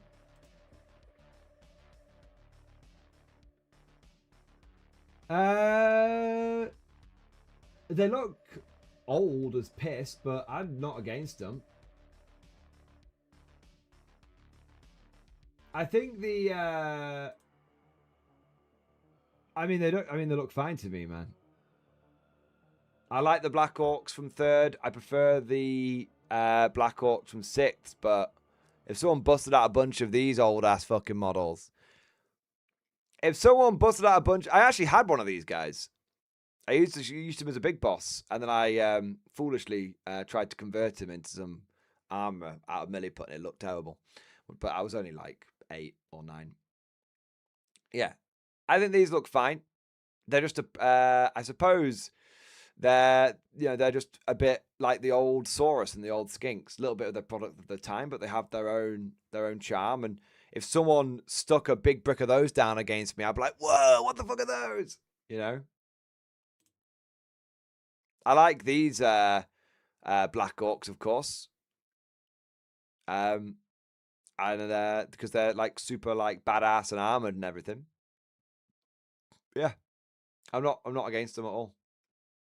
I like a lot of old I like a lot of old fantasy models. Yeah. The Black Orcs at 6th are the Ironjaw's basic guys. Yeah. They brought them over, didn't they? Yeah. Well, kind of. I think they've replaced them. I think Ironjaws, I think they made them Ironjaws and then they brought them back. But no, I liked them. I actually, one of the few factions I would have considered for Age of Sigmar when it was first sort of rocking around was Orcs. Black Orcs. Yeah. I don't really have an issue with them. Yeah, I've never said Age of Sigmar. The only Age of Sigmar models I thought looked terrible were the Deep Kid. Yeah, I think they just literally jumped the shark. Jumped the sharks, yeah.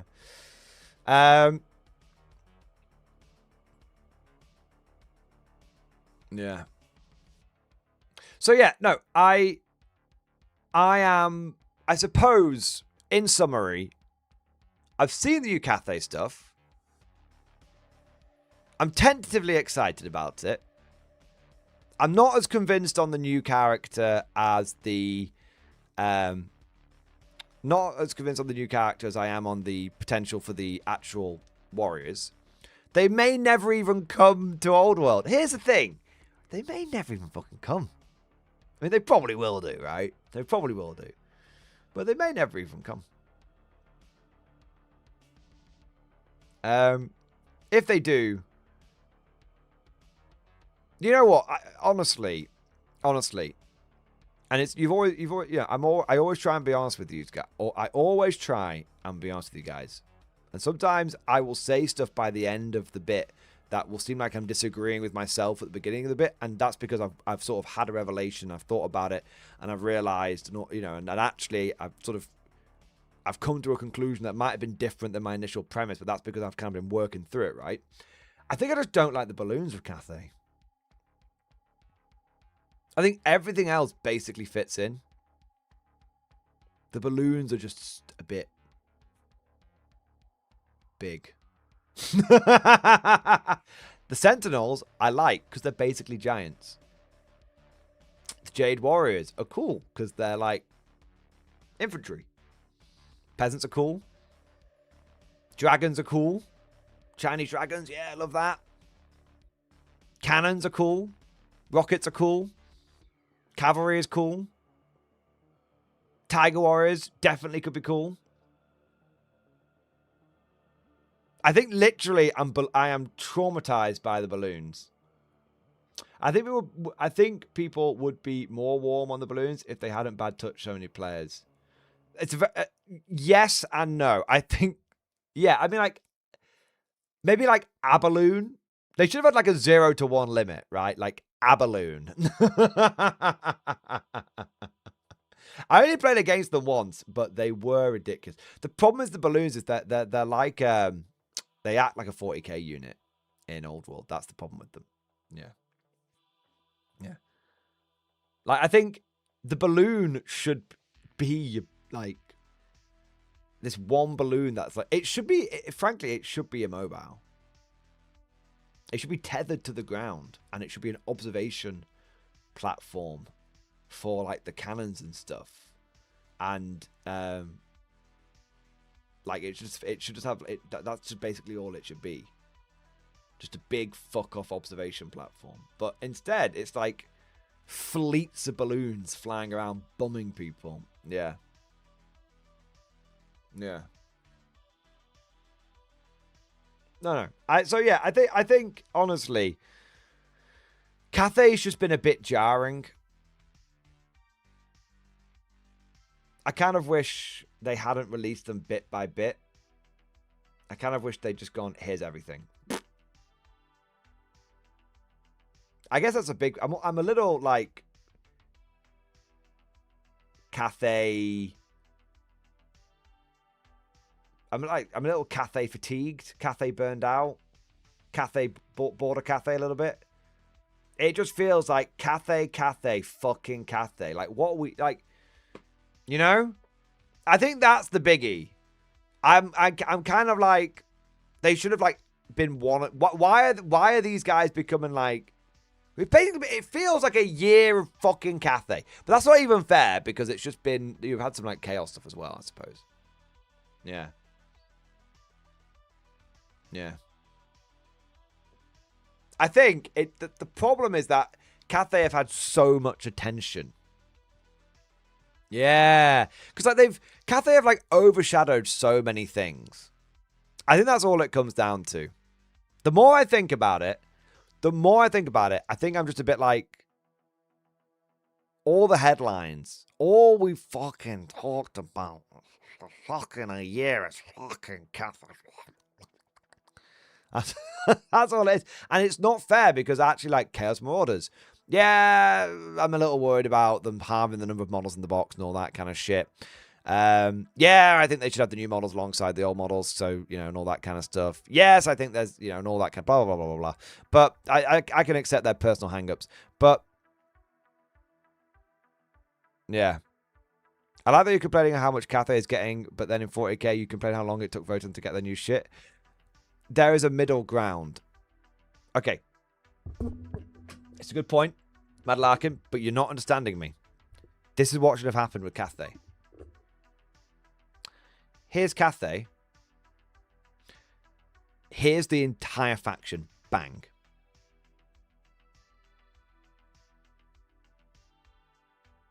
Not, here's a little bit of it. Here's a little more. Here's like a third arcane journal or something mental. Here's another bit of it. Here's another update. It should have been bang. Full send. Bosh. And what we should have had. This is how I would have done it. If I ruled GW, this is how I would have done it. I would have gone, okay. We're going to go first year, release these OG factions. At the end of the first year, we're going to celebrate new faction. We don't need to do any R&D on the old factions because they already fucking exist. So we're going to spend like a year, all of our, we're just going to be releasing that shit to keep them happy. And then bang, this is where we go. Here's like Cathay. Bosh. Ugh. Full thing. Maybe they do it after a year and a half. Ugh. Just like full fucking thing. Like first new faction. Amazing. And then they just go, okay, next 18 months, we go the remaining. Yeah, okay, this is it. You go launch, 18 months of bringing back the OG factions. Bang, first new faction, Cathay. 18 months of bringing back the remaining old factions. Bang, end the edition, or end of the first 3 years, probably the end of the edition. Kislev launch. Bosh. That's how I would have done it. And then you've got 2 new factions, all the OGs in there, 3 years. You've got 2 like remarkable bits. You've got like the launch, the midpoint hype, the endpoint hype. Bosh. That's how I would have done it.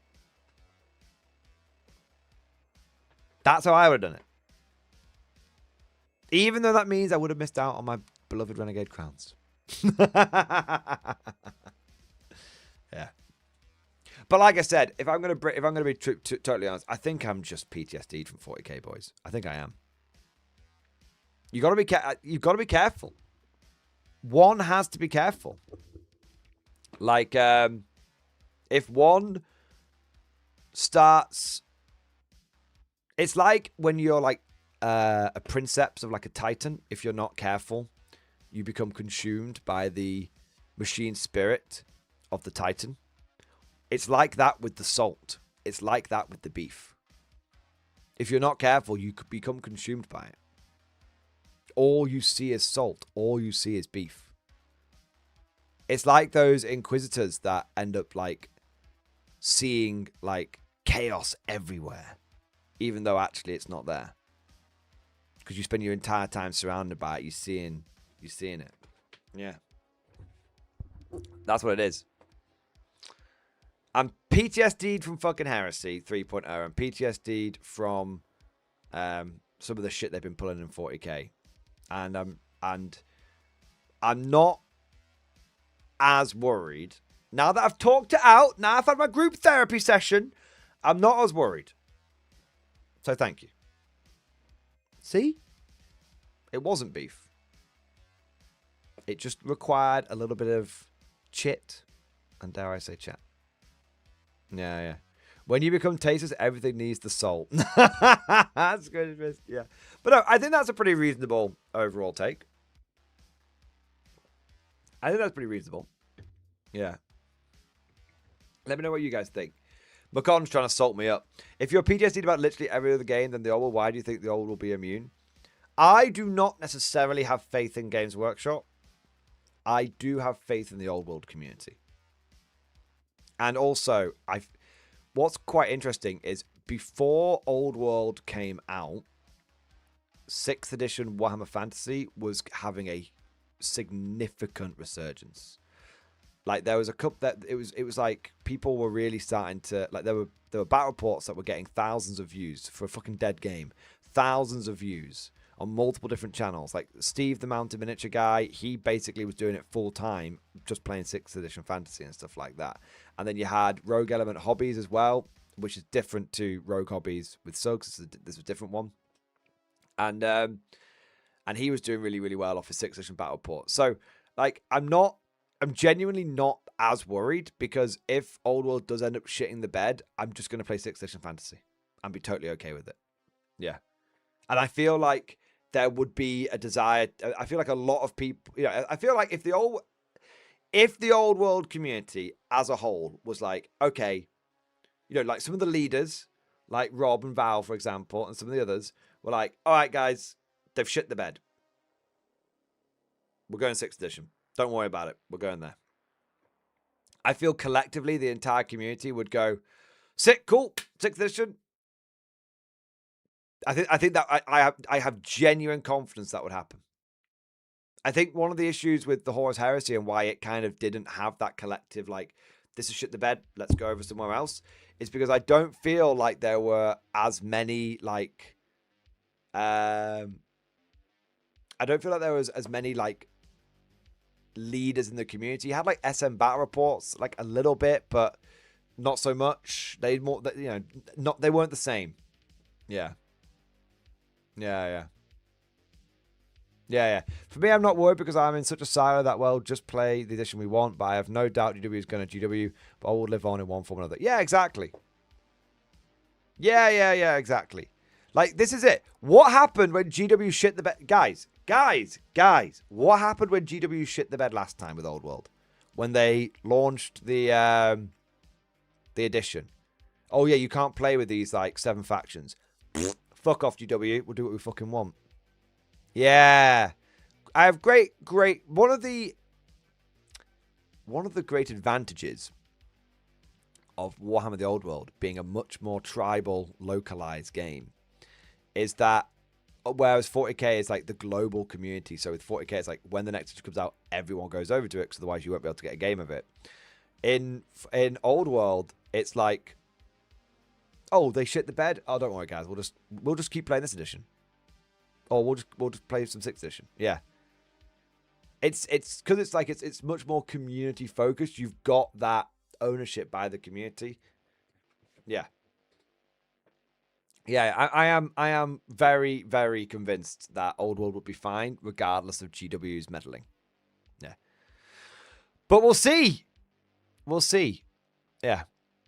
So there you go. It started out as that's why I'm glad. I tell you what, I'm glad that I didn't go full beef. I'm glad I didn't go full beef. I'm glad I didn't be like, beef. I'm glad I was like, maybe beef. Because as we've gone through it, I now think, no beef.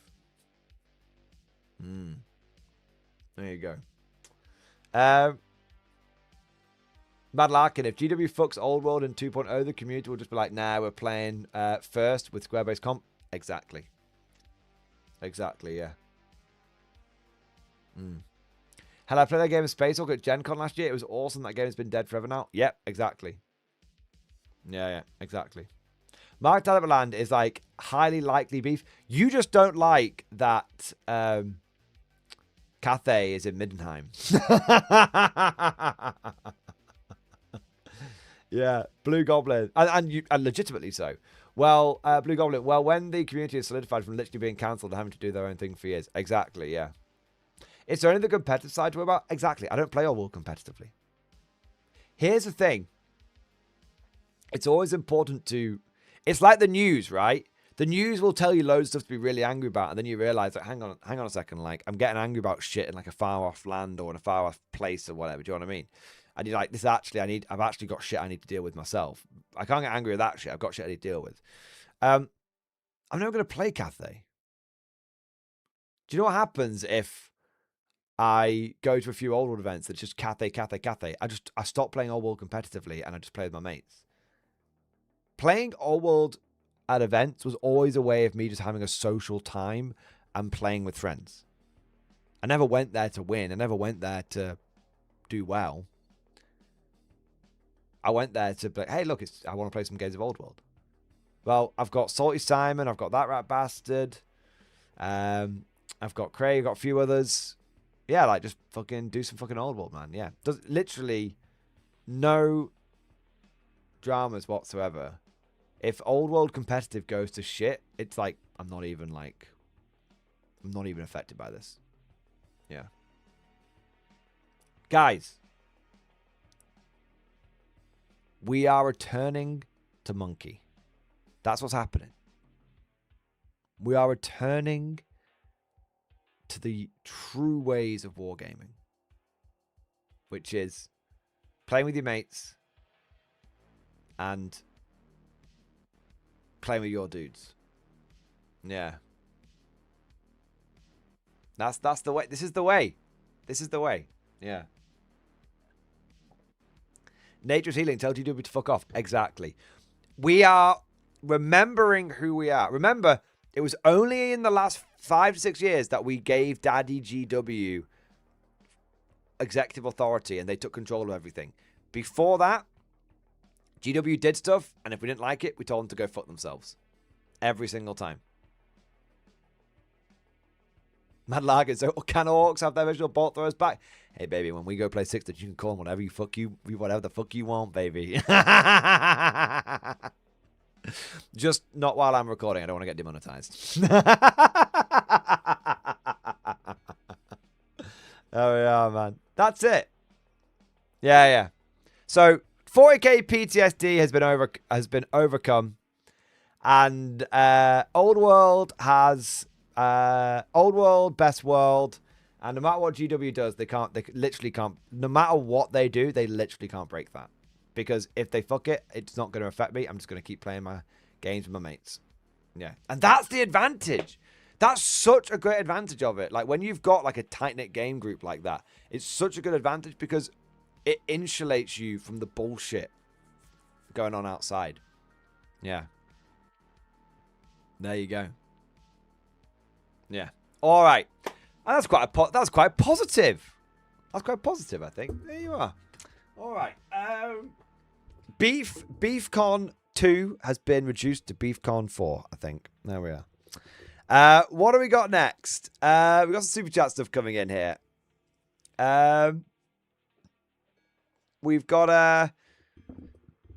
the legend. Thank you for super chat, man. Took me a bit to find them, but some relevant memes to previous discussion in stream discussion. Some might be spicy. If these are tea related, I'm just going to ignore them. I've had enough of the tea now. No, I'm not fucking showing off memes about Japan and what happened to them in 1945. I'm not showing them, legend. I'm not actually getting cancelled. Fuck's sake. Right, what we got next? Anthony Williams, thank you for the super chat, man. Old World Britonians have arrived. So excited. Hey, they look kind of cool, man. Yes. Yeah, see, this. How could I ever have been worried? How could I ever been worried?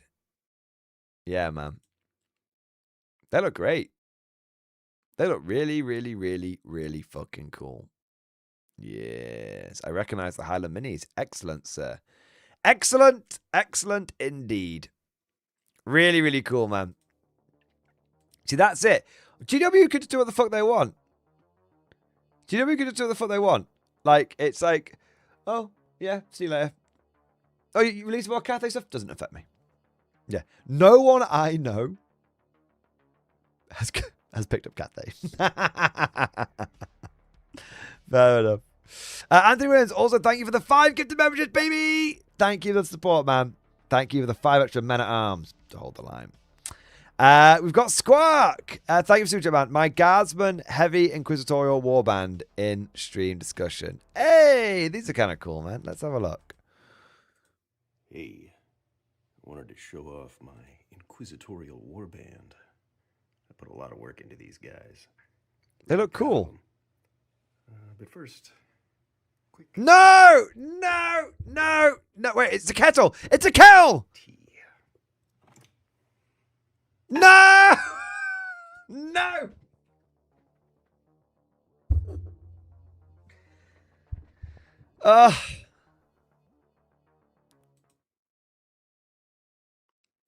Somebody ban that guy.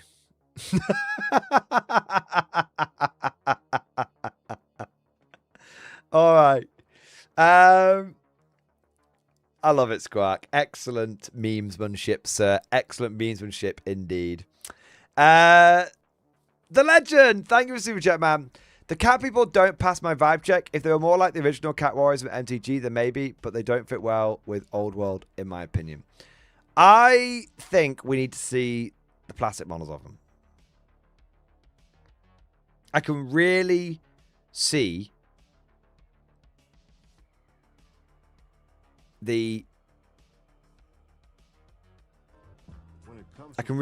like the Cat Warriors and like their gladiatorial armor with big fucking axes, like covered in blood, like pulling people's heads off, pulling people's arms off and stuff. I can see it.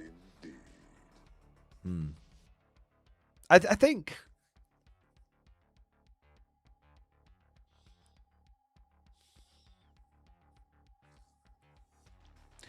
I think the problem that some people have with Cathay, and to a certain degree maybe is a problem I have, is they do feel a little fantastical. Not fantasy, but fantastical. A little bit. I think that's where a lot of the sort of worries, like the bit, or some people say they're a bit AOS-y and stuff like that. Yeah. It's tricky. They're right on the edge, you know? They're right on the edge. It's just a... They're a bit too clean. Yeah, I know what you mean. It's just a bit of a weird one, isn't it?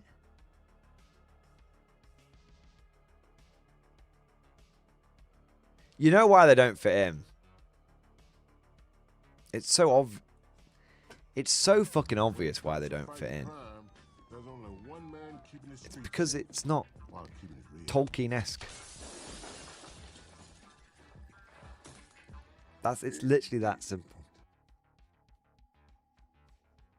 They don't fit in because basically everything else is orcs and dwarves and men and orcs, dwarves, men, elves.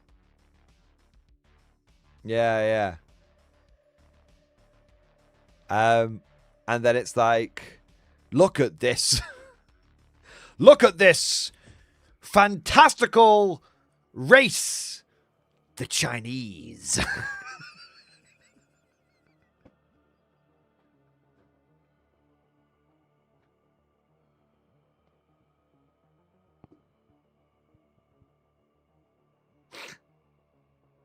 It's just like, it's just like, it's not that weird, GW. GW once again. It's like I said in my video the other day, GW once again showing off that they're, you know, like, literally Hitler.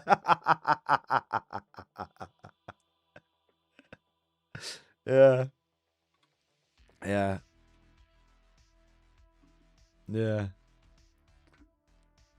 Empire, the pike and shot faction, is not Tolkien-esque. I suppose that's true, Jawat, but they are like the race of men.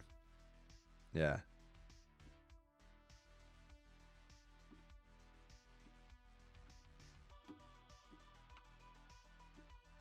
I guess it's not, it's sort of, I suppose it just sort of comes down to,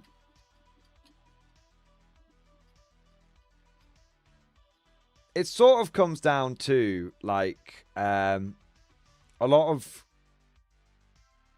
old world is kind of, like, built on, like, it sort of feels like, okay, yeah, I mean, it's potentially a bit of a can of worms, and I don't really want to get into it.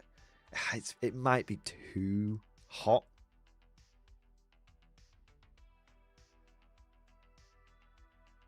And I don't even know if it's true. Ready to serve. I mean, I guess when Warhammer Fantasy was made, it was made kind of with European culture. It was a grim dark fantasy European cultural based game. And now it's including elements from outside of Europe. And at the end of the day, I guess that's like whatever. It's just different. Yeah. It's just different. It's not necessarily bad. It's not necessarily bad. It's not necessarily like, oh, Mordian's saying that culture outside of Europe are a bag of shit. No, it's not. It's nothing to do with that. It's just, it's a different kind of mythology that is quite distinctive. But then again, lizard men are Aztecs, and everyone thinks they're cool. So maybe that's not true. Like I said, I didn't think it was entirely true. I was sort of just thinking out loud. Yeah. Lizard men are fucking Aztecs, bro, and they fit. But wait, do lizard men not fit into the setting? Yeah.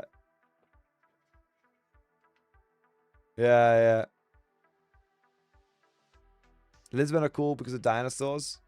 Maybe that's it's gonna sound. Yeah, I can't say that. Not according to GW. Yeah.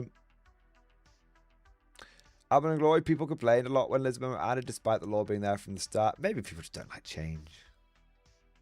Like I said, I think Cathay's actually fine. Like, I think Cathay is actually fine. It's just a lot of PTSD from 40k, which is warping my perspective. Yeah. Yeah. Like, if you took Tau out of the setting now, I actually think Warhammer 40k would be worse off because of it. Yeah. Yeah. So yeah, this is why it's important to like work things through a little bit. And you realize it helps you get to the nub of things and dispel myths and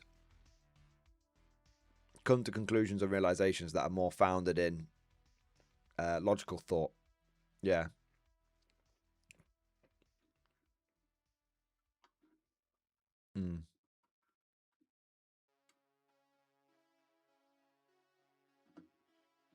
Yeah. I tell you what would be. I tell you what is kind of cool.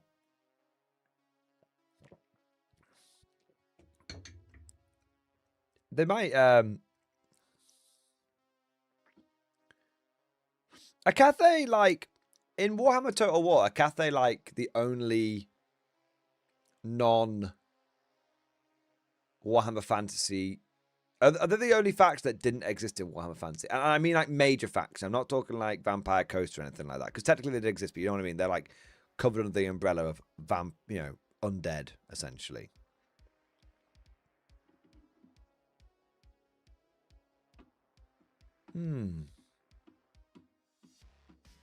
Interesting.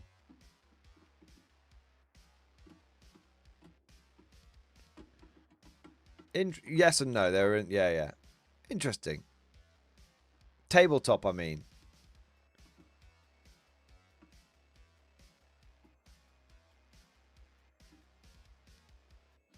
The existence of obscure lore. I guess the reason I ask is because eventually Cathay will be fleshed out. And then it'll be interesting to see where Games Workshop goes after that. Yeah. I feel like GW, they wanted to bring a totally new faction to the old world. And they were like, let's go something. If we're going to bring a new faction to the game that's not one of the legacy ones or legacy adjacent, let's go for this bad boy. The more I think about it, the more I think about it, the more I am, and this is not cope, the more I think it through logically, the more I am convinced that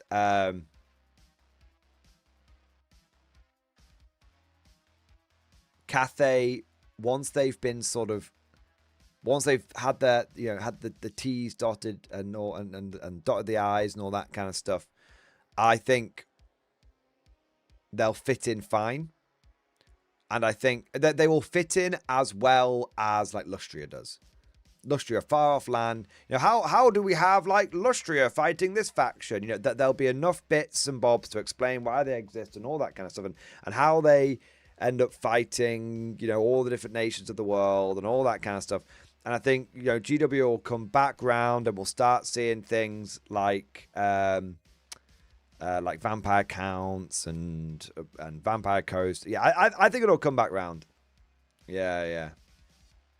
I think it'll come back round, and it'll all be fine. I think they will fit in. It'll be interesting to see if they continue to do flesh out some of the more obscure factions. Like, isn't Ind basically India? Yeah. They should, yeah, it'd be interesting if they do Ind. It'll be interesting, for India. It'll be interesting if they do Araby. That would be cool. Yeah. That would be really cool. So yeah, I hope they do continue to. I hope they continue, but I want them to bring back. I still feel very strongly they need to bring back the legacy factions. It doesn't matter how many of these little obscure factions they bring in and flesh it out. You need to have your foundation. You need to have your core done. The game is not going to feel right until vampire counts are back. It's just not. The game is not going to feel right until lizardmen are back. It's just not. Okay, we need those things. Yeah, so I think it's all well and good having these new ones. Totally up for it, but we need to get some of the OGs back as well. Yeah. And we need Skaven back. Yeah. That's what we need to do. I think it's that Jeep. I think it's that Deep GWs wanted to sell minis into China and didn't care how they fit in, similar to WoW and Pandas back in the day. Maybe a little bit, yeah. As soon as the kits are out of AOS, they'll come back. It just might take a while. Yeah. So I feel like as we just need those things to come back. Yeah. Skaven are heavily rumored to get Eshin refresh. This will be the last Monkey Fist model updated. A good chance Skaven get back to old world. I really hope they do. What they need to do is release all of the new Skaven models for AOS and then re-release all of the ones they got rid of back in old world. Like, I really like the Monkey Fist Night Runners and stuff. I do. But we need I think there's a little bit of Cathay fear, but actually it'll all just be. The game's only been out 2 years. Cathay's been dominating the headlines for. After you've had the last update. Once you've had the last update, they'll probably be pretty sorted at that point. Yeah. Yeah. The new ones are so much better. Disagree. You're wrong, Siriade.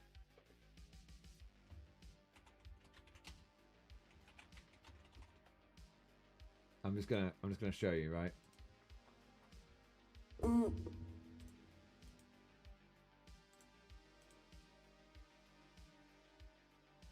I can prove it. Categorically. In a way that absolutely nobody will agree with me. But fuck them. They don't need to agree with me. I have conviction.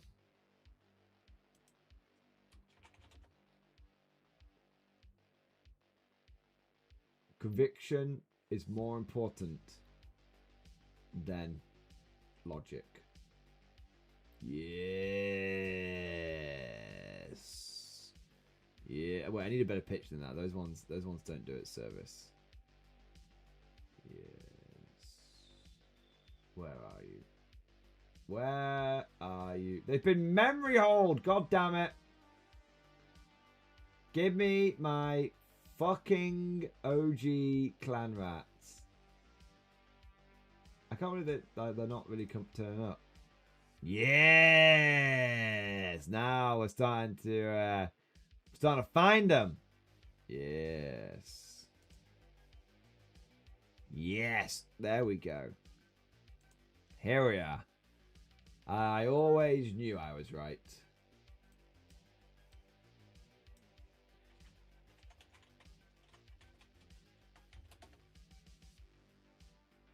And I still continue to be right. This is the thing. It's the thing. People may not like it, but I am just correct on this. Irrefutably, I am correct on this. No matter what arguments you may hear to the contrary. Okay.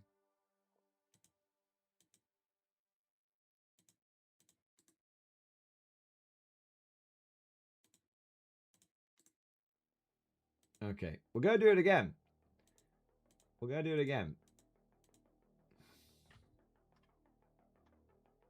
Alright. You might not like it, but I just have to keep teaching you these lessons, chat, until you eventually come to see the world my way.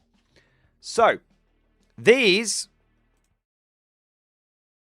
are the current clan rats. They look all right. You know, they've got some dynamic posing, a mixture of hand weapons, lots of mange and stuff on there. They're okay. Everyone thinks these are great. Everyone loves them. Everyone thinks they're great.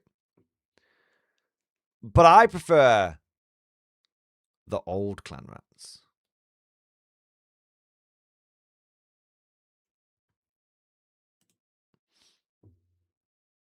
No.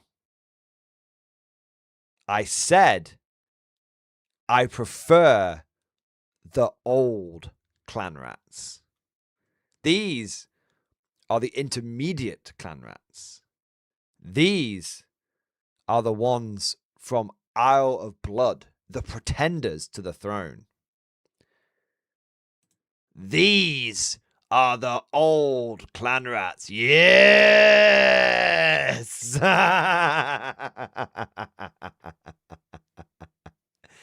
Big feet, big monkey ass hands, round ass shields, spears the size of a space shuttle. These are the true clan. Look at this guy. He's got a little cheeky grin on his face. Yes, there we go. Look at these look at these rats. Look at the muscles on this guy. He's absolutely hench. He's literally stacked. Look at the big, beefy, Katachan-esque muscles. This guy is snapping necks and cashing checks. He's snapping necks and cashing checks. These ones, wimpy, skinny arms, gerbil-ass looking motherfuckers. These ones, look how skinny the arm is, man. Look how skinny. Guy can barely lift his bongo basher above his head. You know? And look at the weapons they're equipped with. All assortment of rusty scrap. How is that spear meant to do anything? How is that even a spear? It's not. That's a spear you can get behind. That's a spear that puts hairs on your chest. Why do you think they're so strong and muscly? Because they need to heft those absolute giga spears above their heads.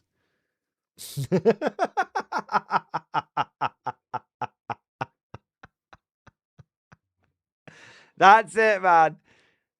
These are the Skaven clan rats for me. These are the Skaven clan rats of my childhood.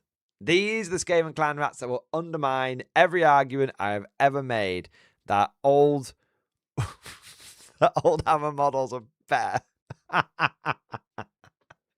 If you followed me on my old Skelly path, then you must follow me on my old clan rat path.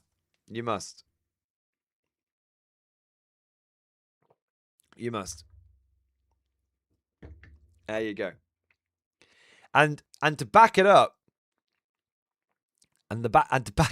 I also like the old Night Runners. Yes. Look at them. Now, these are hands strong enough to wring a neck. Yeah, it's like Gollum. You know, they can really bring that sort of pressure, that force to bear. Yeah. Look at those slings. Those slings are in HD. Yeah. There you are. Look, I can let the old skellies be, but these weird overgrown mutants, no way. Morty, what about the old Empire Spearmen and State Troops? Dude, the 6th edition ones, peak. Interesting, let's go through the demonettes. Well, we all know the Wandir's demonettes were absolute fucking... absolute wank bank material. There you are. Yeah, the older state troops. Best state troops.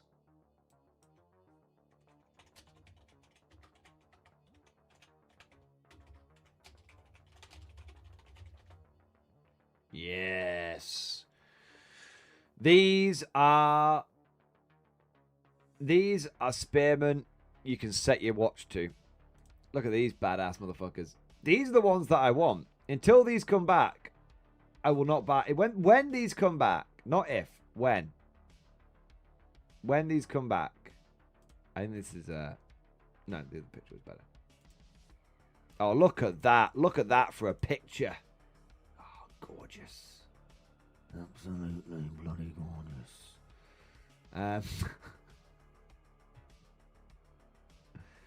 Yeah, here we go. I'm trying to see if I can... Oh, wow. Look at that. Oh, no, the picture's not very big. It might get bigger when I open it. No, it didn't. These... Fucking hell, these are zoomed in, these pictures. Right, 1 minute. These are the Empire Spearmen that we need to return to. Look at them. Big, giant, fuck-off, lion shield bastards. Look at those. That's what we need. Do you know those models came in 2 pieces? Maybe 3. I think everything but the... I feel like everything but the shield was 1 piece. And then you put the shield on. Yeah, those shields are cool, aren't they? Look at them in Talabheim colours. Very, very nice. They're the old spearmen we need. Yeah. The hands and the shield are separate. Fair enough. Swap the heads in their Cathay. You shut your dirty whore mouth! Alright. There you go. Robert Satis, I have a load you can have. I will bite your hand off for him. Not even kidding, man. DM me, bro. DM me. Let's make it happen. All right, what do we got next? What we got next? Where we got Macon. Thank you for super chat, man. Question: how different was Sixth Fantasy to the old one? Oh, hugely different, mate. Hugely. In so many ways. There was very little like monstrous infantry and monstrous cavalry. There wasn't things like Empire Demigryphs, for example. Like you still had like Minotaurs for the Beastmen, and there were like ogres and trolls, but that was basically it. Like for most people, like the monstrous cavalry you would come across would be a Pegasus Knight and a Dark Elf riding a Cold One, or a Lizardmen riding a Cold One. Basically, that was it. So, yeah, it was very like grounded in terms of its like fantasy, and it was smaller scale in terms of its like battles, and the magic was very different. Magic's very different, yeah, but it was good. It was very, very, very, very good, but a lot of people probably... Also, we got Storm of Chaos rather than the End Times, so it's infinitely better.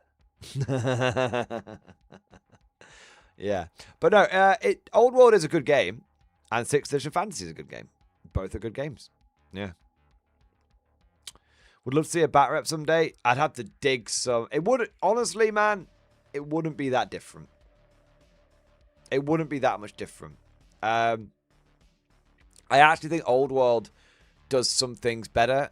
Like, in Fantasy, if you lost a round of combat, like, and then just failed, like, your leadership test, you just, like, broke and just got ran down. So, it was actually a little bit more, like, run in, crash, die. Units exploded a lot more. One of the best bits about Old World is the fall back in good order and the give ground mechanics. That's frankly, that's some of the best bits about it. Yeah. And it would be hard to go away from that again. It would be. Yeah. So yeah, I do think Old World does some really, really, really good stuff. Yeah, it does some really, really good stuff. Cosmic Drew, thank you for super chat, man. Hey, I got one more question regarding tea. She goes, no, I'm not answering anything. Stop it. Okay, I need advice. My kidney is hurting. I need to make some tea. What's the best way to boil it? I have a pot, a bag of water. Just boil it on the mug. You said a kettle, but I found a style helm. I think that's about the same thing. What's the best way? Should I boil it? You have a bag of water. You know what? Just turn that. I can't say that. Okay. I was gonna... Oh, I said turn that sucker on, but don't do that. I will tell you exactly how I can ease your kidney pain.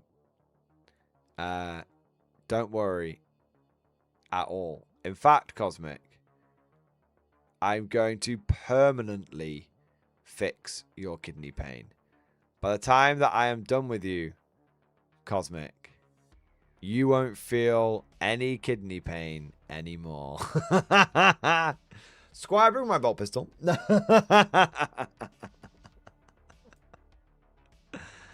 You'll have to come to get me in Wisconsin. No, man. I think I can just come and get you right now. Bam!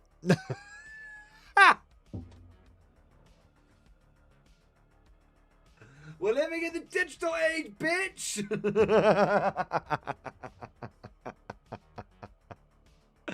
All right. Got him! Got him! There you go. What we got next? The funny thing is, the next super chat is Cosmic's. So we'll have to wait for him to come back. But there we go. He only went away for what? It was literally a 1 minute timeout. There you go. Wasn't even like a 5 minute or anything like that. All right. Who's Cosmic? Exactly. Exactly. Is Cosmic purple now? He is purple now. Yes, that's true. He's a purple orc. There you are. All right. What have we got next? The Legend. Thank you, Super Man. Only the last meme was about Japan, though. All right. I don't know if I trust you, though, but I'll take a look. I want to say a big thank you to Sir Newbie. Thank you for Super Chat, man. Small hobby update, discussion, and drink the bloody tea. I'm drinking the tea. It's these bloody Americans that won't stop doing it wrong. I'm sorry. All right. Let's have a look. Evening all, small update. Been quite a draining last few weeks of work, which I now dread and loathe, but still need that money for more plastic crack. Yes. Talking about plastic crack, I finished up another 10 Krieg Guardsmen, the 49th, 20 out of 80 Guardsmen painted. It's already 60 to go before the models. Hope to get the 10 by the end of the week, but I'm not rushing myself anymore. Can take my time and get them ready for 11th. Yeah, I have an RTT in a few weeks, but it will be my first and maybe last game of 10th. Hey, it's fair enough. Also, side on Old World, I like the Tiger Wars, but I agree. Legend Faction should be done first. If we still got SBQ and I mostly play Old World for chill vibes. Never gonna sweat it at RTTs and such. Old World to me is my narrative and vibe where I like 40k to have some vibe. I understand people play it to crunch the numbers and grind it till they win. I wish they fucking wouldn't. I wish they'd get it back to being a vibe game. Yeah. But no, I agree. I think you can see things like Old World is a vibe game. I just don't play Old World with, like if they release something fucked up for Old World, I just go, yeah, I'm not engaging with that. And because the game is like very tribal, very localized in terms of its community. It's not like, oh, I'm going to be forced to play against Cathay anytime soon, or I'm going to be forced to play against some other random bullshit. That it's just like we're just not going to engage with that. Yeah. Hey, looking good, man. Yeah, take your time, pay him up. Yeah, there is still nothing in any GW game that compares to a completed Platoon of Guardsmen. There's still nothing to it. Keep your Space Marine bollocks, keep your Primaris bollocks, keep your Cathay bollocks, keep your fucking Votam bollocks, keep all your bollocks, GW. Your Catan bollocks, I don't give a fuck. Get rid of all that. Don't give a fuck. There's nothing in this game which beats the peak of a Platoon of Guardsmen. Nothing. Doesn't matter what game system it is. Doesn't matter what GW does. There's nothing that beats a Platoon of Guardsmen. The only thing that matches it is a brick of state troops. That's the only thing. There you go. That's the only thing. So yeah, man, I love it. Excellent work. We got some memes in here, but apparently I can't show the last one off. All right, let's have a look. In fact, I'm going to pre-watch. Fucking out. 1 minute. Jesus, I'm going to pre-watch them.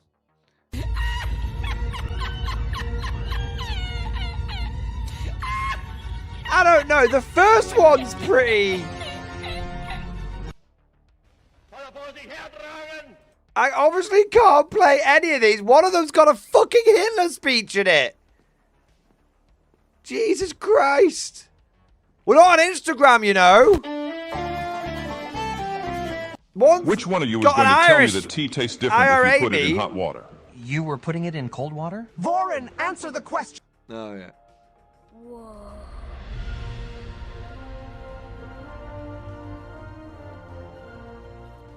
Oh, man.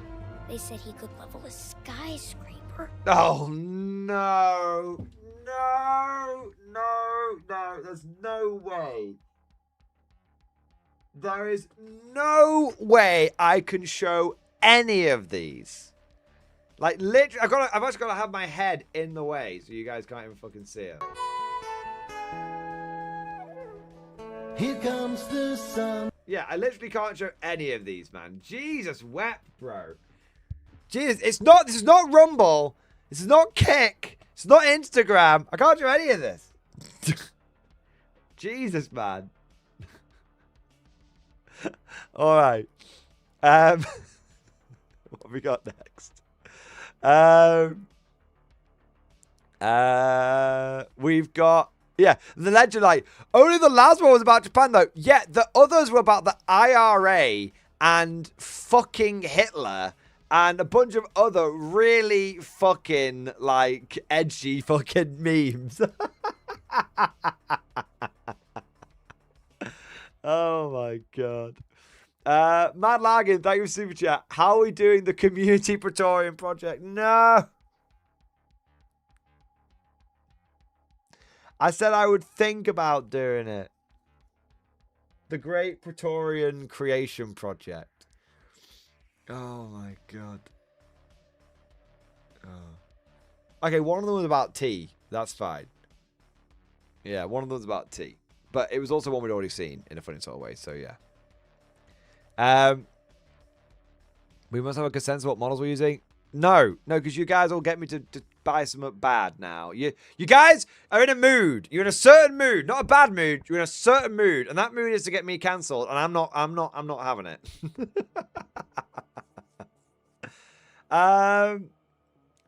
Marshall Lord, thank you for 28 months, man. X-Force, baby, double X-Force. Until I get East India Company or Monkey King, thumbs down. Was that for Old World? I mean, I'm pretty certain. I don't know if the East India Company was ever in Old World. But Ind, I think Ind and having like a Monkey King and that kind of stuff could be kind of cool. Yeah. There you go. I just spilt a bunch of... because I presume that would be where the Monkey King was from. If it's from another part of Old World, let me know. Yeah. That'd be kind of cool. I think Chinese history has got some really, really cool mythology to it. I think Indian mythology has got some really, really cool aspects to it. Yeah. Yeah, I think there's a lot. Mythology and stuff in general is cool. We need some, you know what we're missing? We need some Greek mythology. Yes. We've got Egyptian with Tomb Kings. Yeah, it'd be cool to have like... Well, I guess that could come from... is there any Greek mythology in fantasy? Just be Zeus trying to bang everyone and everything. I don't see a problem with this. Yeah. Yeah. Fleshed out Araby would be really cool. Yeah, that'd be really, really cool. I always loved. I mean, there's a lot of different ways you could do it. Yeah. Roman Empire, yeah, that'd be kind of cool. There's a lot of different areas you can touch.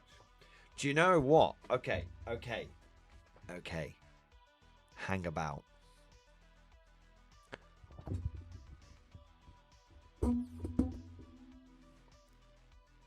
This may be a black ships moment. Or maybe I have been sniffing too much glue. But what if we got... This literally just popped into my head. Why are we asking for these things to come to Old World? These are things which GW has never touched.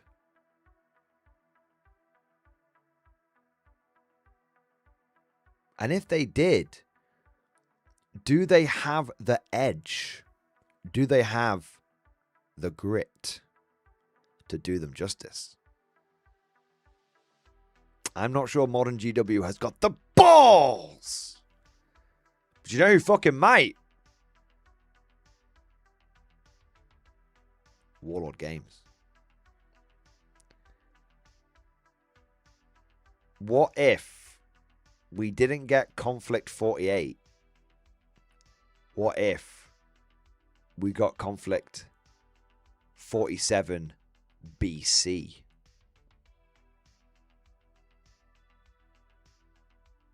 What if they conflicted up their Hail Caesar range?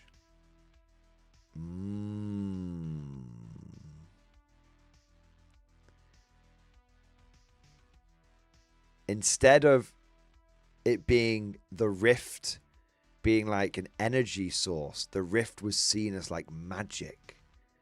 And they didn't know that it was what it was because of the time.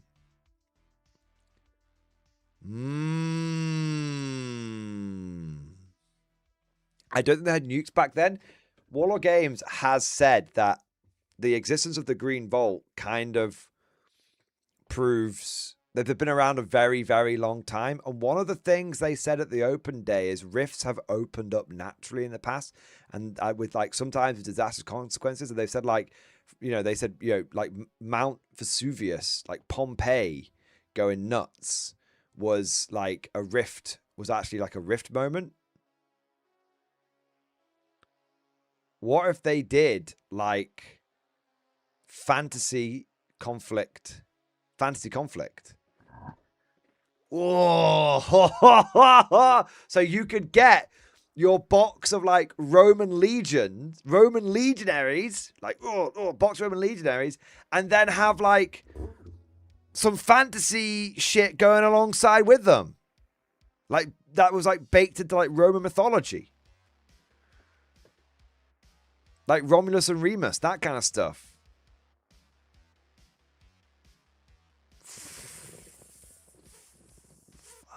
Fuck. That's kind of cool. What if?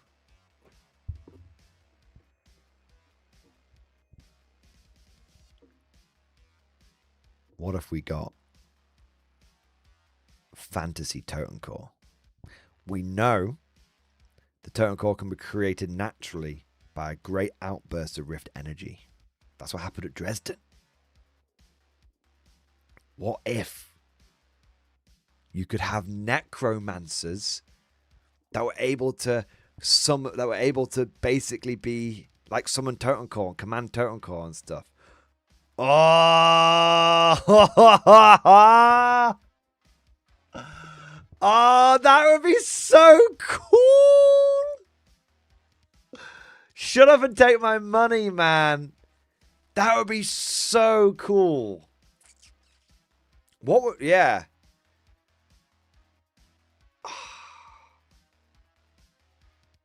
That would be really, really cool. That would be really, really cool. This is pure fantasy, and I am indulging it. Yeah. I could just picture John Sallard watching and saying, we work with this man? Go down to do this idea. Cosmic, I'm going. It's already my headcanon that the Rift has run parallel to our world for a very long time, and that many of the various otherworldly beliefs of the world were driven by those who could see it. Amazing. That's, yeah. Scribbers, what about a special card who's a carpenter who can do magic? Well, he can turn water into wine. I am going to tell you right now, if they make fucking Konflikt Jesus, I am in.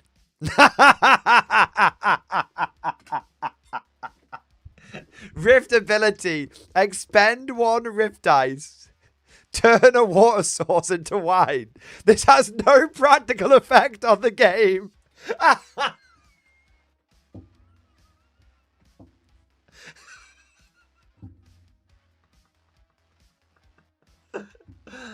Special ability return after 3 turns when you die. That's brilliant. That is brilliant, Sparrow. That's actually brilliant, man. Place the Jesus model on his side.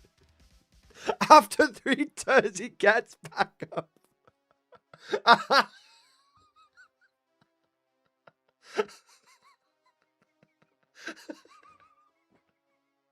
I can't breathe. I can't breathe. Oh, no. Oh, no. That almost has to... Romans get lethal hits against him. Oh, no. That's almost too good, isn't it? Yeah. He could move freely over any water terrain, of course. Of course, yeah. Yeah. Yeah. Units crossing the wine feet to become drunk, yeah. Rift power Jesus. You see, you know what we'd end up with? 1 minute. This is what we'd end up with, and I would actually love it. Brothers, my time with you is almost over. But for now, let us eat.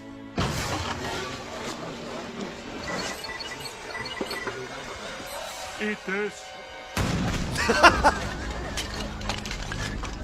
This is the preview. This is the trailer. I already told you I'm supposed to die for the sins of mankind.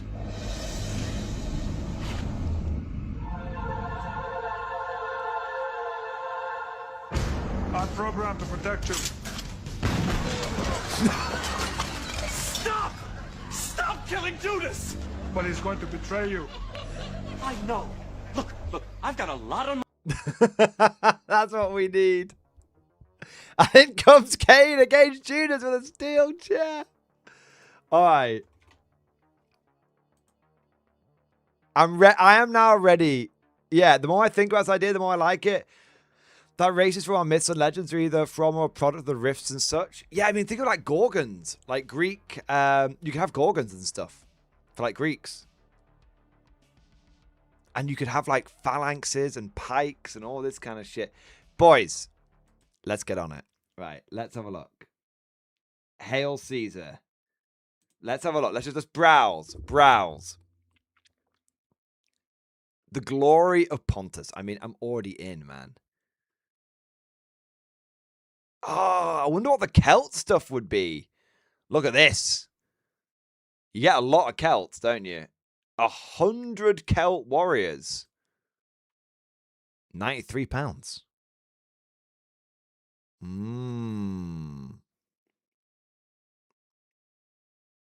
Konflikt BC. Yeah, man.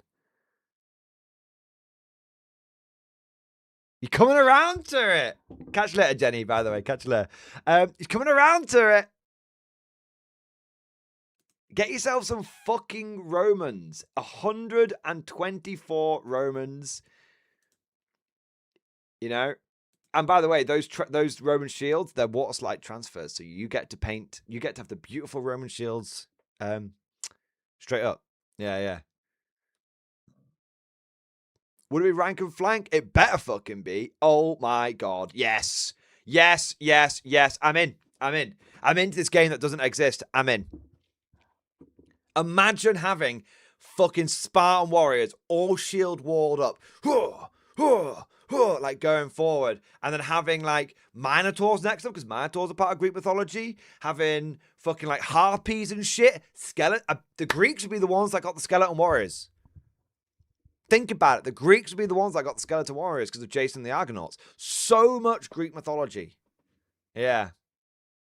Think about Norse mythology. Great point, 6 foot angle draw. Norse mythology. Think about Age of Mythology, but board game massively expanded.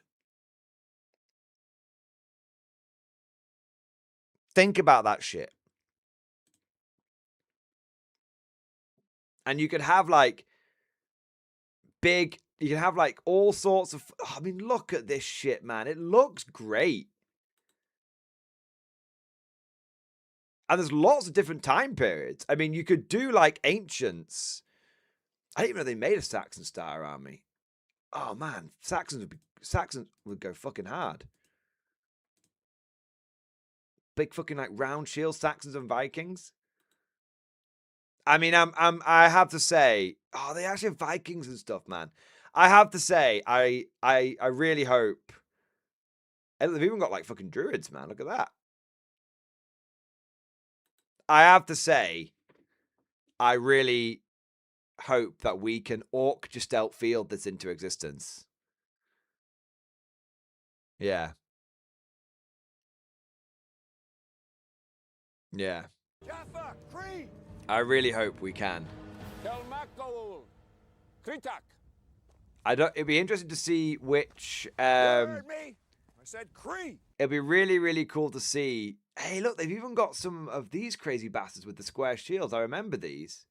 I think this is like Bronze Age shit, man. I think some of this is more. I think this is made out of metal, though. Yeah, yeah. So this is why it's not. This is why it's not quite a good a deal.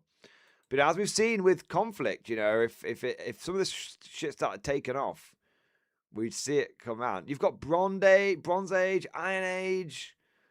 You've got fucking medieval shit. It'd be interesting to see if they blended it all together or if they kept, you know. Well, with Hail Caesar, to be fair, Hail Caesar is a very comprehensive rule set. It does cover everything, so you can kind of have whoever you want fighting whoever you want. Yeah. Yeah. Konflikt Napoleon would go insanely hard. Oh. Yeah. HMS Victory, but with rift guns.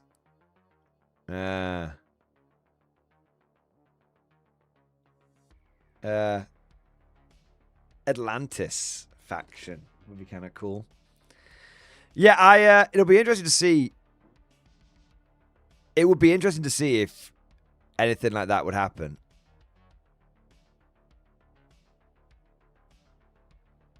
Oh my god. Who knows? Boys, who fucking knows? I don't think if it, you know, Konflikt Crusades. Yeah, that's cool, man.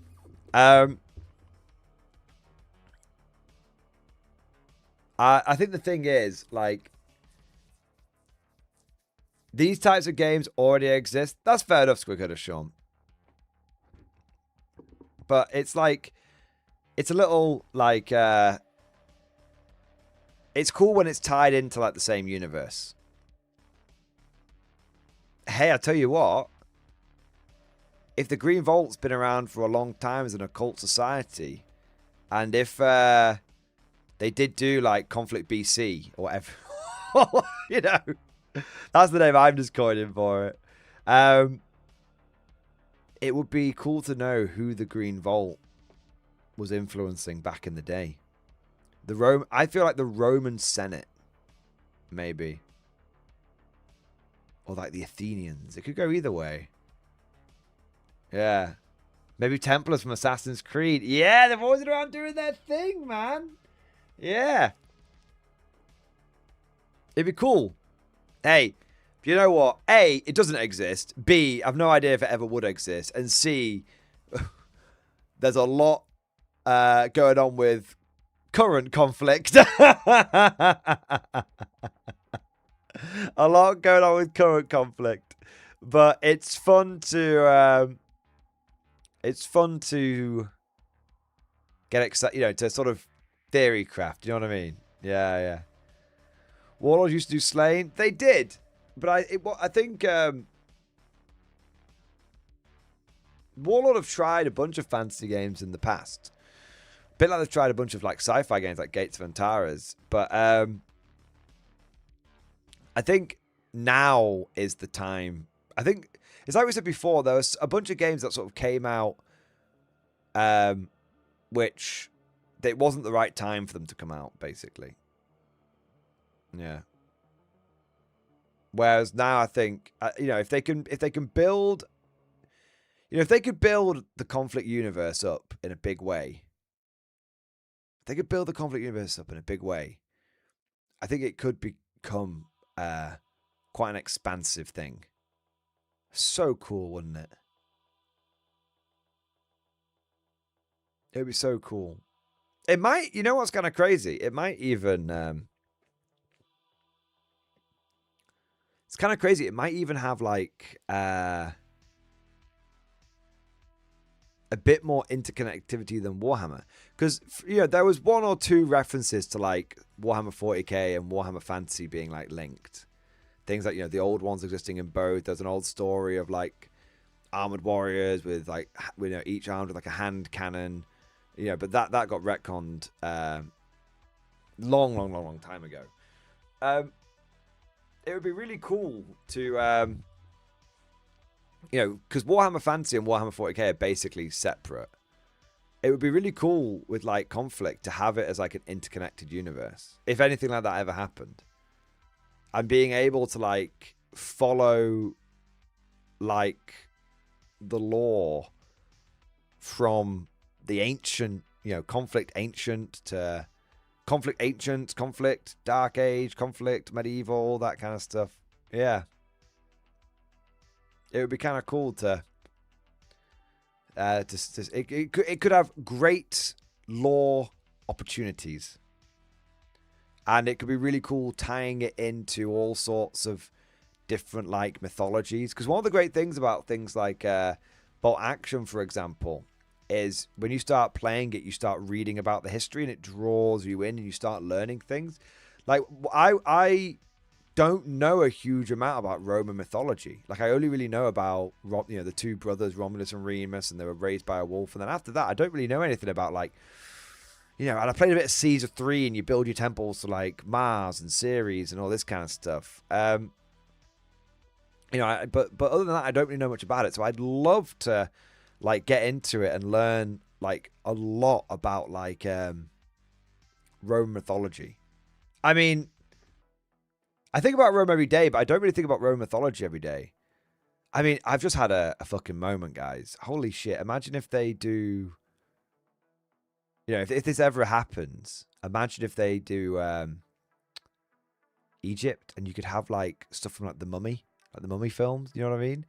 Like, you could have actual mummies, but you could also have stuff like, you know, like horror, like from Age of Mythology, like Anubis warriors and Horus warriors and stuff like that. Yeah, it'd be really cool. Age of Myth, yeah, it'd be really, really cool.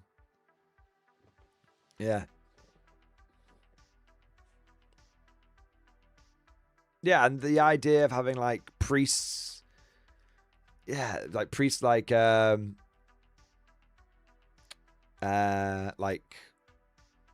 priest to Mars or a priest to like Set, depending on like which mythology we're talking about, obviously.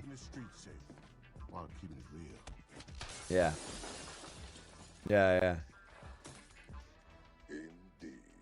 A rift scarab swarm, like, yeah, like, so you get the little scarabs like from the Mummy and stuff like that.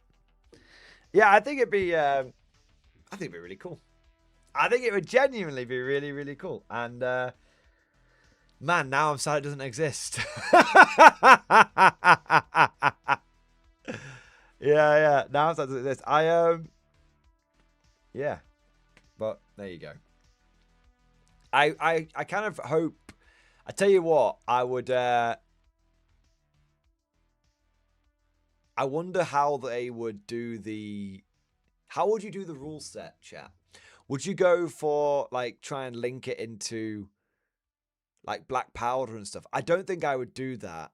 I think I would try and I don't know, but would the bolt action like dice bag rule set work with that? I think it would do, because you could have like pull out a dice, push one part of your army forward, or pull out a dice, activate like a command model and push several parts of your army forward. I think you could still have things like the dice bag mechanic. It would be interesting, like, because obviously there's no like weapon skill or anything. I mean, you could basically do it. Yeah, if you can think of it as a game, Osprey probably already published it. That's true. Yeah, dice bag could work. Melee would have to be reworked massively. You couldn't be like one side just like breaks. That gets wankered. Yeah, you couldn't really do it like that. Who knows? It's Justin. Get him. All right, now I've got to catch one some super chats. I'm really far behind, and I can't do another 8-hour stream. I'm wrapping up soon. We've got what was it? We've got Mike P. Thank you for super chat, man. Mordian, something for you in stream discussion. No kettles. As everyone else would pick on you, here's something that brightens you up very early morning. Files on YouTube. It's clean, no kettles. It's a film, so not sure if you can play it on stream, but you start at the right place. I can't. If it's, I don't think I'll be able to show it on stream.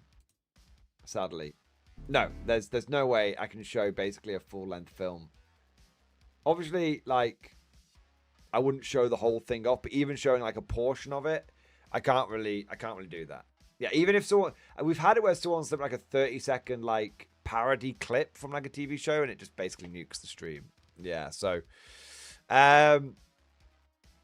yeah, sadly I won't be able to show it, but I've got it open and I'll take a look at it when I've got some time. Yeah.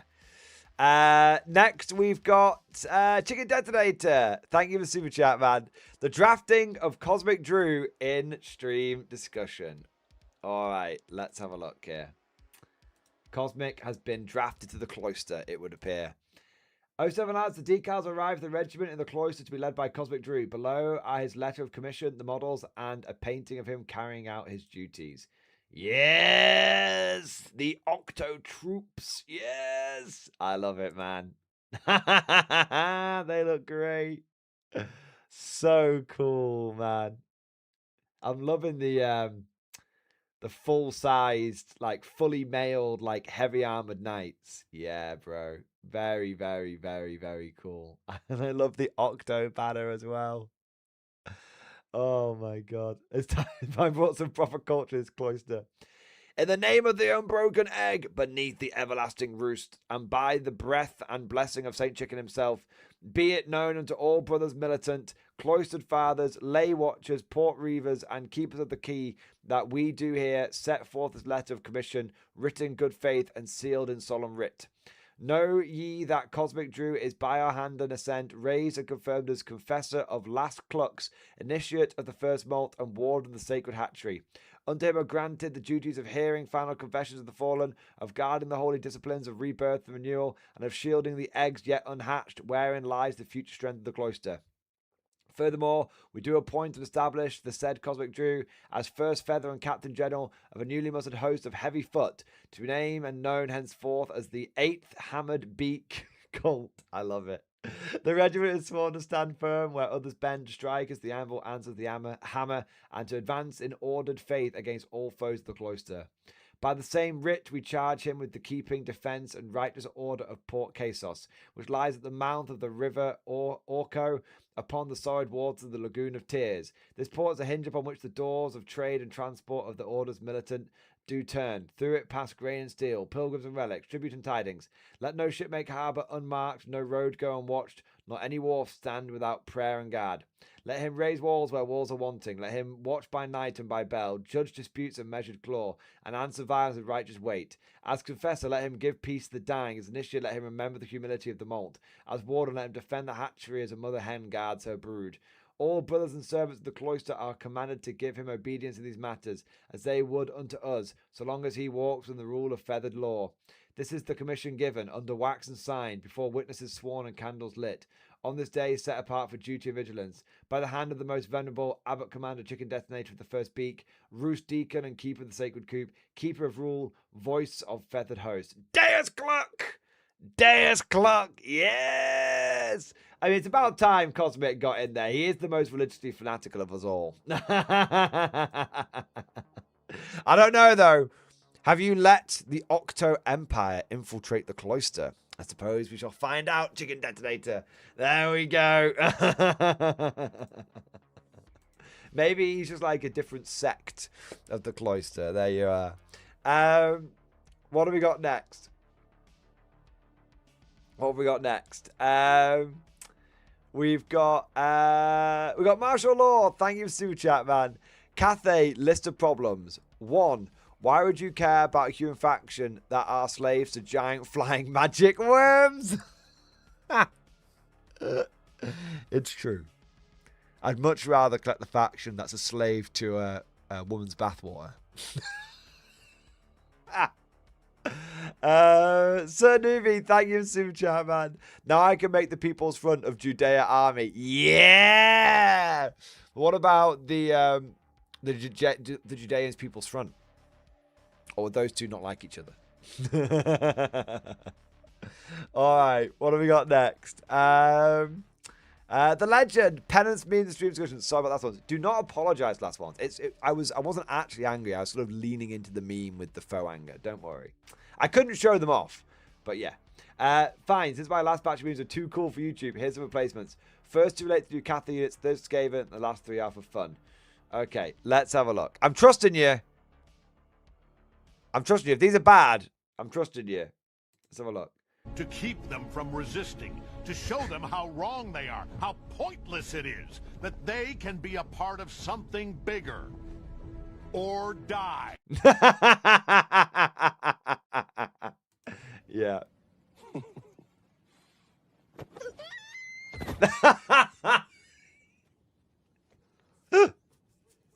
Yeah, to anyone who turns up with the new Cathay furry shit.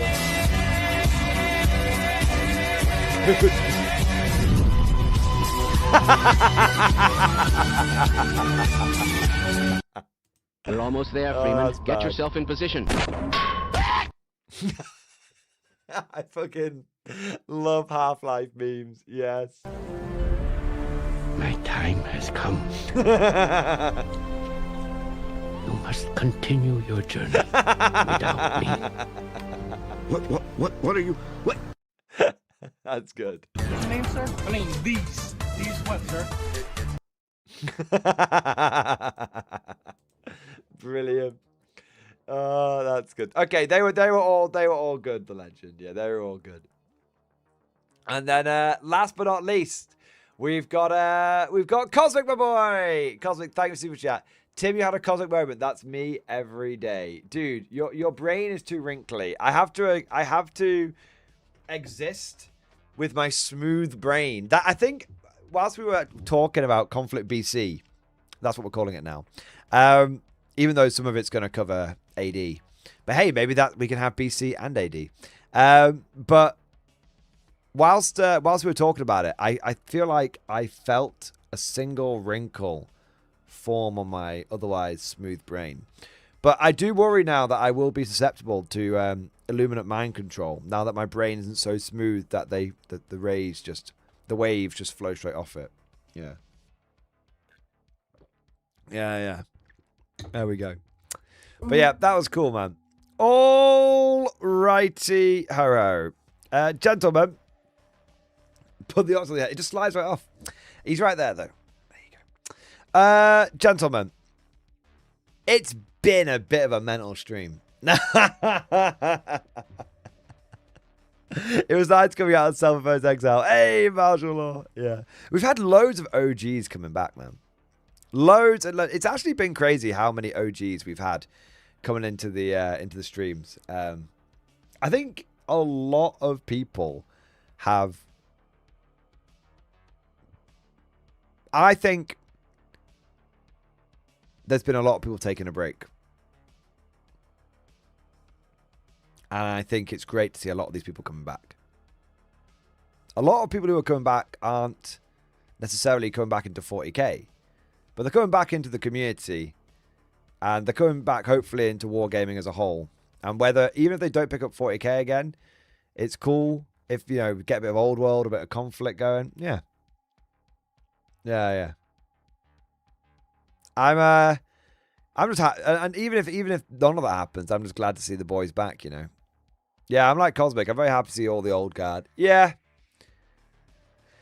I think there was an element of people being a bit burned out. I think there's an element of last year was a pretty mental year in general, especially like there was a lot of, I think it felt very busy at the end of last year and everything. And it's cool to see people, it feels a little bit like squad morale restored. Yeah. And I think a great example of that today was us looking at the Cathay stuff. You know, there was an element of like, hey, I'm not sure how I feel about this. And then we kind of like I bounced ideas off chat. I worked through it. You guys threw some things at me. I threw some things at you. And we got to the end of it. We're like, it's probably fine. We're all just... you know what? It comes back to that quote from Nostalgia Vivek. It really, really does. I've said it a few times, and it comes back to that quote. GW has got their fans... No, I don't know if fans is the right term. GW has got their community acting like a whipped dog, ready for the next beating. Yeah. And I think actually we sort of came through the other side of that and we were like, hey, you know what? Let's not give in to the salt. Let's not try and see the salt everywhere. Maybe there's some salt here, maybe there isn't, but let's work through it. You know what? Actually, it's fine. It's legit. Yeah. Yeah. And so I provided nothing constructive, Mark, Talent Land. Yeah, but you did, Mark, because you were like, I don't give a fuck about this Cathay shit. It's a bag of shit. I'm just going to continue playing with my mates and fuck them. And it's like, that's actually really healthy and really good and really positive. Yeah. Yeah. So yeah, I think it was a good stream. And we went on for like 2 hours about kettles, which is clearly peak wargaming content. I tell you what though, I am now properly like I'm like jonesing for Konflikt fucking BC. I'm jonesing for a game that doesn't exist, man. I just love the idea of having like Greek. I could just see like the Greek. I can see the Greek mythology army in my head. You know what I mean? And it just doesn't exist. But yeah. So yeah. Martial law, what's that? Do you mean like what's Konflikt 47 in general, or what's Konflikt BC? Because Konflikt BC doesn't exist. It was a game that we were theory crafting about and like chatting bollocks about. Konflikt 47, well, the stream just got extended by an hour. If you want to tell you about that game. Yeah. Oh, what's a kettle? Oh, fuck. Well, apparently, according to Americans, Cosmic's answer still stands. Yeah. There we go. There we are. Whichever faction has control of Bubo, the mechanical owl wins. Isn't that from is that Jason the Argonaut or something? I can't remember.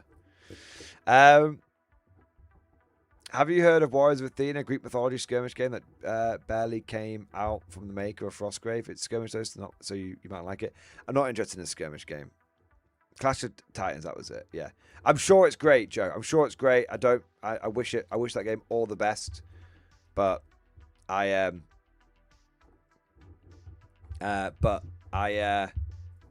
want a big rank and flank kind of game. Yeah. All right. I want a big rank and flank game. Yeah. I'm loving it, man. Yeah, bedtime for me. Have fun with the K47 bonus hour. I'm not doing it. I'm not doing it. I was only teasing. I'm going to bed.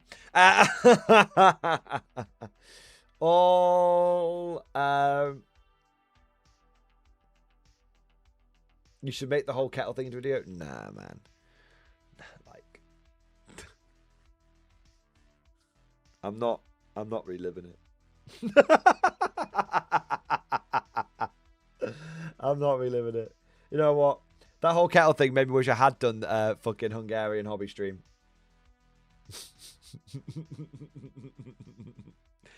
All righty ho ho. I think it's time to wrap this bad boy up. Ladies and gentlemen,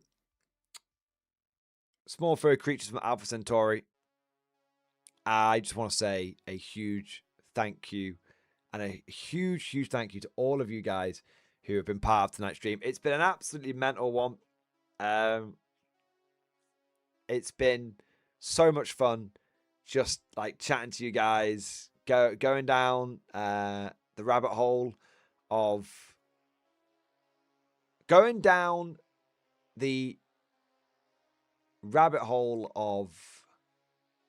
Konflikt BC, avoiding the beef of Old World, not giving in to the beef, and not actually having a... did you guys notice? Actually, before I go, did you guys notice? Cosmic, I actually kind of want a gold sticker. I'm fishing for a gold sticker.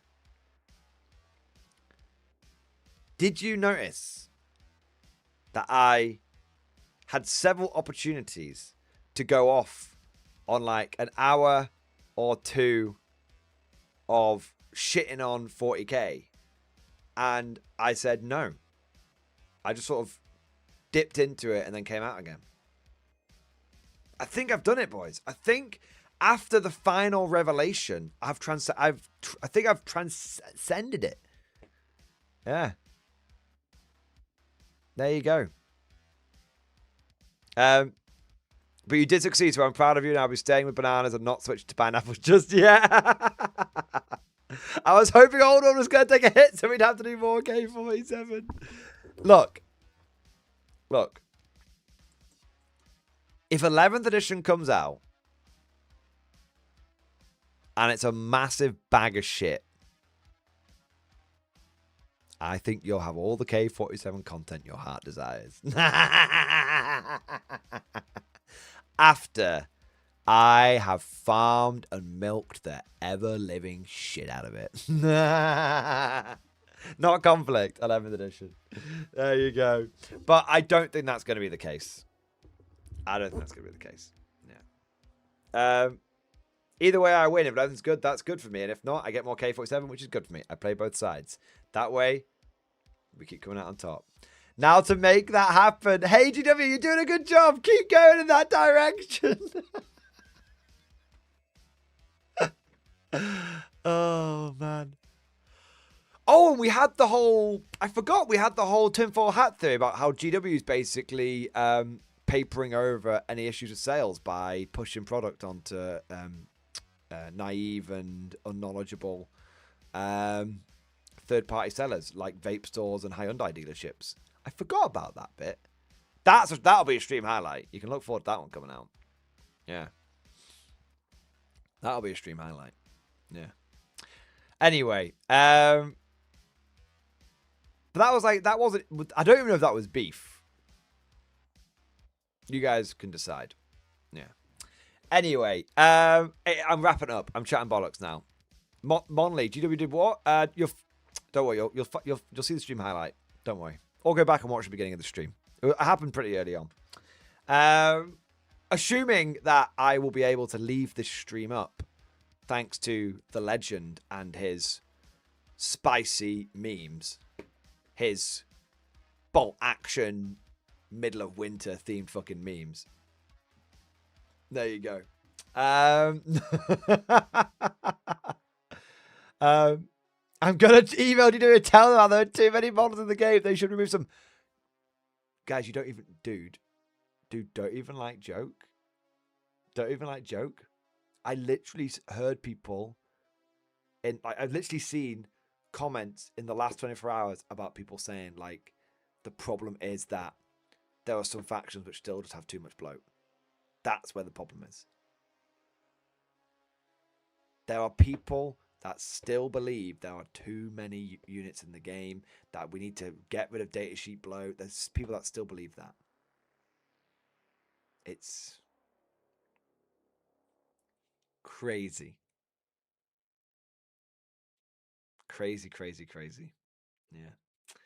Anyway, we must move on. We know these are people who that clearly live on a different plane of existence to us. So, you know, what maybe they're gonna maybe those people are gonna end up influencing GW. Hopefully not. Yeah. Anyway, let's go.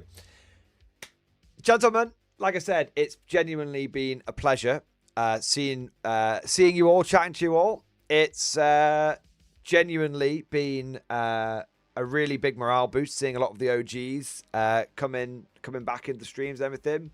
And it's genuinely been awesome deep diving into foil, salt, beef, old world, conflict, and all of that amazing stuff. And yeah, I just want to say a huge thank you to everyone who joined today's stream. A huge thank you to everyone who liked today's stream. A huge thank you to everyone that subscribed during the stream. And of course, chatted away. And of course, everyone who went above and beyond the Call of Duty. Lots of support, all of that stuff. It's been absolutely popping off all stream. So it's absolutely amazing. You guys, once again, I'm fucking blown away by the generosity of this community. So massive, massive shout out to all of you beautiful, crazy bastards who have been supporting today. Thank you. But with all of that said, I'm going to wrap things up. I feel like I need a song to play us out. I might have the perfect one.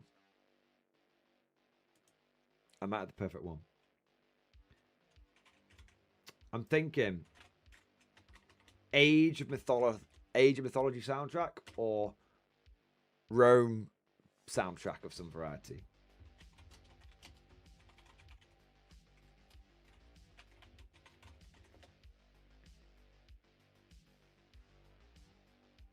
I don't know which would be like the best song.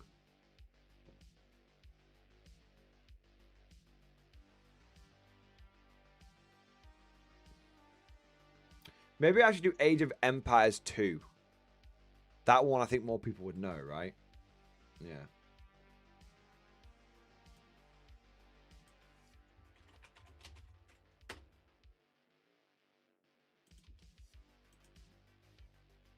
Yeah, we'll have that one. It's only a minute long.